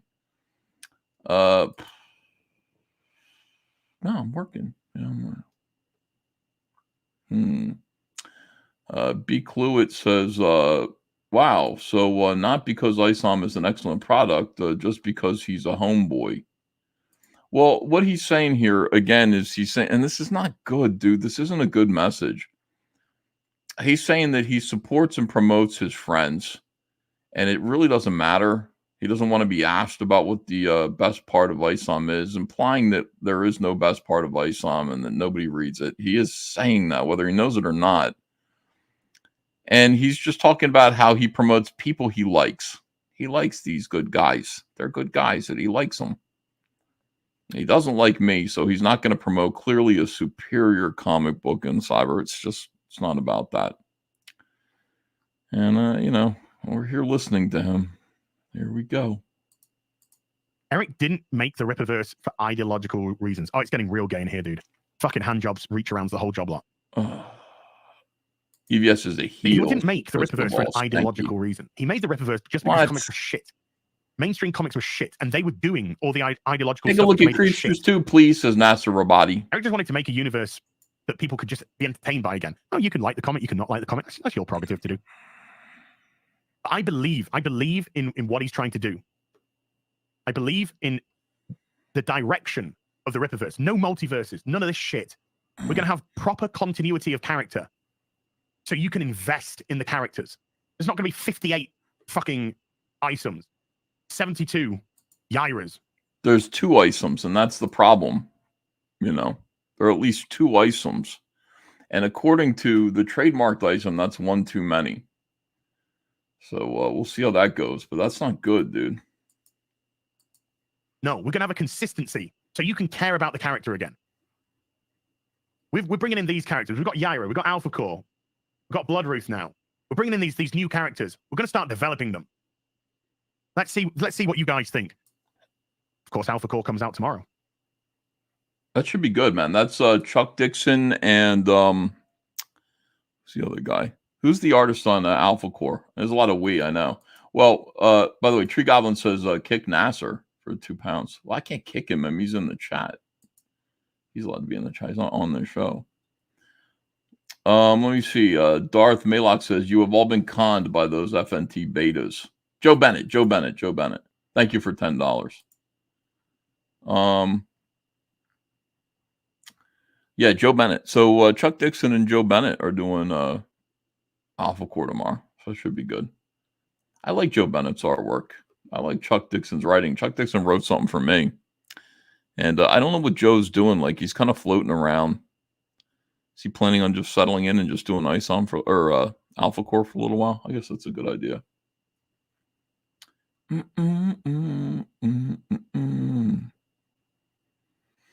Cole King says, I'm betting money EJ had this bald baby do this to stir up drama for Alpha Core. I don't know, man. I think they're nervous about tomorrow. Don't be nervous, dude. It's going to make $3 million. Here's the thing. It's Alpha Core. You know, it's going to make $3 million. Do not be nervous. It's going to be just fine. You don't need to do this, man. You don't need to throw me under the bus. What did I do? Well-Read Comics says, catch Terror in the Trenches and Vaughn on Thursday. My prediction, wow, Terror in the Trenches and Vaughn on Thursday on your show. What is your prediction, guys? What do you think for Alpha Core tomorrow? Ruby King says, as a character, I don't care about ISOM. He's boring. Well, thank you for $2 anyway. Sam M says, is EVS jealous? That's what everybody would like to think. I mean, I don't feel jealous. 750K. So tomorrow, like in 24 hours, first 24 first 24 hours, not total. Well, what do you think? We got 2.5 million from Mike Wilson Art. Yeah, that's probably close. 1 million, says Alec Campbell. That's conservative. 1.5 to 2 million after the campaign. So that's the total, the final total. People just like watching the money. 200K for Alpha Core, says Norin Rad. That would be a fucking disaster. That'd be crazy, dude. It's a #1 issue.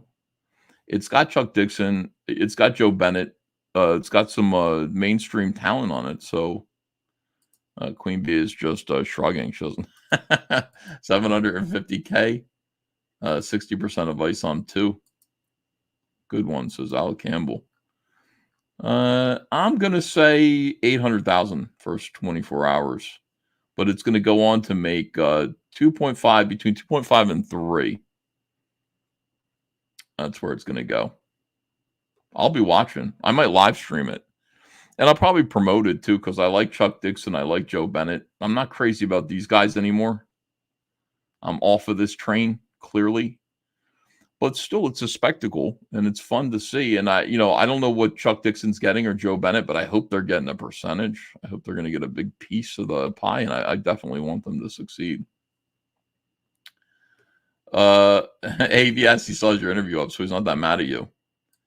I don't even remember that. I know I was on there, but Gable Pennyworth says, don't support people who hate you. Oof. Oof. Yeah. Boy, it's sad that you have to say that. Let me see. Zach Farris says, you may not feel like you're jealous, but you act jealous. You keep talking about how much it made. You think I'm talking about that? This is a nice psychological analysis. I'm like lying on a couch right now.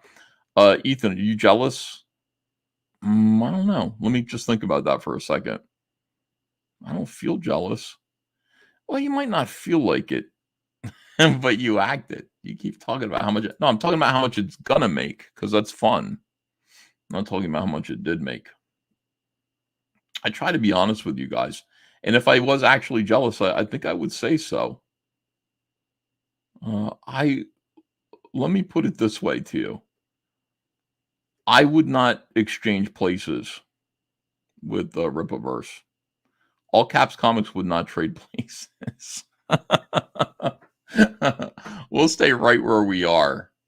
All right, this is called internalized jealousy, says Blarful. Yes. That might be what it is.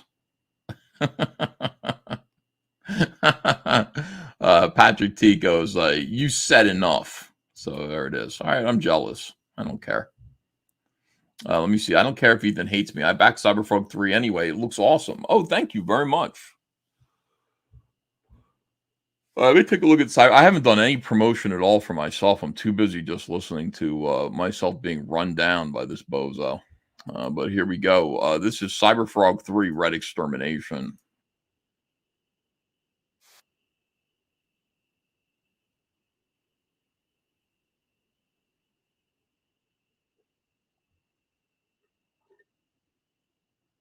I'm not sharing, am I? How did that happen? All right, hold on a second. How embarrassing. Present screen. There it is. Yeah, I turned it off instead of taking a look at it. They say free when you're singled out. The red filters through. So lay down. The red is real. When it's time, goes red again. Seeing red again. Seeing red again. Red Cyberfrog 3 Red Extermination. filters through. I think it's going to be a really satisfying payoff, based on what we've seen in Cyberfrog 2 Wreck Planet, which is still available on the Dark Harvest campaign. You can get a copy of it there. But Cyberfrog 3 Red Extermination is great. There are some people in the woods who are hiding. What's left of humanity is hiding in the Pine Barrens in New Jersey. They believe that wearing red will protect them from the Vespas because the Vespas can't see red. They believe that you cannot panic. You need to stay in the trees. You need to stay in the smoke. They live by those 4 rules in order to survive this invasion of gigantic. By the way, look at the box. This is the new box. Gigantic Vespas, gigantic alien hornets that live and have sustained themselves for 3 generations on human blood. They've taken over the Earth. Cyberfrog is back. He wakes up after 20 years of hibernation to find the Earth has been completely taken over. He kills one of the Vespis in Cyberfrog Wreck Planet, and the consequences for just that one quote-unquote murder have been absolutely devastating for the humans that he was trying to protect, including his friend Heather Swain. Salamandroid is back, and it's war. It's going to be war. They've seen you. You've been isolated. Now comes the swarm. By the way, backing the campaign and joining the story, which is what I want you to do, you're going to receive a lot of fun stuff, including this incredibly awesome kind of Matchbox style Cyberfrog car. We call these Comicsgate Master Racers. So we're going to make all these Master Racers here. You're going to get one for free with every purchase of Cyberfrog 3 Red Extermination. Love it if you bought the subscription, the Executive Red Frog box. Everybody who buys our subscription tiers, our boxes, our magnetic boxes with all of the extras in them, they are loved. Everybody loves them, and they definitely retain their value. So there's this. And then also Dark Harvest, which is actually a quick follow-up to Cyberfrog Wreck Planet, and it's going to be out pretty soon. Get this, get a copy of the new Chromium Cyberfrog Blood Honey. We've got 3,000 of these, very limited print run of this 4th printing of Blood Honey. All Chromium, beautiful. That Sting is here, a bunch of other stuff. So thanks very much. Thanks for supporting me. Thanks for actually purchasing Cyberfrog. I really appreciate you guys. I want you to know that my heart and soul goes into these books, into this story. These characters are real to me, and they're going to become real to you as well. I promise you that. You're going to enjoy it. All right, here we go, guys. On with more of Az. I think he's going to go in on me in a second here. A pre-order for everybody. It comes out tomorrow. I believe in what he's trying to do, and that's why it's got my support. Just like I did believe in EVS, but then he stuck knives in our backs because he's just a jealous, fucking, weird, egotistical, self-destructive fool. And then my belief in him went, gone, forever, done. I'm sorry that listen, it's almost like Santa Claus, like finding out Santa Claus isn't real. I didn't mean to stick knives in your back. I meant to wake you up. That's all it was.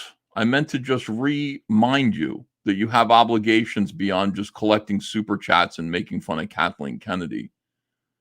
You represent, the hopes and dreams and aspirations of a lot of people, hundreds of thousands of people, and you need to stand up for them. And you need to be serious about what you say, mean what you say. And now I'm telling you that you need to be able to accept criticism when it's coming your way from people who are doing to you exactly what you're doing to them. As I said, at the beginning of the stream, like, I know I built my channel up on making fun of Star Wars and torturing the people who are destroying Star Wars.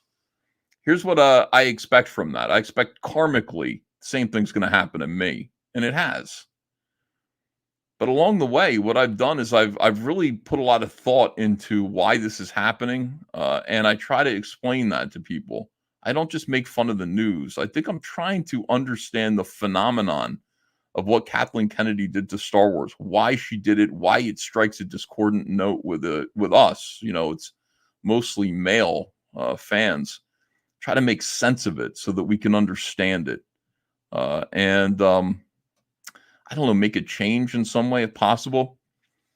But I mean, to just sit there and go, they're being mean to us, they're criticizing us. Meanwhile, I'm over here making these videos about Batwoman and torturing them the same way that I'm being tortured. And you understand, it's all karma, dude. It's coming your way because you're putting it out there. And it's okay, dude. It's perfectly okay. If you feel like that's a knife in your back, I'm really sorry about that. It's like, I don't think I ever pledged fealty to any of you. And you're not, honestly, I'm sorry, we don't have a gay, warm and cuddly relationship. I actually see you as, and this might sound gay, soldiers in the culture war. So I'm telling you guys to reassess what you're doing and what your battle plan is. Jane's Disorder, wow, says, as a fellow Philly area dude, I get you, Ethan. Well, thank you. I appreciate that. It might be a Jersey kind of Philly thing, too.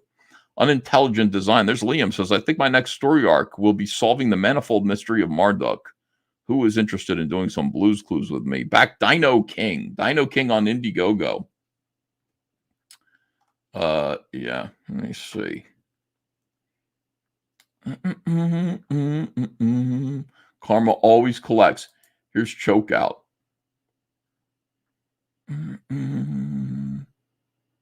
Angry EVS kind of becomes transparent EVS. Not much different from SJWs. You'd think so?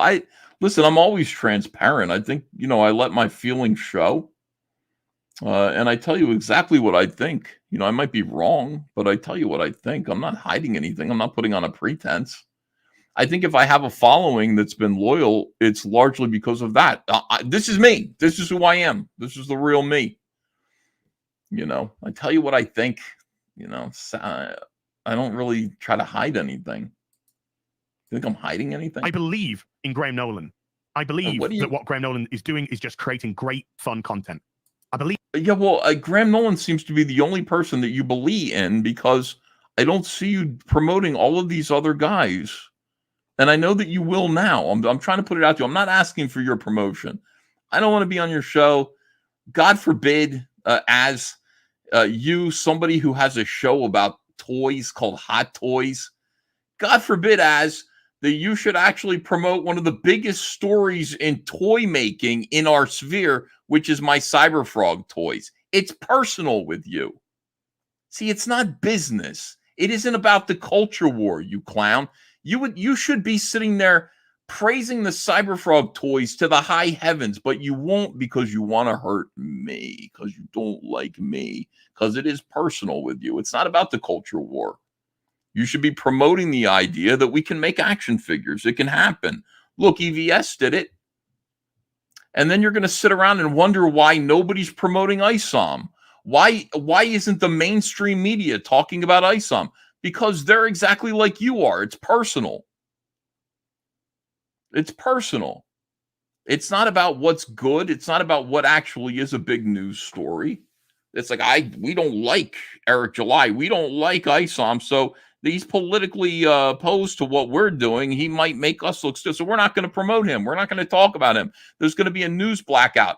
You're doing the same thing. You've got a show about toys, called Hot Toys or something like that. And you deliberately refuse to cover the Cyberfrog action figures, which is the biggest in our space, the biggest story in action figures ever. Nobody else is doing it. Nobody else has been able to do what I've done. So it's personal. You're quite right. If people want to hear the news about the culture war from somebody who has a lot of personal grudges, is not going to, it's going to kind of leave some stuff out, some rather important stuff. You're no different than the media that doesn't cover ISOM, dude. Fortunately, we're able to, I remember you saying, like, well, I'm not going to promote the action figures now. Let Ethan do it on his own, because I called you guys zeros. Well, you just proved my point. And we did it anyway. We still got the toys made. So my math was correct. What's 0 divided by 0? Hold on. I used to believe in ads, but then I went outside, says Android 33. You just do. It's all personal to you. Like, I will still promote, we'll still talk about, anyway, I don't know if I'm going to promote it, but I'll still talk about, what's it called tomorrow? Alpha Core. Still going to talk about it. It's a big happening. I'm going to do a live stream. We'll look at it. We'll watch it. It'll be fun. Despite everything, it isn't personal. It's still the culture war, dude. It's still like we want good stuff to kind of rise to the surface. Ultimately, it's like, that's important. Chuck Dixon, Joe Bennett. Yes. Even Kelly Jones. I believe that he just wants to draw the best that he possibly can. I believe in Mandy Summers. I think Mandy Summers. Oh, I didn't learn. You're right. It's undefined. Sorry. 0 times 0. 0 plus 0. I believe in lots of different people. And I believe in the Ripperverse, and I believe in Eric. I think he's coming from a great place. I think he's got the right idea. What do you mean? What is the place and what is the idea? What are you talking about? It's personal. You like him because he's your friend and you get along with him. Just say that. It's going to get better and better. Remember, he's put 2 books out. The first 2 books he's ever done. He's just going to get better and better. And he's going to learn from people like Chuck Dixon. He's going to learn from Mike Barron. He's going to learn from these people. And that's going to make his work better in the future as well. Let's hope so. ISOM's got off to a very solid start. Could it be tighter in places? Absolutely. Could it be worse in places? A whole lot worse. It's still way better than a lot of the fucking mainstream garbage that I've seen come out. But am I expecting Eric to be Chuck Dixon from day one? That's not going to happen. He's learning his craft. And the important thing is he's learning from his craft. Because I actually thought quite a bit of ISOM 2 was better than the first ISOM. I could already see places where I saw Eric improving. And what I found interesting in certain characters, and maybe one day we will have the discussion about it. You know, when I'm allowed to and you're not worried about spoilers. But I think there's a lot of characters that are working, and I think there's a lot of places that you can really tighten up, really tighten things up.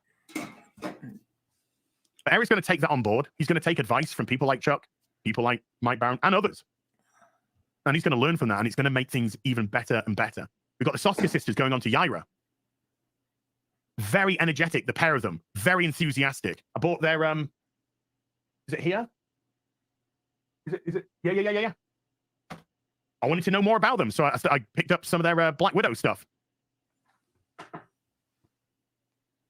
This is an exciting time for people who what are are you mad interested about? in this. Not the internet, social media dick riders that don't care. You don't care about this, so why do I care about you? I don't. Fuckity bye. You're nothing. Well, there you go. Like, you don't care about anything that you criticize either. You just do it for fun. So why does anybody care what you think? I think people want to care. I think people do want to actually believe in this, and they want it to be good. I do think that. I think even the critics do. But we care about this stuff. And to me, it's such an exciting time right now. And I can feel the anticipation and the excitement.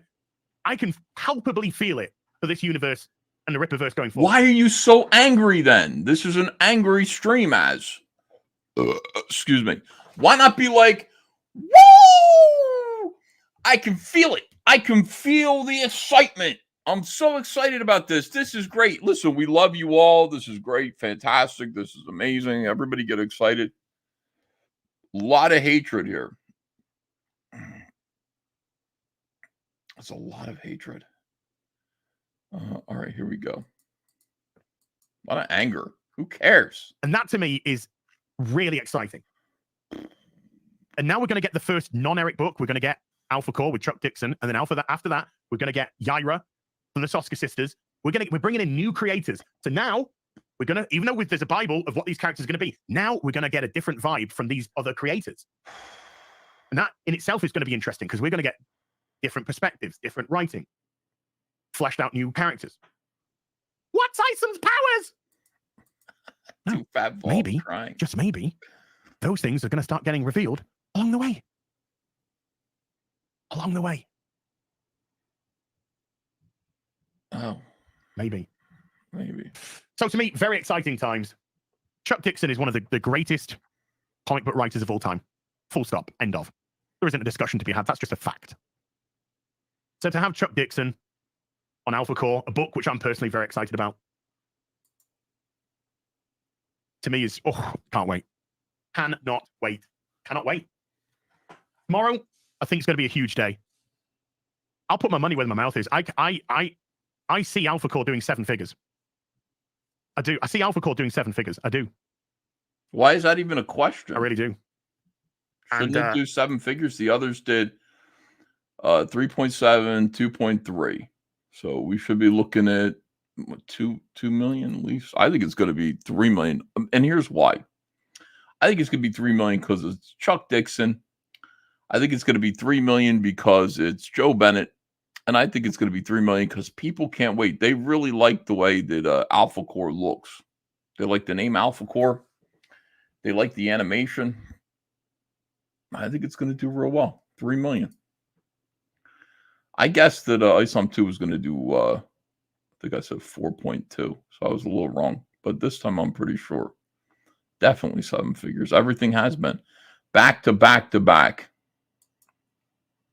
if it smashes that, God, who knows what else it could do. But I think what's more important is without the Rippaverse, you know, I mean, putting the Rippaverse aspect to one side, Eric can't make you buy his book. So the fact that both the books have sold incredibly well shows a massive demand from people that this is what they want. Whether it be through the ethos, the plan of action that Eric has with the Rippaverse or not, irrelevant. Because the mainstream industry talk about, oh, the biggest person out there is Sean Gordon Murphy. I've got nothing against Sean Gordon Murphy. I like Sean Gordon Murphy. I think he's a very good writer, very good artist. So I've got nothing against the guy. But the mainstream comic book industry just talk about him as this huge guy. He couldn't hold a torch to what the two ISOM books have done. He can't. And that's not me trying to shit over him. It's just a fact. His plot holes did what? 250,000? His original crowdfunded book, plot holes, did about 250,000. ISOM did 3.6 million? 3.4, 3.6 million? Eric is the biggest name. The Rippaverse is the biggest thing in all of comics today. And the mainstream don't want to recognize that. And they don't want to recognize that because he's not ideologically aligned to them. And that's why their industry, the mainstream industry, is burning to the ground. And the independent creator is thriving, absolutely thriving. Plot Holes was a very weird campaign. It was very badly put together. But it was badly put together, not really through any fault of Sean Gordon Murphy. It was really to do with the coordinator of his campaign, her politics, her gatekeeping.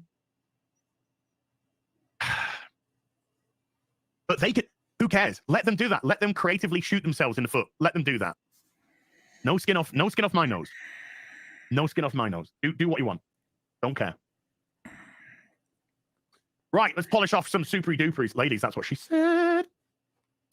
Where do we get to? We got to... Is that it? Is doing super chats we now? got to... Was it called? Let me see. Casually string with massive support because we are shit to you. Because you're nobody. You don't care. You know. Oh, hold on a second. By your side. Wonderful. Interesting. To support me. They would fuck each other. The logical... Hey, as not to ruin your Sunday, but according to Hollywood Reporter, there's a new Robin and the Hood movie trying to get green lit. Stars Gwendolyn Christie and an 11-year-old female Robin. What do you mean ruin my day? This sounds amazing. This sounds like another payday waiting to happen. War Wizard with a $2. Hail Silverback, the Vanilla Gorilla. Stick this in a Who's Fund. I will. I will.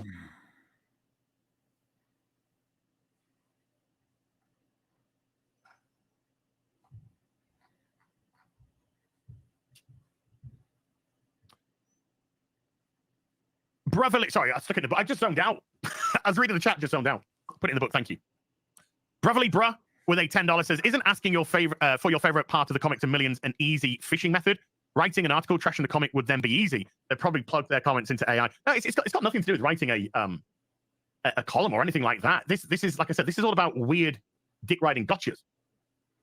It's about people who are being very vocal in supporting Eric and attempting to create a narrative of because you won't answer the question, it means you didn't read the book, which means if you didn't read the book, which means why wouldn't you just answer the question? I don't understand.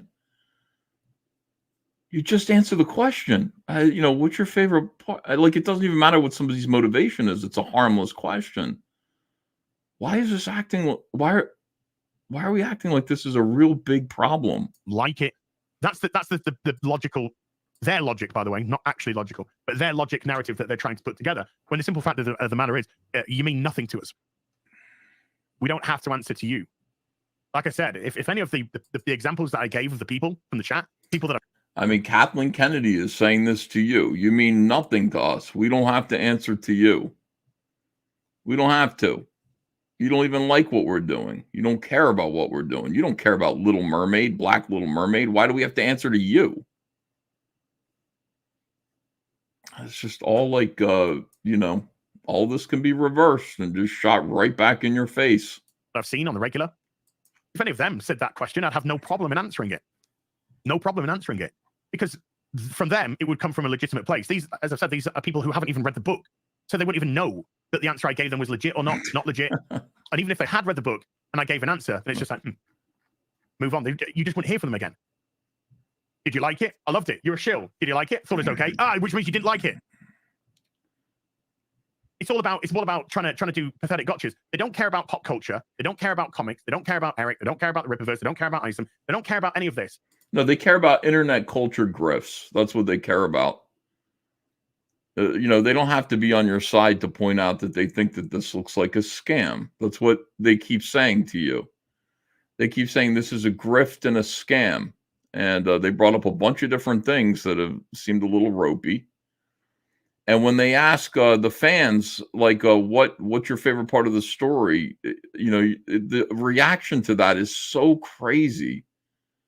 It's like fucking, like something out of The Exorcist. Like, calm down. Just say, this is my favorite part, and it's over. Like you said at the beginning, I answered the question. They didn't ask again. There's no gotcha. There's no gotcha to that question. Unless you say, I don't know, I didn't read the book. That would be the gotcha. If you read the book, then it's not a problem. And you don't have to worry about it. Like, it's just answer the question. Like, what is your favorite? I don't get it, dude. I'm sorry. I really don't understand. This is from a community that's born out of finding a target and hitting that target, because that's how they get their content. Dick riders. People who can't create. People who've got no ideas. Nothing to discuss. Scumbag. That's you guys. You got no ideas. Nothing to create. Dick riders. Scumbags. You just described all your friends and yourself. They got every right to make the content. Don't stop them from being just scumbags. Jesus Christ. They would fuck each other over in a heartbeat to get ahead of one another. Whereas, as I've mentioned... Yes. On YouTube. That's YouTube culture, dude. Yeah, the people that I've been streaming with Gary twice a week for nearly 4 years, 3.5 years. 3.5 years of pretty much been streaming at least twice a week. That's a lot of time to spend with somebody. Never mind the phone calls that Gary and I do outside of that. The conversations that we have. Never mind all of that time that we spend together. Friday Why night are you trying to prove that you're friends with Gary? I believe you. I believe you that you really like Gary. What is this? Nights every week, 52 times a year. It's a lot of time, 3 hours.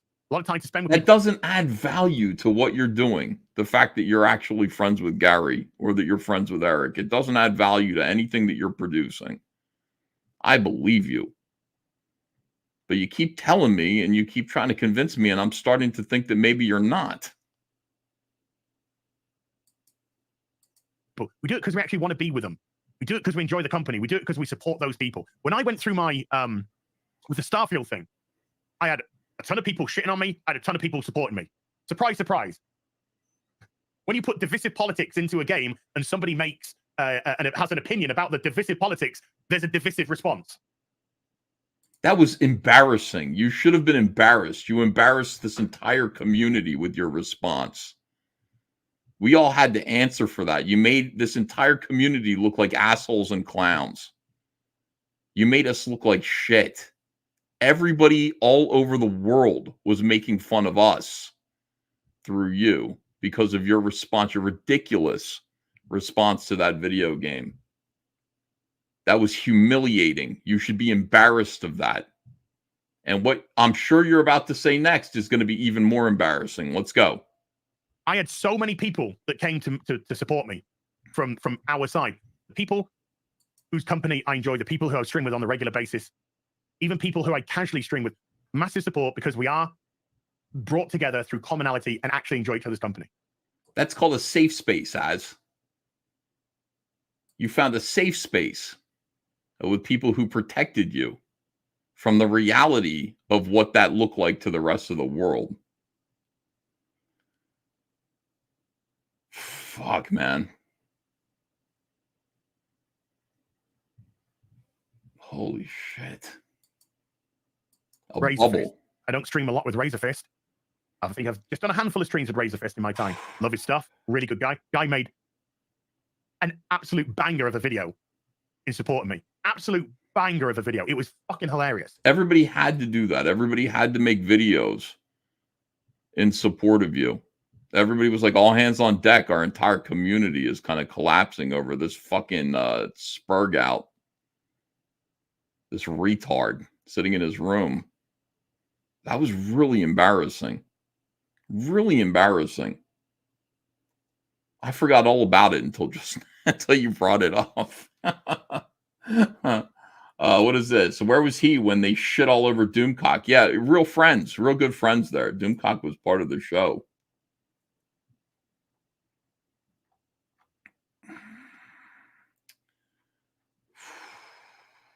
That was weird, man.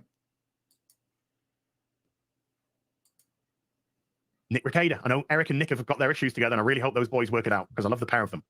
Nick Recader was fucking fighting all over the place for me on Twitter. Eric did a video himself. Jeremy, Gary, Ryan, everyone from FNT, everyone, the whole job lot of them, boom. Wonderful, wonderful, support. I even reached out to a couple of people and I was just like, dude, I'm thinking about doing this video in response to this. And, they had my back so much that they were just like, no, don't do it. Dude, you're taking it. Yeah, you got great support from us. You're taking a lot of shit. Dude, let us. You're like a girl, dude, talking about seriously, this is like my friends, my internet friends. They all protected me when I say retarded shit on the internet that makes everyone look bad in the culture war. They're really my friends. They really stood by me. That's good. What does that have to do with us? Steve Roberts says, serious question. I can't fucking take anymore. I'm done. I'm done watching this idiot. I'm done. Fuck you, Az. Fuck you over there. Steve Roberts, serious question, Uncle E. How do you avoid straight cynicism, tribalism in the mainstream, tribalism on our side of the culture war, even tribalism within CG? How do you avoid just burning out? I retreat into the world of Cyberfrog, where my friends, my fake Cyberfrog fictional friends exist. I don't know, dude. I just work, man. It's just it's unbelievable. It doesn't. People are people. I understand that. People all respond, to. It's not tribalism is a thing. It really is. It's a powerful thing. It can be used for good or evil, right? So, okay. So we want a tribe. We want to have a tribe of people who are all pushing for the same thing. But what are we pushing for? Is it a hug box for Az's stupid fucking retarded behavior? I guess for some people. What is it for me? Okay, what do I want? Here's what I want. I just want to make stories. I just want people to make comic books. I want to be able to make comic books. That's what my life is for, right? My life is to tell stories and make comic books and toys too. I really like making toys. I want other people to be able to do it too, because there are other people who should be able to make comics and toys. Should not be shut out by anyone trying to shut them out. Shouldn't be. So that's what I think of all the time. I'm like, just keep going forward. Again, I just remember the Comicsgate train. It's going forward. All right. Some people get off here, some people get off there, but the train just keeps moving forward. And how do we protect ourselves? Through quality. It has to be good. The comics have to be good. Be undeniable. None of this matters when you're undeniable. When your books and the product that you're producing is amazing. That's all it is. That's all we have to do. Doug 1985 says that whole group, Friday Night Tights panel or whatever, they will break up in the future. I don't care if they do or don't, man. Just stay away from me. Ben Frail says, calm down, lad. Last YouTube feud of the year, okay? That's it. I'm not paying attention anymore. I don't care. Friday Night Tights is laughing about the Hollywood strike, but if their show ends if Hollywood doesn't produce shit, be careful what you wish for, says Jose M.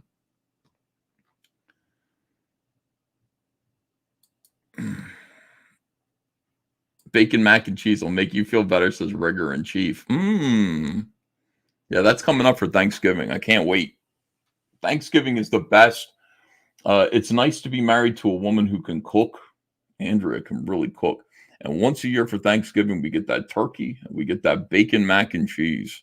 And she makes it with like gigantic rigatonis. So picture big, thick rigatoni noodles, 3 different kinds of cheeses, and complete strips of bacon. It is so bad for you, and it is incredibly delicious. It is the best thing in the world. Let me see. Az's criticisms of Starfield were spot on. Yes. Sure. It's sometimes it's how you deliver the message. You know what I mean? Sometimes it's like it's the way you render, in stories, in comic books. Story's important, but it's equally important how you render the story, how you tell the story. And screeching it at the top of your lungs with a wet mouth into the camera, where people are just going to be kind of put back by the intensity of your emotions over something that most people would find to be absolutely meaningless. That is going to look bad. It really is like, how do I deliver this in a way that, people will understand that, instead, like, this is what we got. I can't take any more FU, as EVS should have said 3 hours ago. I wanted to get through the whole thing. I think I got it. I got his 2 big curse outs at me. And I'm glad at least it's out on Front Street now, and that's just the way it is. Because, I mean, everybody was behaving themselves, et cetera, et cetera.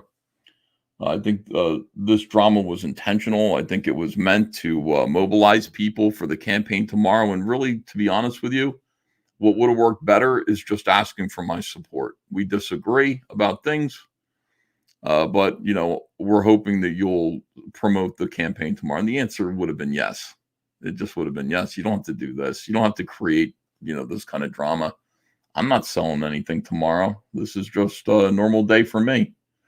All right, let me see what you guys are saying here. Go ahead and feel free to say what you want. I will read all your comments, good and bad.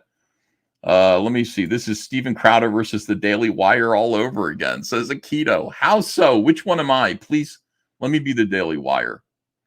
Let me see. I love internet drama. I'm going to watch this stream back at least 2 more times, says Mr. Solomon. Let me see. Niobe. Wow, we don't really get along, but he says, nope, crush them, EVS. Wow, Larry, that's something. All of them. Ripaverse Goalpost says, that's fair. Wow, Ripaverse Goalpost says, what's fair, Ripaverse Goalpost? EVS is the gay one, says, how's your father? I love how people keep mentioning Dick Masterson. Did he force Az to make that video, says Robco Guy. Unglued Art says, you broke the thick ice. Now they're throwing you to the wolves as they taste mainstream success. Sad. Guys, none of this matters unless the books and the characters are good. It just doesn't matter. Doesn't matter. I'll be here doing Cyberfrog. I'll be here doing Rainbow the Brute, and I'll be here doing Fearsome. I don't care, man. It's all of these guys. Urashima Taru says, Az spited all of Comicsgate because of his pettiness towards you. Well, they've selected some, but again, maybe their pettiness towards me. This is what I'm hoping will happen. Oh no, don't support and promote every single Comicsgater except for me. That would make me feel excluded. I'd feel terrible if you brought John Malin and Shane Davis, if you brought Rainey in, if you brought Aaron Lopresti. Oh no, don't promote everyone except for me. That would feel so awful to me. Here's hold on a second here. Love EVS, but this is annoying. Az has good criticisms most of the time. I just watched this one video. That's all, because it was about me. I don't watch his videos all the time. In fact, that was the first video that I've ever watched. I was on his show once. I don't even remember it.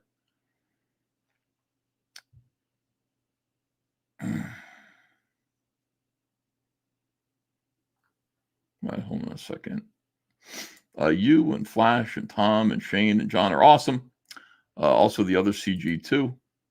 I'm trying to figure out what you guys are saying. Low Ripaverse has a long way to go. Tough road. EVS, I like you, but Az's topic for the stream today was influenced by your words against him on Flashcast last night. This is all reactional. What did I say on Flashcast against them? Let me see. And by the way, all I ever say is the truth, and I'm talking about the direction in which, we should be going. And if that's against you, if you find my words to be against you, you're in the way. Ethan is just, here's Garfield's Bizarre Adventure. I like this guy. Ethan is just sad your boy Zach liked ISOM. It's okay, Ethan. Zach moved on. You should too. That's good advice. Yeah. Thank you for that. Let me see here. Scrolling down a little bit. EVS is trying to. I tend to pick the longest messages. EVS is trying to fix what's wrong with the mainstream. The zeros are trying to force themselves into becoming the mainstream with all the negatives included. I don't think that's what I'm trying to do. I think there are some people within our community who are trying to fix the mainstream, and I'm not, because I worked in it for 20 years, right? So I've already been there. And I've done my work for them already. I don't feel the need to fix them. The only thing I'm trying to do is make it so that I can continue to make a living in comic books, and other people too. Because, if the mainstream gatekeeps people and we're not allowed to be a part of going through Diamond, direct market and all these other things. I'm not sure if we are or not. I've never tried to go through the direct market, but I imagine if I did, there would be some feedback, like staticky feedback. I just want people to be able to continue to make comics on their own terms with me. Like, that's what I want. I want to make comics on my own terms. I don't care about the mainstream. I'll talk about it. The mainstream, talking about their comics can be fun. It can be good entertainment. I expect the same. I expect bullshit from them. I do. But I don't. The zeros are trying to force themselves into becoming the mainstream. Well, I think that's a noble goal. I think becoming the mainstream means that you're the thing that people want. And I think that's what we should be trying to do too. We should be trying to become the thing that people want, whatever that is. And you say, well, that's crazy. Well, the Turtles did it. Teenage Mutant Ninja Turtles became the mainstream from absolute, like, the bottom of the barrel, like comics made and distributed in their garage, literally in their garage. So there's no reason that we can't do it. We don't need huge budgets to do this. We just need to be able to get the word out about it. And that's all it really is. Dark Shadow Logan says, I think it all boils down to you and the FNT crew are on different roads, and that is okay. You guys don't need to like one another. That's 100% accurate. Let me see here. I got the hold on a second. Bearwolf 13. I got the clip for the Dungeoneers video you sang. I can send it to you on Twitter, and you can convert it from MP4 to MP3. Is it the one with the weird singing? I think Texas Mofo made. I want it done, but I want it done well. I want it to actually sound good. I need somebody who can sing to sing the Dungeoneers song. And I need to also rewrite it a little bit too. Because you know what the problem is? It ends on an S, and it really needs to end on, ears like Dungeoneers. I think it needs to end on a R sound. Let me think about it a little bit. It needs to, like, the word that it rhymes with. I need to go through that a little bit more. Imagine thinking this is a project. Cider Hype says, replace the culture, become the culture, #winning. 100%. Yeah, but the only way you can really do that is to make something good, something really, really good, and then get it in there. Like, somehow get it where people can see it. And, things aren't the same way that they used to be. We do have the internet. I really feel like that offers more possibilities. But here's the thing, like, if that thing is going to be ISOM that breaks through, people need to read it, and it needs to be good. Those two things need to happen. And the resistance to that, and the calling people, we don't care what you think, and we've got our audience here. And this is like, man, I don't know, dude. A piano concert, says Queen Bee. Hold on a second. You stopped Az's video right before he read my super chat and then fumbled out an answer to what his favorite part of ISOM was. Here's Boop Your Nose again. Boop Your Nose. What a pathetic joke this stream is. Cope. What are you talking about, dude? Why are you so mad, Boop Your Nose? You used to have, like, nice things to say. There were constructive criticism. Where did we go wrong? Here we go. Here's Rippaverse Goalpost. Nobody did anything so terrible that warrants the current level of tension and frustration. Social media amplifies disagreements into chaos. Communication solves problems. Fair points by EVS. Damn. There we go. We got Rippaverse Goalposts on our side. That's amazing.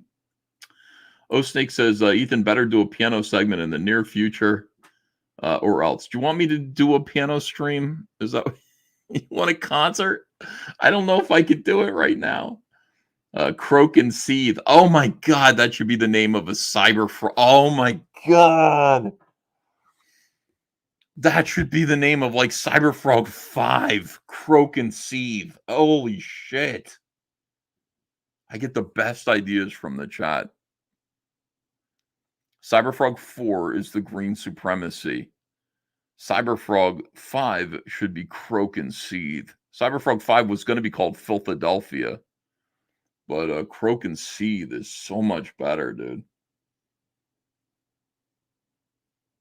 Damn. What do you guys think of that? I say EVS needs more edibles. I got some, but they're all dried out. Like I don't know. I don't know. I don't want to get high. I gotta focus on my work. And by the way, this is work too. I told Andrew I was going to be live streaming all day. I need to make more money for Christmas. So I'm working on my YouTube.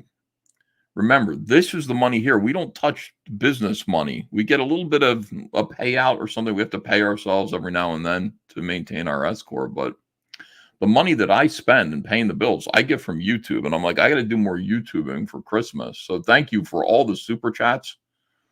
I definitely appreciate that. We did a nice art auction yesterday. Sold some art. These kids are going to get good gifts. But yeah, so this actually is work, in case you guys are like, why are you sitting there? Ethan crying poor mouth. Listen, my business is worth a lot of money, Mr. Solomon. That is true. But that money needs to go towards making books. One day, I'll cash out. One day I will cash out of the business and we will sit there and we will retire somewhere. But for now, we want to keep our, household budget, purse strings. We want to keep them tight. A little bit off the top for some langoustine, says Johnny Canning. We haven't done that in a while either. I'd love to take Andrea out for some langoustines. Croak and Seethe. Cyberfrog 5. Yes. J Bomba fan says, can you stop skipping my super chats? I feel like I read them all, but Ethan Vance scammer, says Jingles. Oh, God. Either saving up for Andrea's Corvette. Well, one of these days, if I want a Corvette, I can do it. If we want a Corvette, we can just say we're writing ourselves a big bonus from the business. It's Andrea's Corvette. Yeah, you got to be careful with business funds.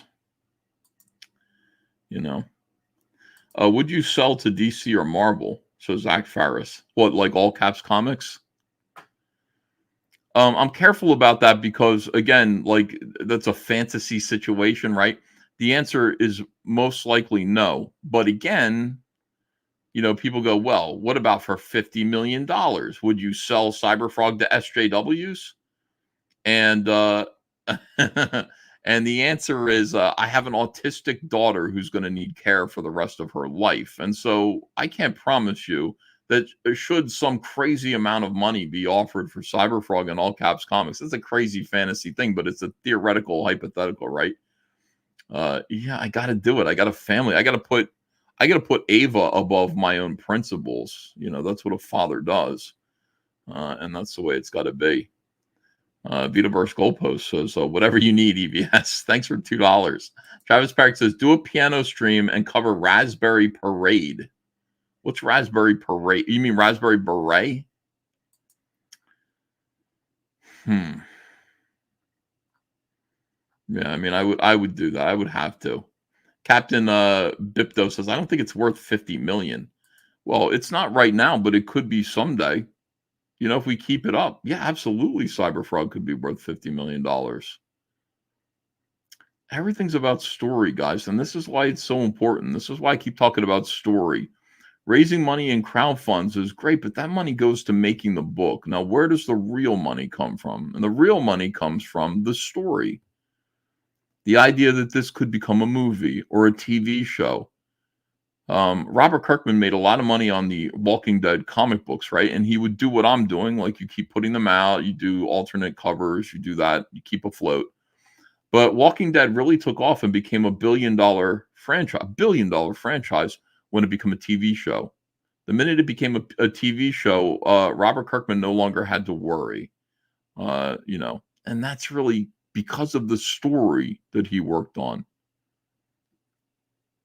It's true of all of us. You've got to be concerned. This is why I keep saying, listen to criticism. Stop bragging about the money that you make. I think initially, we all were bragging about how much money was coming in.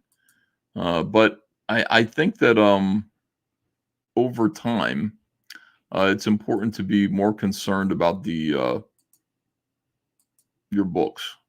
Are your books good?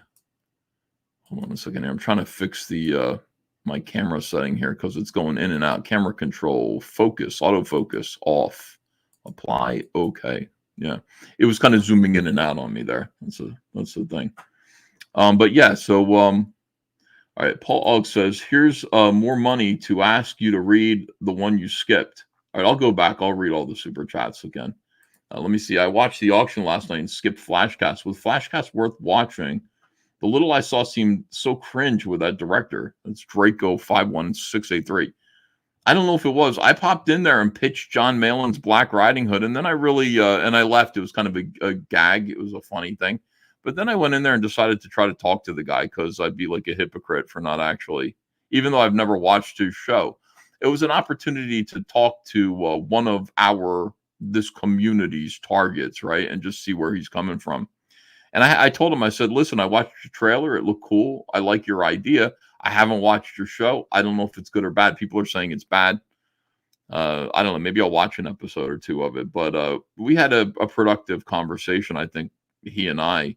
Everybody seemed so emotional towards him. Everybody seemed like they were so angry with him. And I don't know what I missed, but maybe it was something big.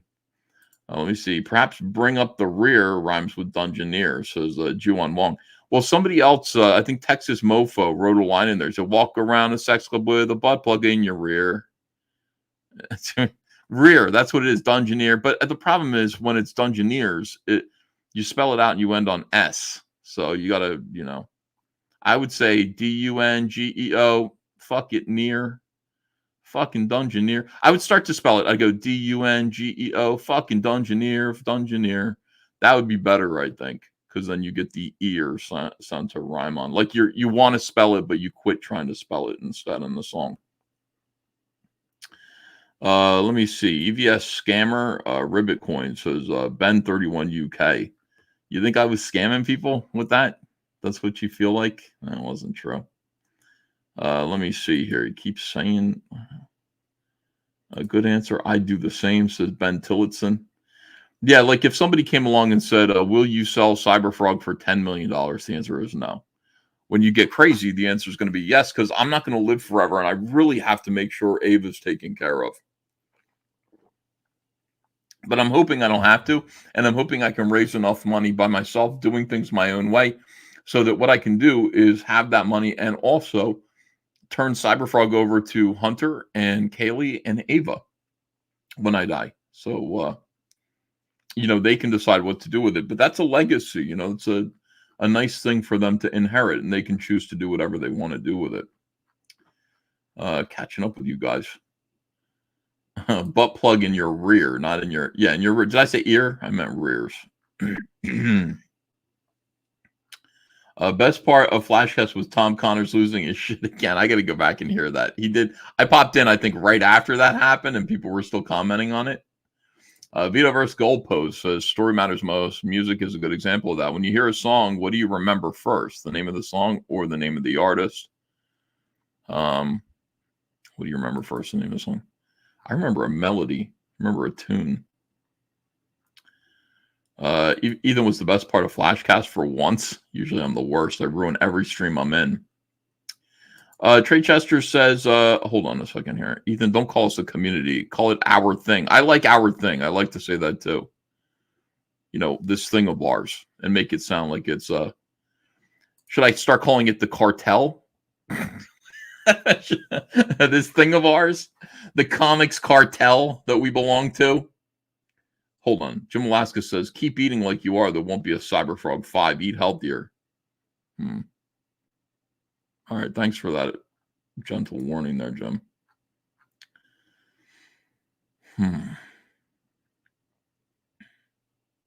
So many communities. Yeah, I like that our thing. Call us a fellowship. I think that's what the FNT guys are calling themselves, a fellowship. Yeah. I like our thing. It's less gay. It's like this is this thing of ours. We have to watch out for this thing of ours. This thing of ours. Is better. Cartel sounds too South American. Well, yeah, the cartel. Listen, we had the cartel take care of it. Let me see. Dude, do you have to show last night a flashcast? Bad timing. Wait, do you have to show last night a flashcast?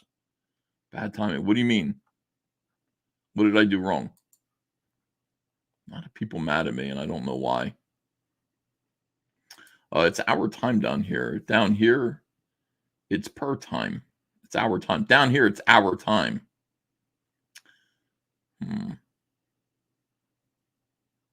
Gotta protect this cartel. La Comic Nostra is really good. Doc Brewski for the win. La Comic Nostra. Wait, hold on a second. CG is more of a syndicate, says Mr. Dongs. Yeah, syndicate sounds cool too. And it is, you know, I mean, the idea of it. And that sounds scary. Like it's a nice, scary word. Like, you know, the thing about calling it our thing is that SJWs go, see, he thinks he's Tony Soprano. I like that. I like when they hate me over like being a fake gangster. And the cartel obviously is criminal. So I like that. They can say, see, it's a criminal organization. A syndicate is pretty bad too. Like, you know, it sounds like a criminal thing. And they sit there and they try to figure out how exactly, like, where's the criminal operation? Like, how do you do it? Like, are they laundering money? It was epic, and it gave arrests in the fighting. So, yeah, good on Ethan for doing so. Oh, when I came in there to promote, you didn't like that? That was, I thought everybody liked that. Jose M says, why was Mark with a C apologizing to you on Flashcast? Did he disrespect the Great One or the beaming ray of sunshine to our day, human sunbeam? He said to me, he basically said, you know, you don't understand. Like, I grew up in the ghetto, so this is my world. You don't understand that because, you know, he doesn't know me. I've never talked to Mark C before. I said, listen, I grew up in Camden, New Jersey, which is true. And I've seen poverty. Like, you can't say to me that, like, you don't know what poverty is, because I do know what poverty is. You know, I grew up in some pretty humble circumstances. And, yeah, there was a little bit of crime. So he said, oh, I'm sorry. And by the way, Director X was like, oh, Camden, New Jersey. Oh, okay. Listen, Camden, New Jersey's a hellhole. And so, yeah, there's a difference between poverty and the hood, but fair enough. I think Andrea grew up kind of in the hood, you know, and it's sort of housing kind of projects, you know. So we both know it's one thing Andrea and I know really well together, you know, it's like what it means to grow up poor in New Jersey. So we value everything that we have. Andrea says that all the time. And again, that's one of these Heather Swain things that Andrea says, like, I've learned to value everything that I have. Because when you have nothing, or when you lose everything, then you learn to just value like what you have. Like, you know, it's like, you know, Andrea went through a house fire when she was a kid. The whole house burned down. Everything was burned down. And so she has that still in her, you know. It's like losing, what it means to lose everything. It's very, that stays with you. So, you know, respect that. Respect that about her. Ethan Van Soprano, Ethan 8 Mile Van Skyber. You know. Camden, an absolute shithole, says Richard Gradwell. Yeah, I know. Oh my God. EVS ain't gaudy. He's just stocky. Says Daniel Bloom. Yeah, look at my beautiful wife. I just have one video of her. She does not like to be on video at all, but she let me post. She had a few drinks and we went to go see her. Here comes some loud music. Get ready.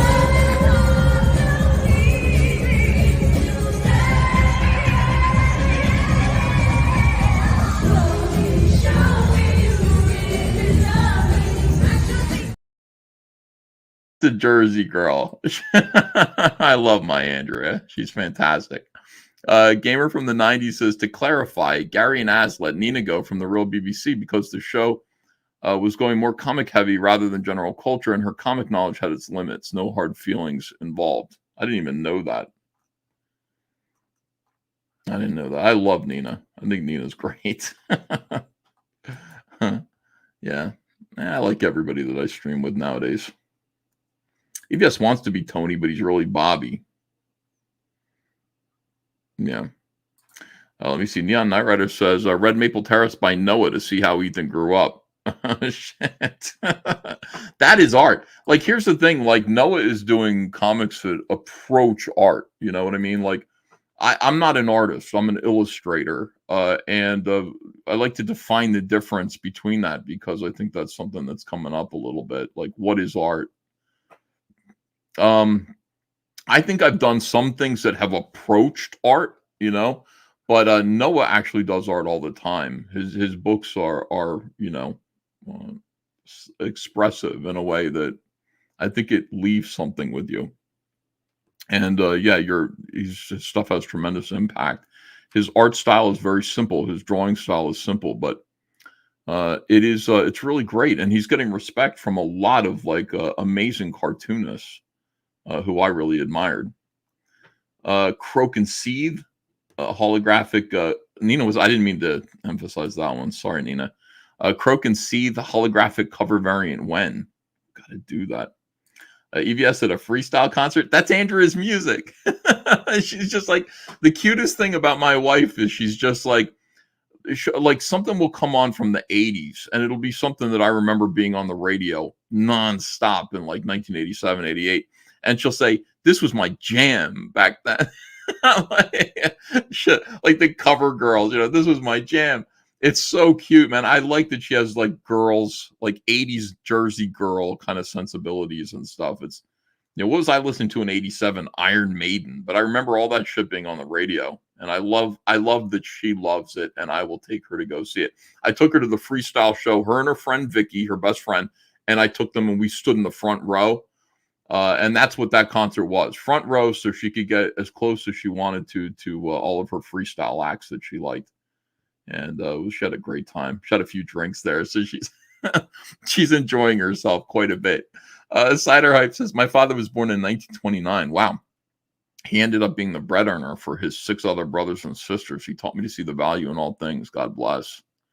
Yeah, God bless you, Cider Hype. You are a hilarious fellow. Really enjoy you. Okay, I read that one. Hold on a second. What's this $10 one? How come I can't find it? Oh, that's the one about Nina. Okay. Yeah, I don't know anything about Nina and Friday Night. I don't watch the show. I don't know these guys. I don't know what they're doing. You know, just it's okay. Like, I wish them luck and all this stuff, but yeah, I don't know. I sometimes people will say, I think they were talking about you, and I'll get little clips. I don't know. EVS, are you still cool with anyone from Friday Night Tights still? Says NXRD. I don't know who's on the show. I really so not Gary, not Jeremy, not Az. So who else is there? And by the way, Jeremy's been like kind of polite, you know, lately and stuff in public from what I hear, which is nice, but I don't listen. Sorry, EVS. Wikipedia says you were an American comic artist. Oh, they use the word artist in there. Yeah, that's something. Artist means different things, I guess. Like somebody like, oh, well, there's the artwork to that piece, right? To the to the team up cover piece right there. There's the artwork. That's artwork. But is it art? That's a different thing, right? Like, I mean, I guess it's open to interpretation, but it's an illustration. It isn't art. But I guess like calling someone an artist is like shorthand. It doesn't mean strictly somebody who is an artist, which is somebody who produces artwork, but not necessarily art. Does that make sense? I want to stay as humble about what I do as possible. Like yeah, you could call it a comic artist, but really I'm a funny book scribbler. I'm a cartoonist, comic book drawer. I don't know how to make it sound like it's as humble as possible. You don't want to be pretentious about it. I love what I do. I love drawing frogs and salamanders. I love drawing Heather Swain. I love drawing, well, the Vespis, sometimes I like drawing them. But I do love this position that I've been put in to be able to draw my own things, and then make good money at it. Why not with Gary, says NXRD. I don't really know. I think it's because I called them all zeros. And Gary said a couple of times in a very funny way, like, he's like, there's not a zero among us. And he said it like, like everything I say matters. Why does it matter what I say? It does, though. I make changes happen.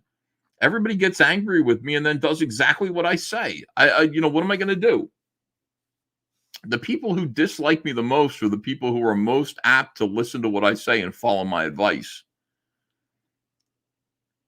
I'm cool with Midnight's Edge and Doomcock. That is true. I like both of those guys. Never had a problem with them. Still cool with world-class bullshitters. Not so much with Jessie Milestone, since I made fun of her arrest video. That video made me angry. I can't help it. That video made me angry. Sitting there talking shit to the police over something that's your own fault.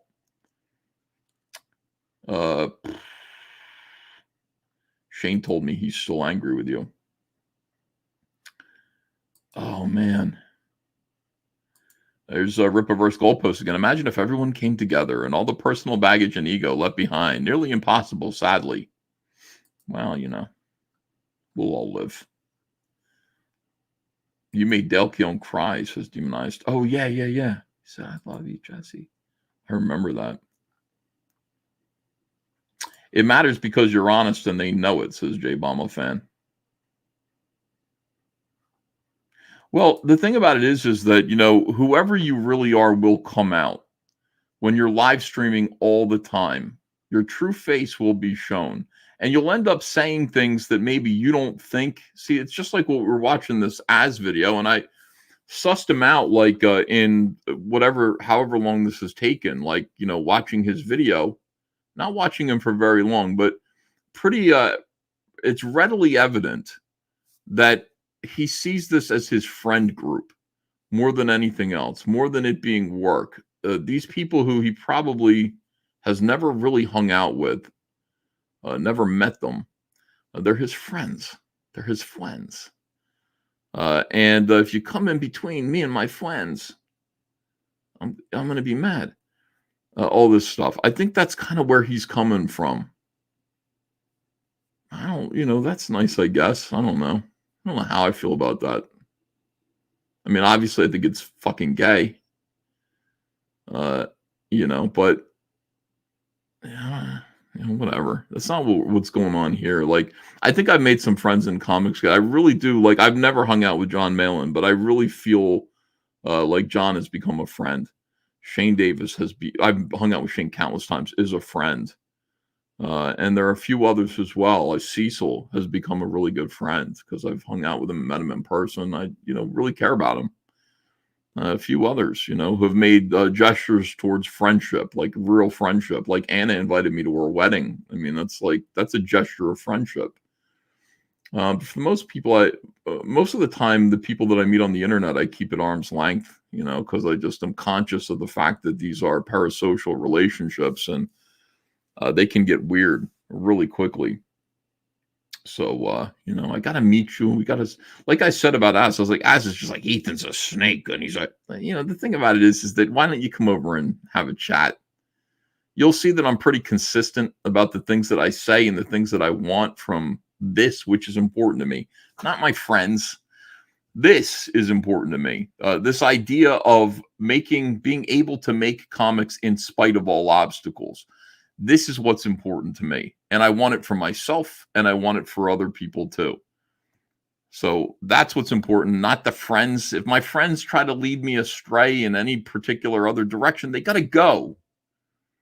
The cartel has them whacked. They got to go. You got to go. Won't see him no more. We got to keep moving forward. And if there are things along the way that are going to kind of be stumbling blocks, yeah, like we have to address them. And that's just how it is. But comics, stories, Comicsgate, the core. But yeah, meet me. And I think you would enjoy hanging out with me. I think so. I'd probably torture you and make you watch the Star Wars holiday special. Yeah, Billy Tucci is an actual friend. Yes. It's funny. It's like I don't think of Billy Tucci as somebody that has become a friend through Comicsgate, though, because I've been friends with him for so long. It's like he's a real friend. Like Shane Davis, I've known, but like we weren't really pals until Comicsgate. Comicsgate kind of brought us in tight and made us friends, and I got to know his family and stuff like that. Like I knew Fat Shane, and Fat Shane was, he was quiet and standoffish and a little bit awkward, but so was I, So we never really became good friends, and he's kind of we've become friends, I think. That sounds so gay, says Dumbledore. Yeah, I see. That's the whole thing. It all does sound gay, no matter what you want to say. Jay Fairclough was your friend. Oh, he was. Oh my bad. Yeah. Shane is annoying, says Joe Riddler. How is Shane annoying? He's like the best guy, man. He's so funny. He's hilarious. Hot Anna is better than Fat Shane, says Rotax Hippie. Smiller was your friend, wasn't he? No, I always hated Mike S. Miller. I always hated him. In comics, I thought he was such a slimy douchebag, and I never liked his artwork. But what happened was Comicsgate happened, and I became aware that, he was a conservative who was going to lose his house. So I thought I would try to help him. And through those tough circumstances, we kind of became friends for a minute. And then, we were becoming friendly, right? But then, the stuff about Smiller that always rubbed me the wrong way, made me bully him while he was here. I had to make fun of him. Like, he's so self-important. He's so pompous in his Christian act and all this stuff. So, yeah, I don't like him. Jay Bama fan says, am I your friend, pal? Sure, Jay. Let me meet you. We'll hang out and have a beer. That's all it is. Gay was a different word in the 90s. Yeah. Shane is just the worst hype man ever. He'll learn. We got to teach him how to do it. Like, he is learning how to do it. He's trying to learn how to do it, but it takes practice. Like, the thing about it is that you have to really sincerely believe in your product. I know Shane does believe in his product. Beer is for fat people, says Jay Bama fan. Perfect. I'll have two. Oh, I don't know, guys. Anyway, did you have fun? If you had fun watching this video, give me a 1 in the chat. Oh, yeah, me and Dan Fraga. Fraga have been friends for a while. Yes. Fraga's like a friend that I brought into Comicsgate. If you had fun with the video, give me a 1 in the chat. And thank you so much. Let me read some super chats here and see if I missed any. As continued playing after recording rant, by the way. Okay. Let me see. Did I miss any of these? We're getting some ones and some twos in the chat. I don't care, man. I love you guys. You guys are hilarious. My chat is the best. I think like 90% of them are abusive to me. We have like a very abusive relationship. But it's always funny, man. I always get a laugh out of it. Okay, going all the way back with these super chats. Wow. Wowie. Outlaw Thoughts joined. Pig Riser joined. Thank you. Wazakir joined. By the way, if you join the channel, I really appreciate it if you will. You can go to the community tab, and there is a link where you can go get one of the Comicsgate camouflage hoodies, hooded sweatshirts. As is from the north, he's just a wanktard. We all hate him in the UK, says Waylon Todd. Wow. Your boy Zach dragging intros are more tolerable than this, says Jose M. Let me see here. Oh, David Feed says Robin the Hood by Director X is woke trash. A YouTube called Despot of Antrim made a good, fun video about it, and a good afternoon Comicsgate. I'm going to watch it because I like talking to Director X. Black Riding Hood from the Wood to the Hood in Goldilocks is a minor zircon there. Isn't that how you... Yeah, I read this one. That's correct. I'm still holding out for a remake of The Wiz just so we can see Snoop Dogg as the Scarecrow, says Crazy Cat. Spaceman says, if you don't care, Ethan, what's the point of this stream? I do care. I care about drama. That's fun. As wouldn't talk to Director X because the grift comes above all. I read this one. Problem is, people are so involved in their opinion, they end up being the same thing they complain about. Yeah, exactly. That's the whole... Yeah, I read that one too, but that is... When you're sitting there looking at your behavior and going, wait a second, do the people I criticize act just like this? Then you got to take a step back, and it's human. It's okay, man. You find yourself becoming the opposite side of the same coin, and maybe I am too, and I just don't realize it right this minute. But you know, you got to take a step back and just look at what you're doing and be like, is this like, does this make sense? Is this consistent with my belief system, or what? Am I just as bad as the people I'm criticizing? And listen, on the one hand, like as long as you're not promoting social justice, racism. But on the other hand, there are a lot of behaviors. Let me see. Mick Adams said, I tried to watch Robin Hood. It's not great. Give Director X credit for trying to talk to these guys. I don't think he knew what he was in for. Oh, yeah. Okay. I read this one too.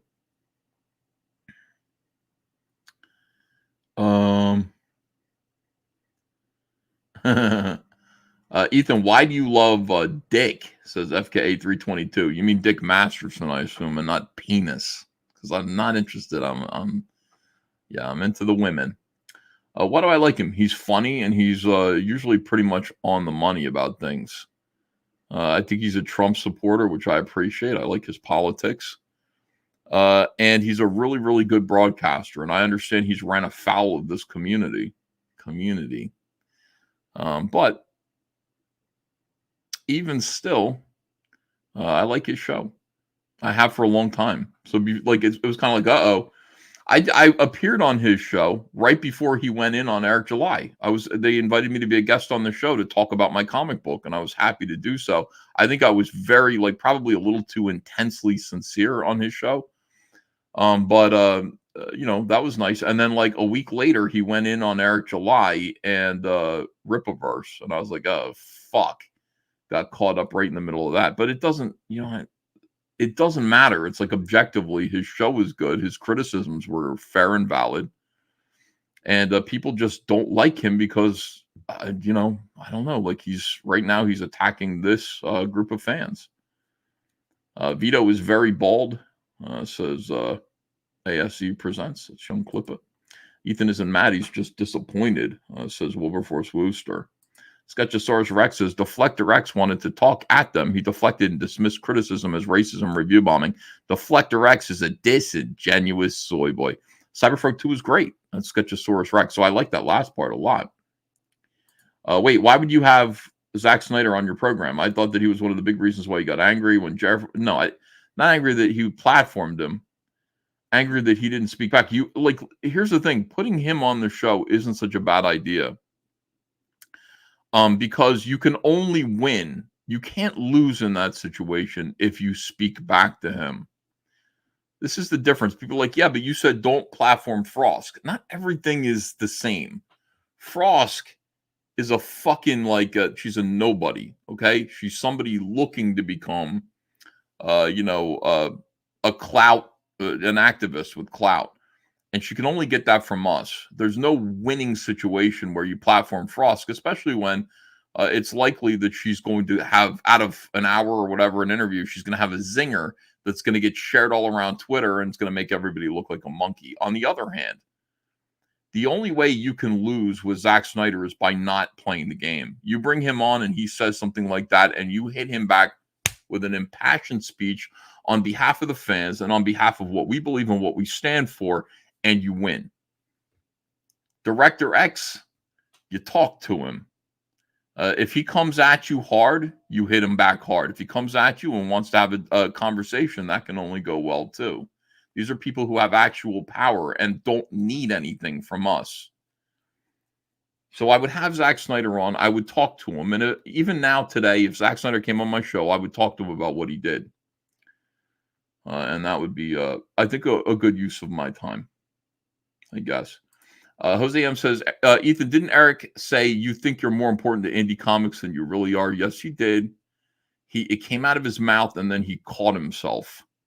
And I could hear him choke back the last word. So I want to say that he said it, but he realized it was, quote unquote, ill-advised to complete that sentence. I think he was trying to put me in my place. And then he went, that's not the way to do it. So I'm going to pump the brakes on that shit. But I heard it and I was like, is that how you feel? Like, you think like I'm sitting here, I don't have relevance to indie comics and I'm sitting here trying to assert myself to you who does? Like, then what are we on the phone for? What have you ever asked me anything for? Like, you could see, like, Eric July and I, we've had conversations that go back 2 years about starting a comic book company. Why would you talk to me and ask me anything? So I think all this stuff, like, I think that was accidental. I think it was emotional. But I heard him say it and I was like, fuck, man. And he like reeled it back in and everything. So he didn't mean it. It's not official. He says that would have pissed me off more than what this fat fuck says. Well, it's one of those things that happens in a conversation where you're trying, like somebody's trying to sort of choose their words carefully and they say the wrong thing and it comes out and then you know what I mean? Have you ever been in a situation like that?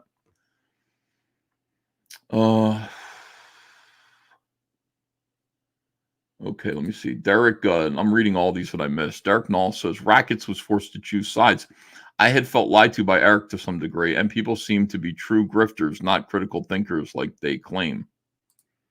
Let me see. Coping is seething EVS on how jacked Az is. Says guy from Red Bank. What are Cyberfrog's pronouns? Says Red. He's he. There you go. He, him. Valdez DeFrank. Okay, I read that one. That one blew my mind right there. Let me see. Since the drama streams seem to get more viewers than super chats, any thought to canceling CG Kings and replacing it with drama queens? Thanks, FKA322. It's a great idea. That is a great idea. It makes money. This is the thing. Like, people want to watch it. They want to be entertained by people being honest and upfront about each other, rather than so on and so forth. They like it. So, I can only handle so much of it because it does stress me out. But I'm not going to shy away from it. Like, I didn't ask for this. I woke up to this morning. I don't know what I said about on Director X's thing last night about FNT. What did I say? I don't think I said anything. Please imagine you have a pie, you divide it into 0 slices. You have one whole pie, therefore any number. Oh, I got it. Okay. I don't think that's right. Please never read super chats like this, as Wilberforce Booster. I spent more money on this super chat than people pay for ISOM slabs on eBay. Says, wow, wait, a Lakazam for $5. Damn, that's cutting. Russell Hall says, is this constructive? I don't know if it is or not, but what is zero? Imaginary zero, just like FNT friendship, says Valdez D. Frank. Let me see. Right, that one. Az still playing Emperor's New Clothes. Problem is, Nick said there's a list Eric has, and everything Az does proves Nick correct. Az is a shill, says project's done poorly. Yeah, that's what made me come out with the text. People are like, you never should be revealing private messages. And it's like, well, you know, here's the thing about that. Like, first of all, it was a text. Second of all, it's not as though it's like, let me call you on the phone, record you, and reveal that recorded phone call. That would be slimy. I was not in a conversation with him. I received the text out of the blue, which I don't like when people do. I don't like when people text me. It's for my family. I really don't like when people from the internet text my phone. But I received the text from him, and it was not a welcome text. It seemed very much to me like a threat, a social threat, a night letter. And I mean, I found that as I revealed it, that people kind of, people either agree with that or don't agree with that, but that's how it hit me. And it was clearly saying, stop doing this or there will be consequences. And that's a threat. So after sitting on that for about 2 months, like I heard Nick Rekieta talk about some stuff, and I just went, I'm just gonna fucking spill this. I know I'm on that list. So here we go. If Az is praising Ripa, he probably just shit on Director X Balance, says Nikolai Volkov. Remember Gary Cooper, the strong silent type, says Pig Riser. Yes. Someone super chat asks, what is your favorite pronoun, says Jose M. For God's sake, Zack Snyder didn't insult us. I saw him do his speech about Asian hate on multiple other streams he went on, not affiliated with us. Jedi Knight, I think everybody on the internet disagrees with you. If he hadn't insulted us, it wouldn't have gone viral on Twitter. It was perceived as an insult. And that is true. Captain Cho got Asbrig shamed my home aisle. Let me see. Don't Call Me Junior says, my favorite part of Blood Honey is the speech from Chelson to Cyberfrog. Not gonna lie. I got a little choked up reading it. Wow, that's great. Thank you. As votes labor. Okay, I read that one. It's a great question for anything being created. Music, movies, books, art. It's not a gotcha, Sir Thickness, says Matt 6 Bar. Wait, Alakazam. Thank you for all the super chats. I'm going through and I'm seeing all the super chats that you spent tonight, and I'm grateful for that. Thank you. You're new around here, and I appreciate you.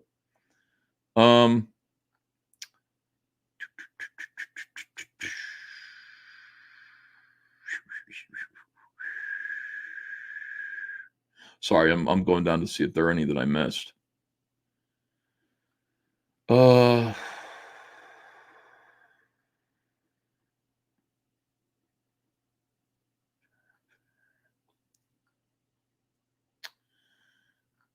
God, I was paying attention during this part. Hold on. Yeah, Andy Masterson saying, can I buy from the warehouse and save shipping? Yeah, Andy, anytime you want to come over, just let me know. I'll meet you at the warehouse.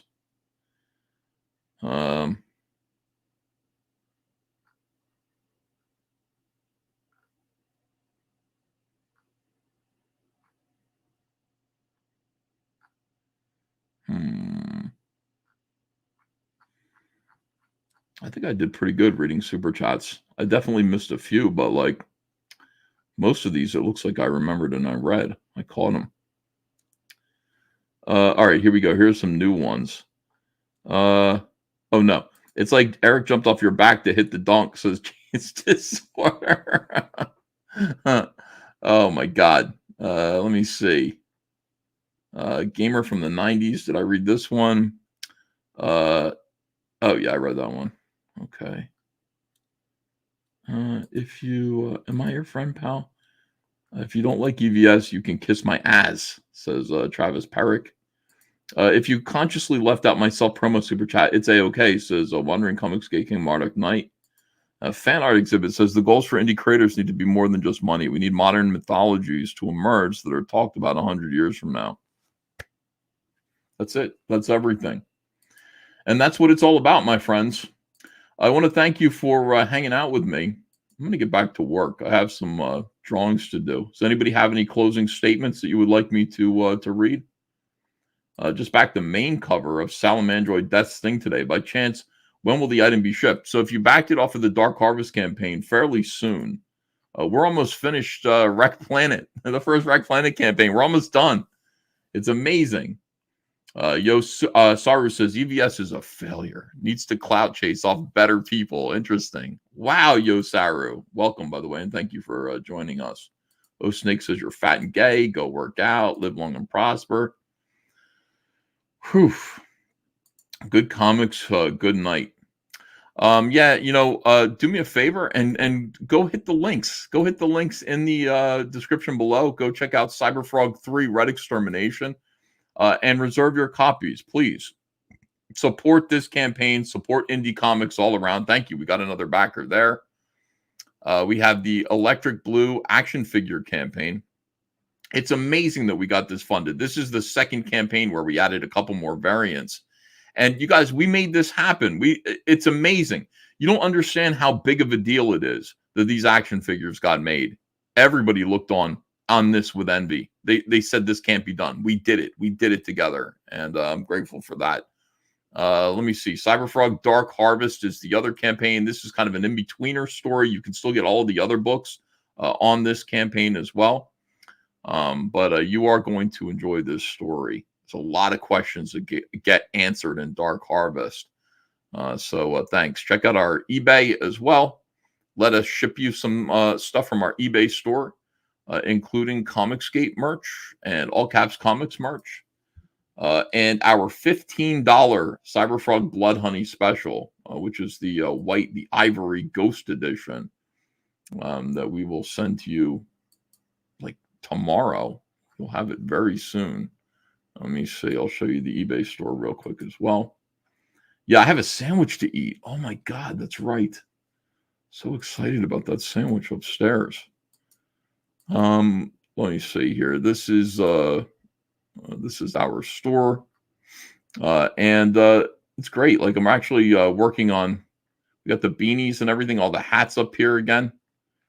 And I am working hard on promoting our eBay again. God, it's just been nothing but fulfillment and drawing comics, but let's actually try to make some money. What do you say? Let's actually try to sell some product.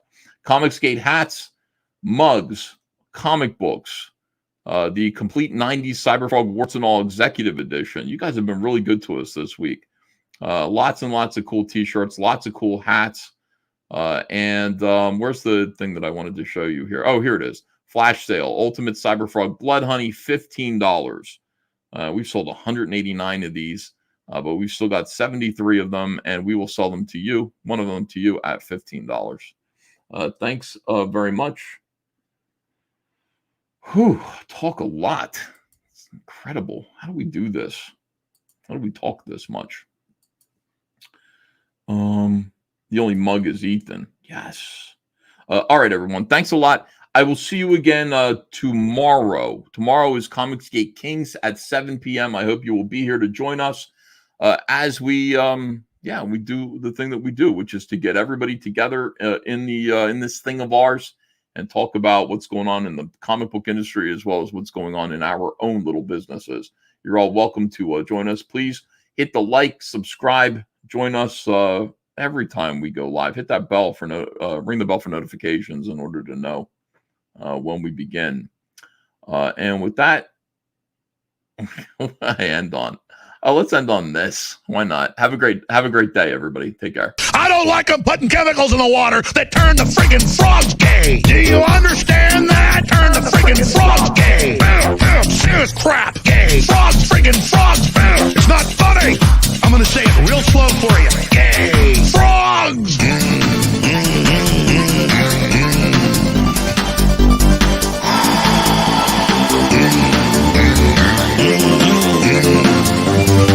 Won't you fight for your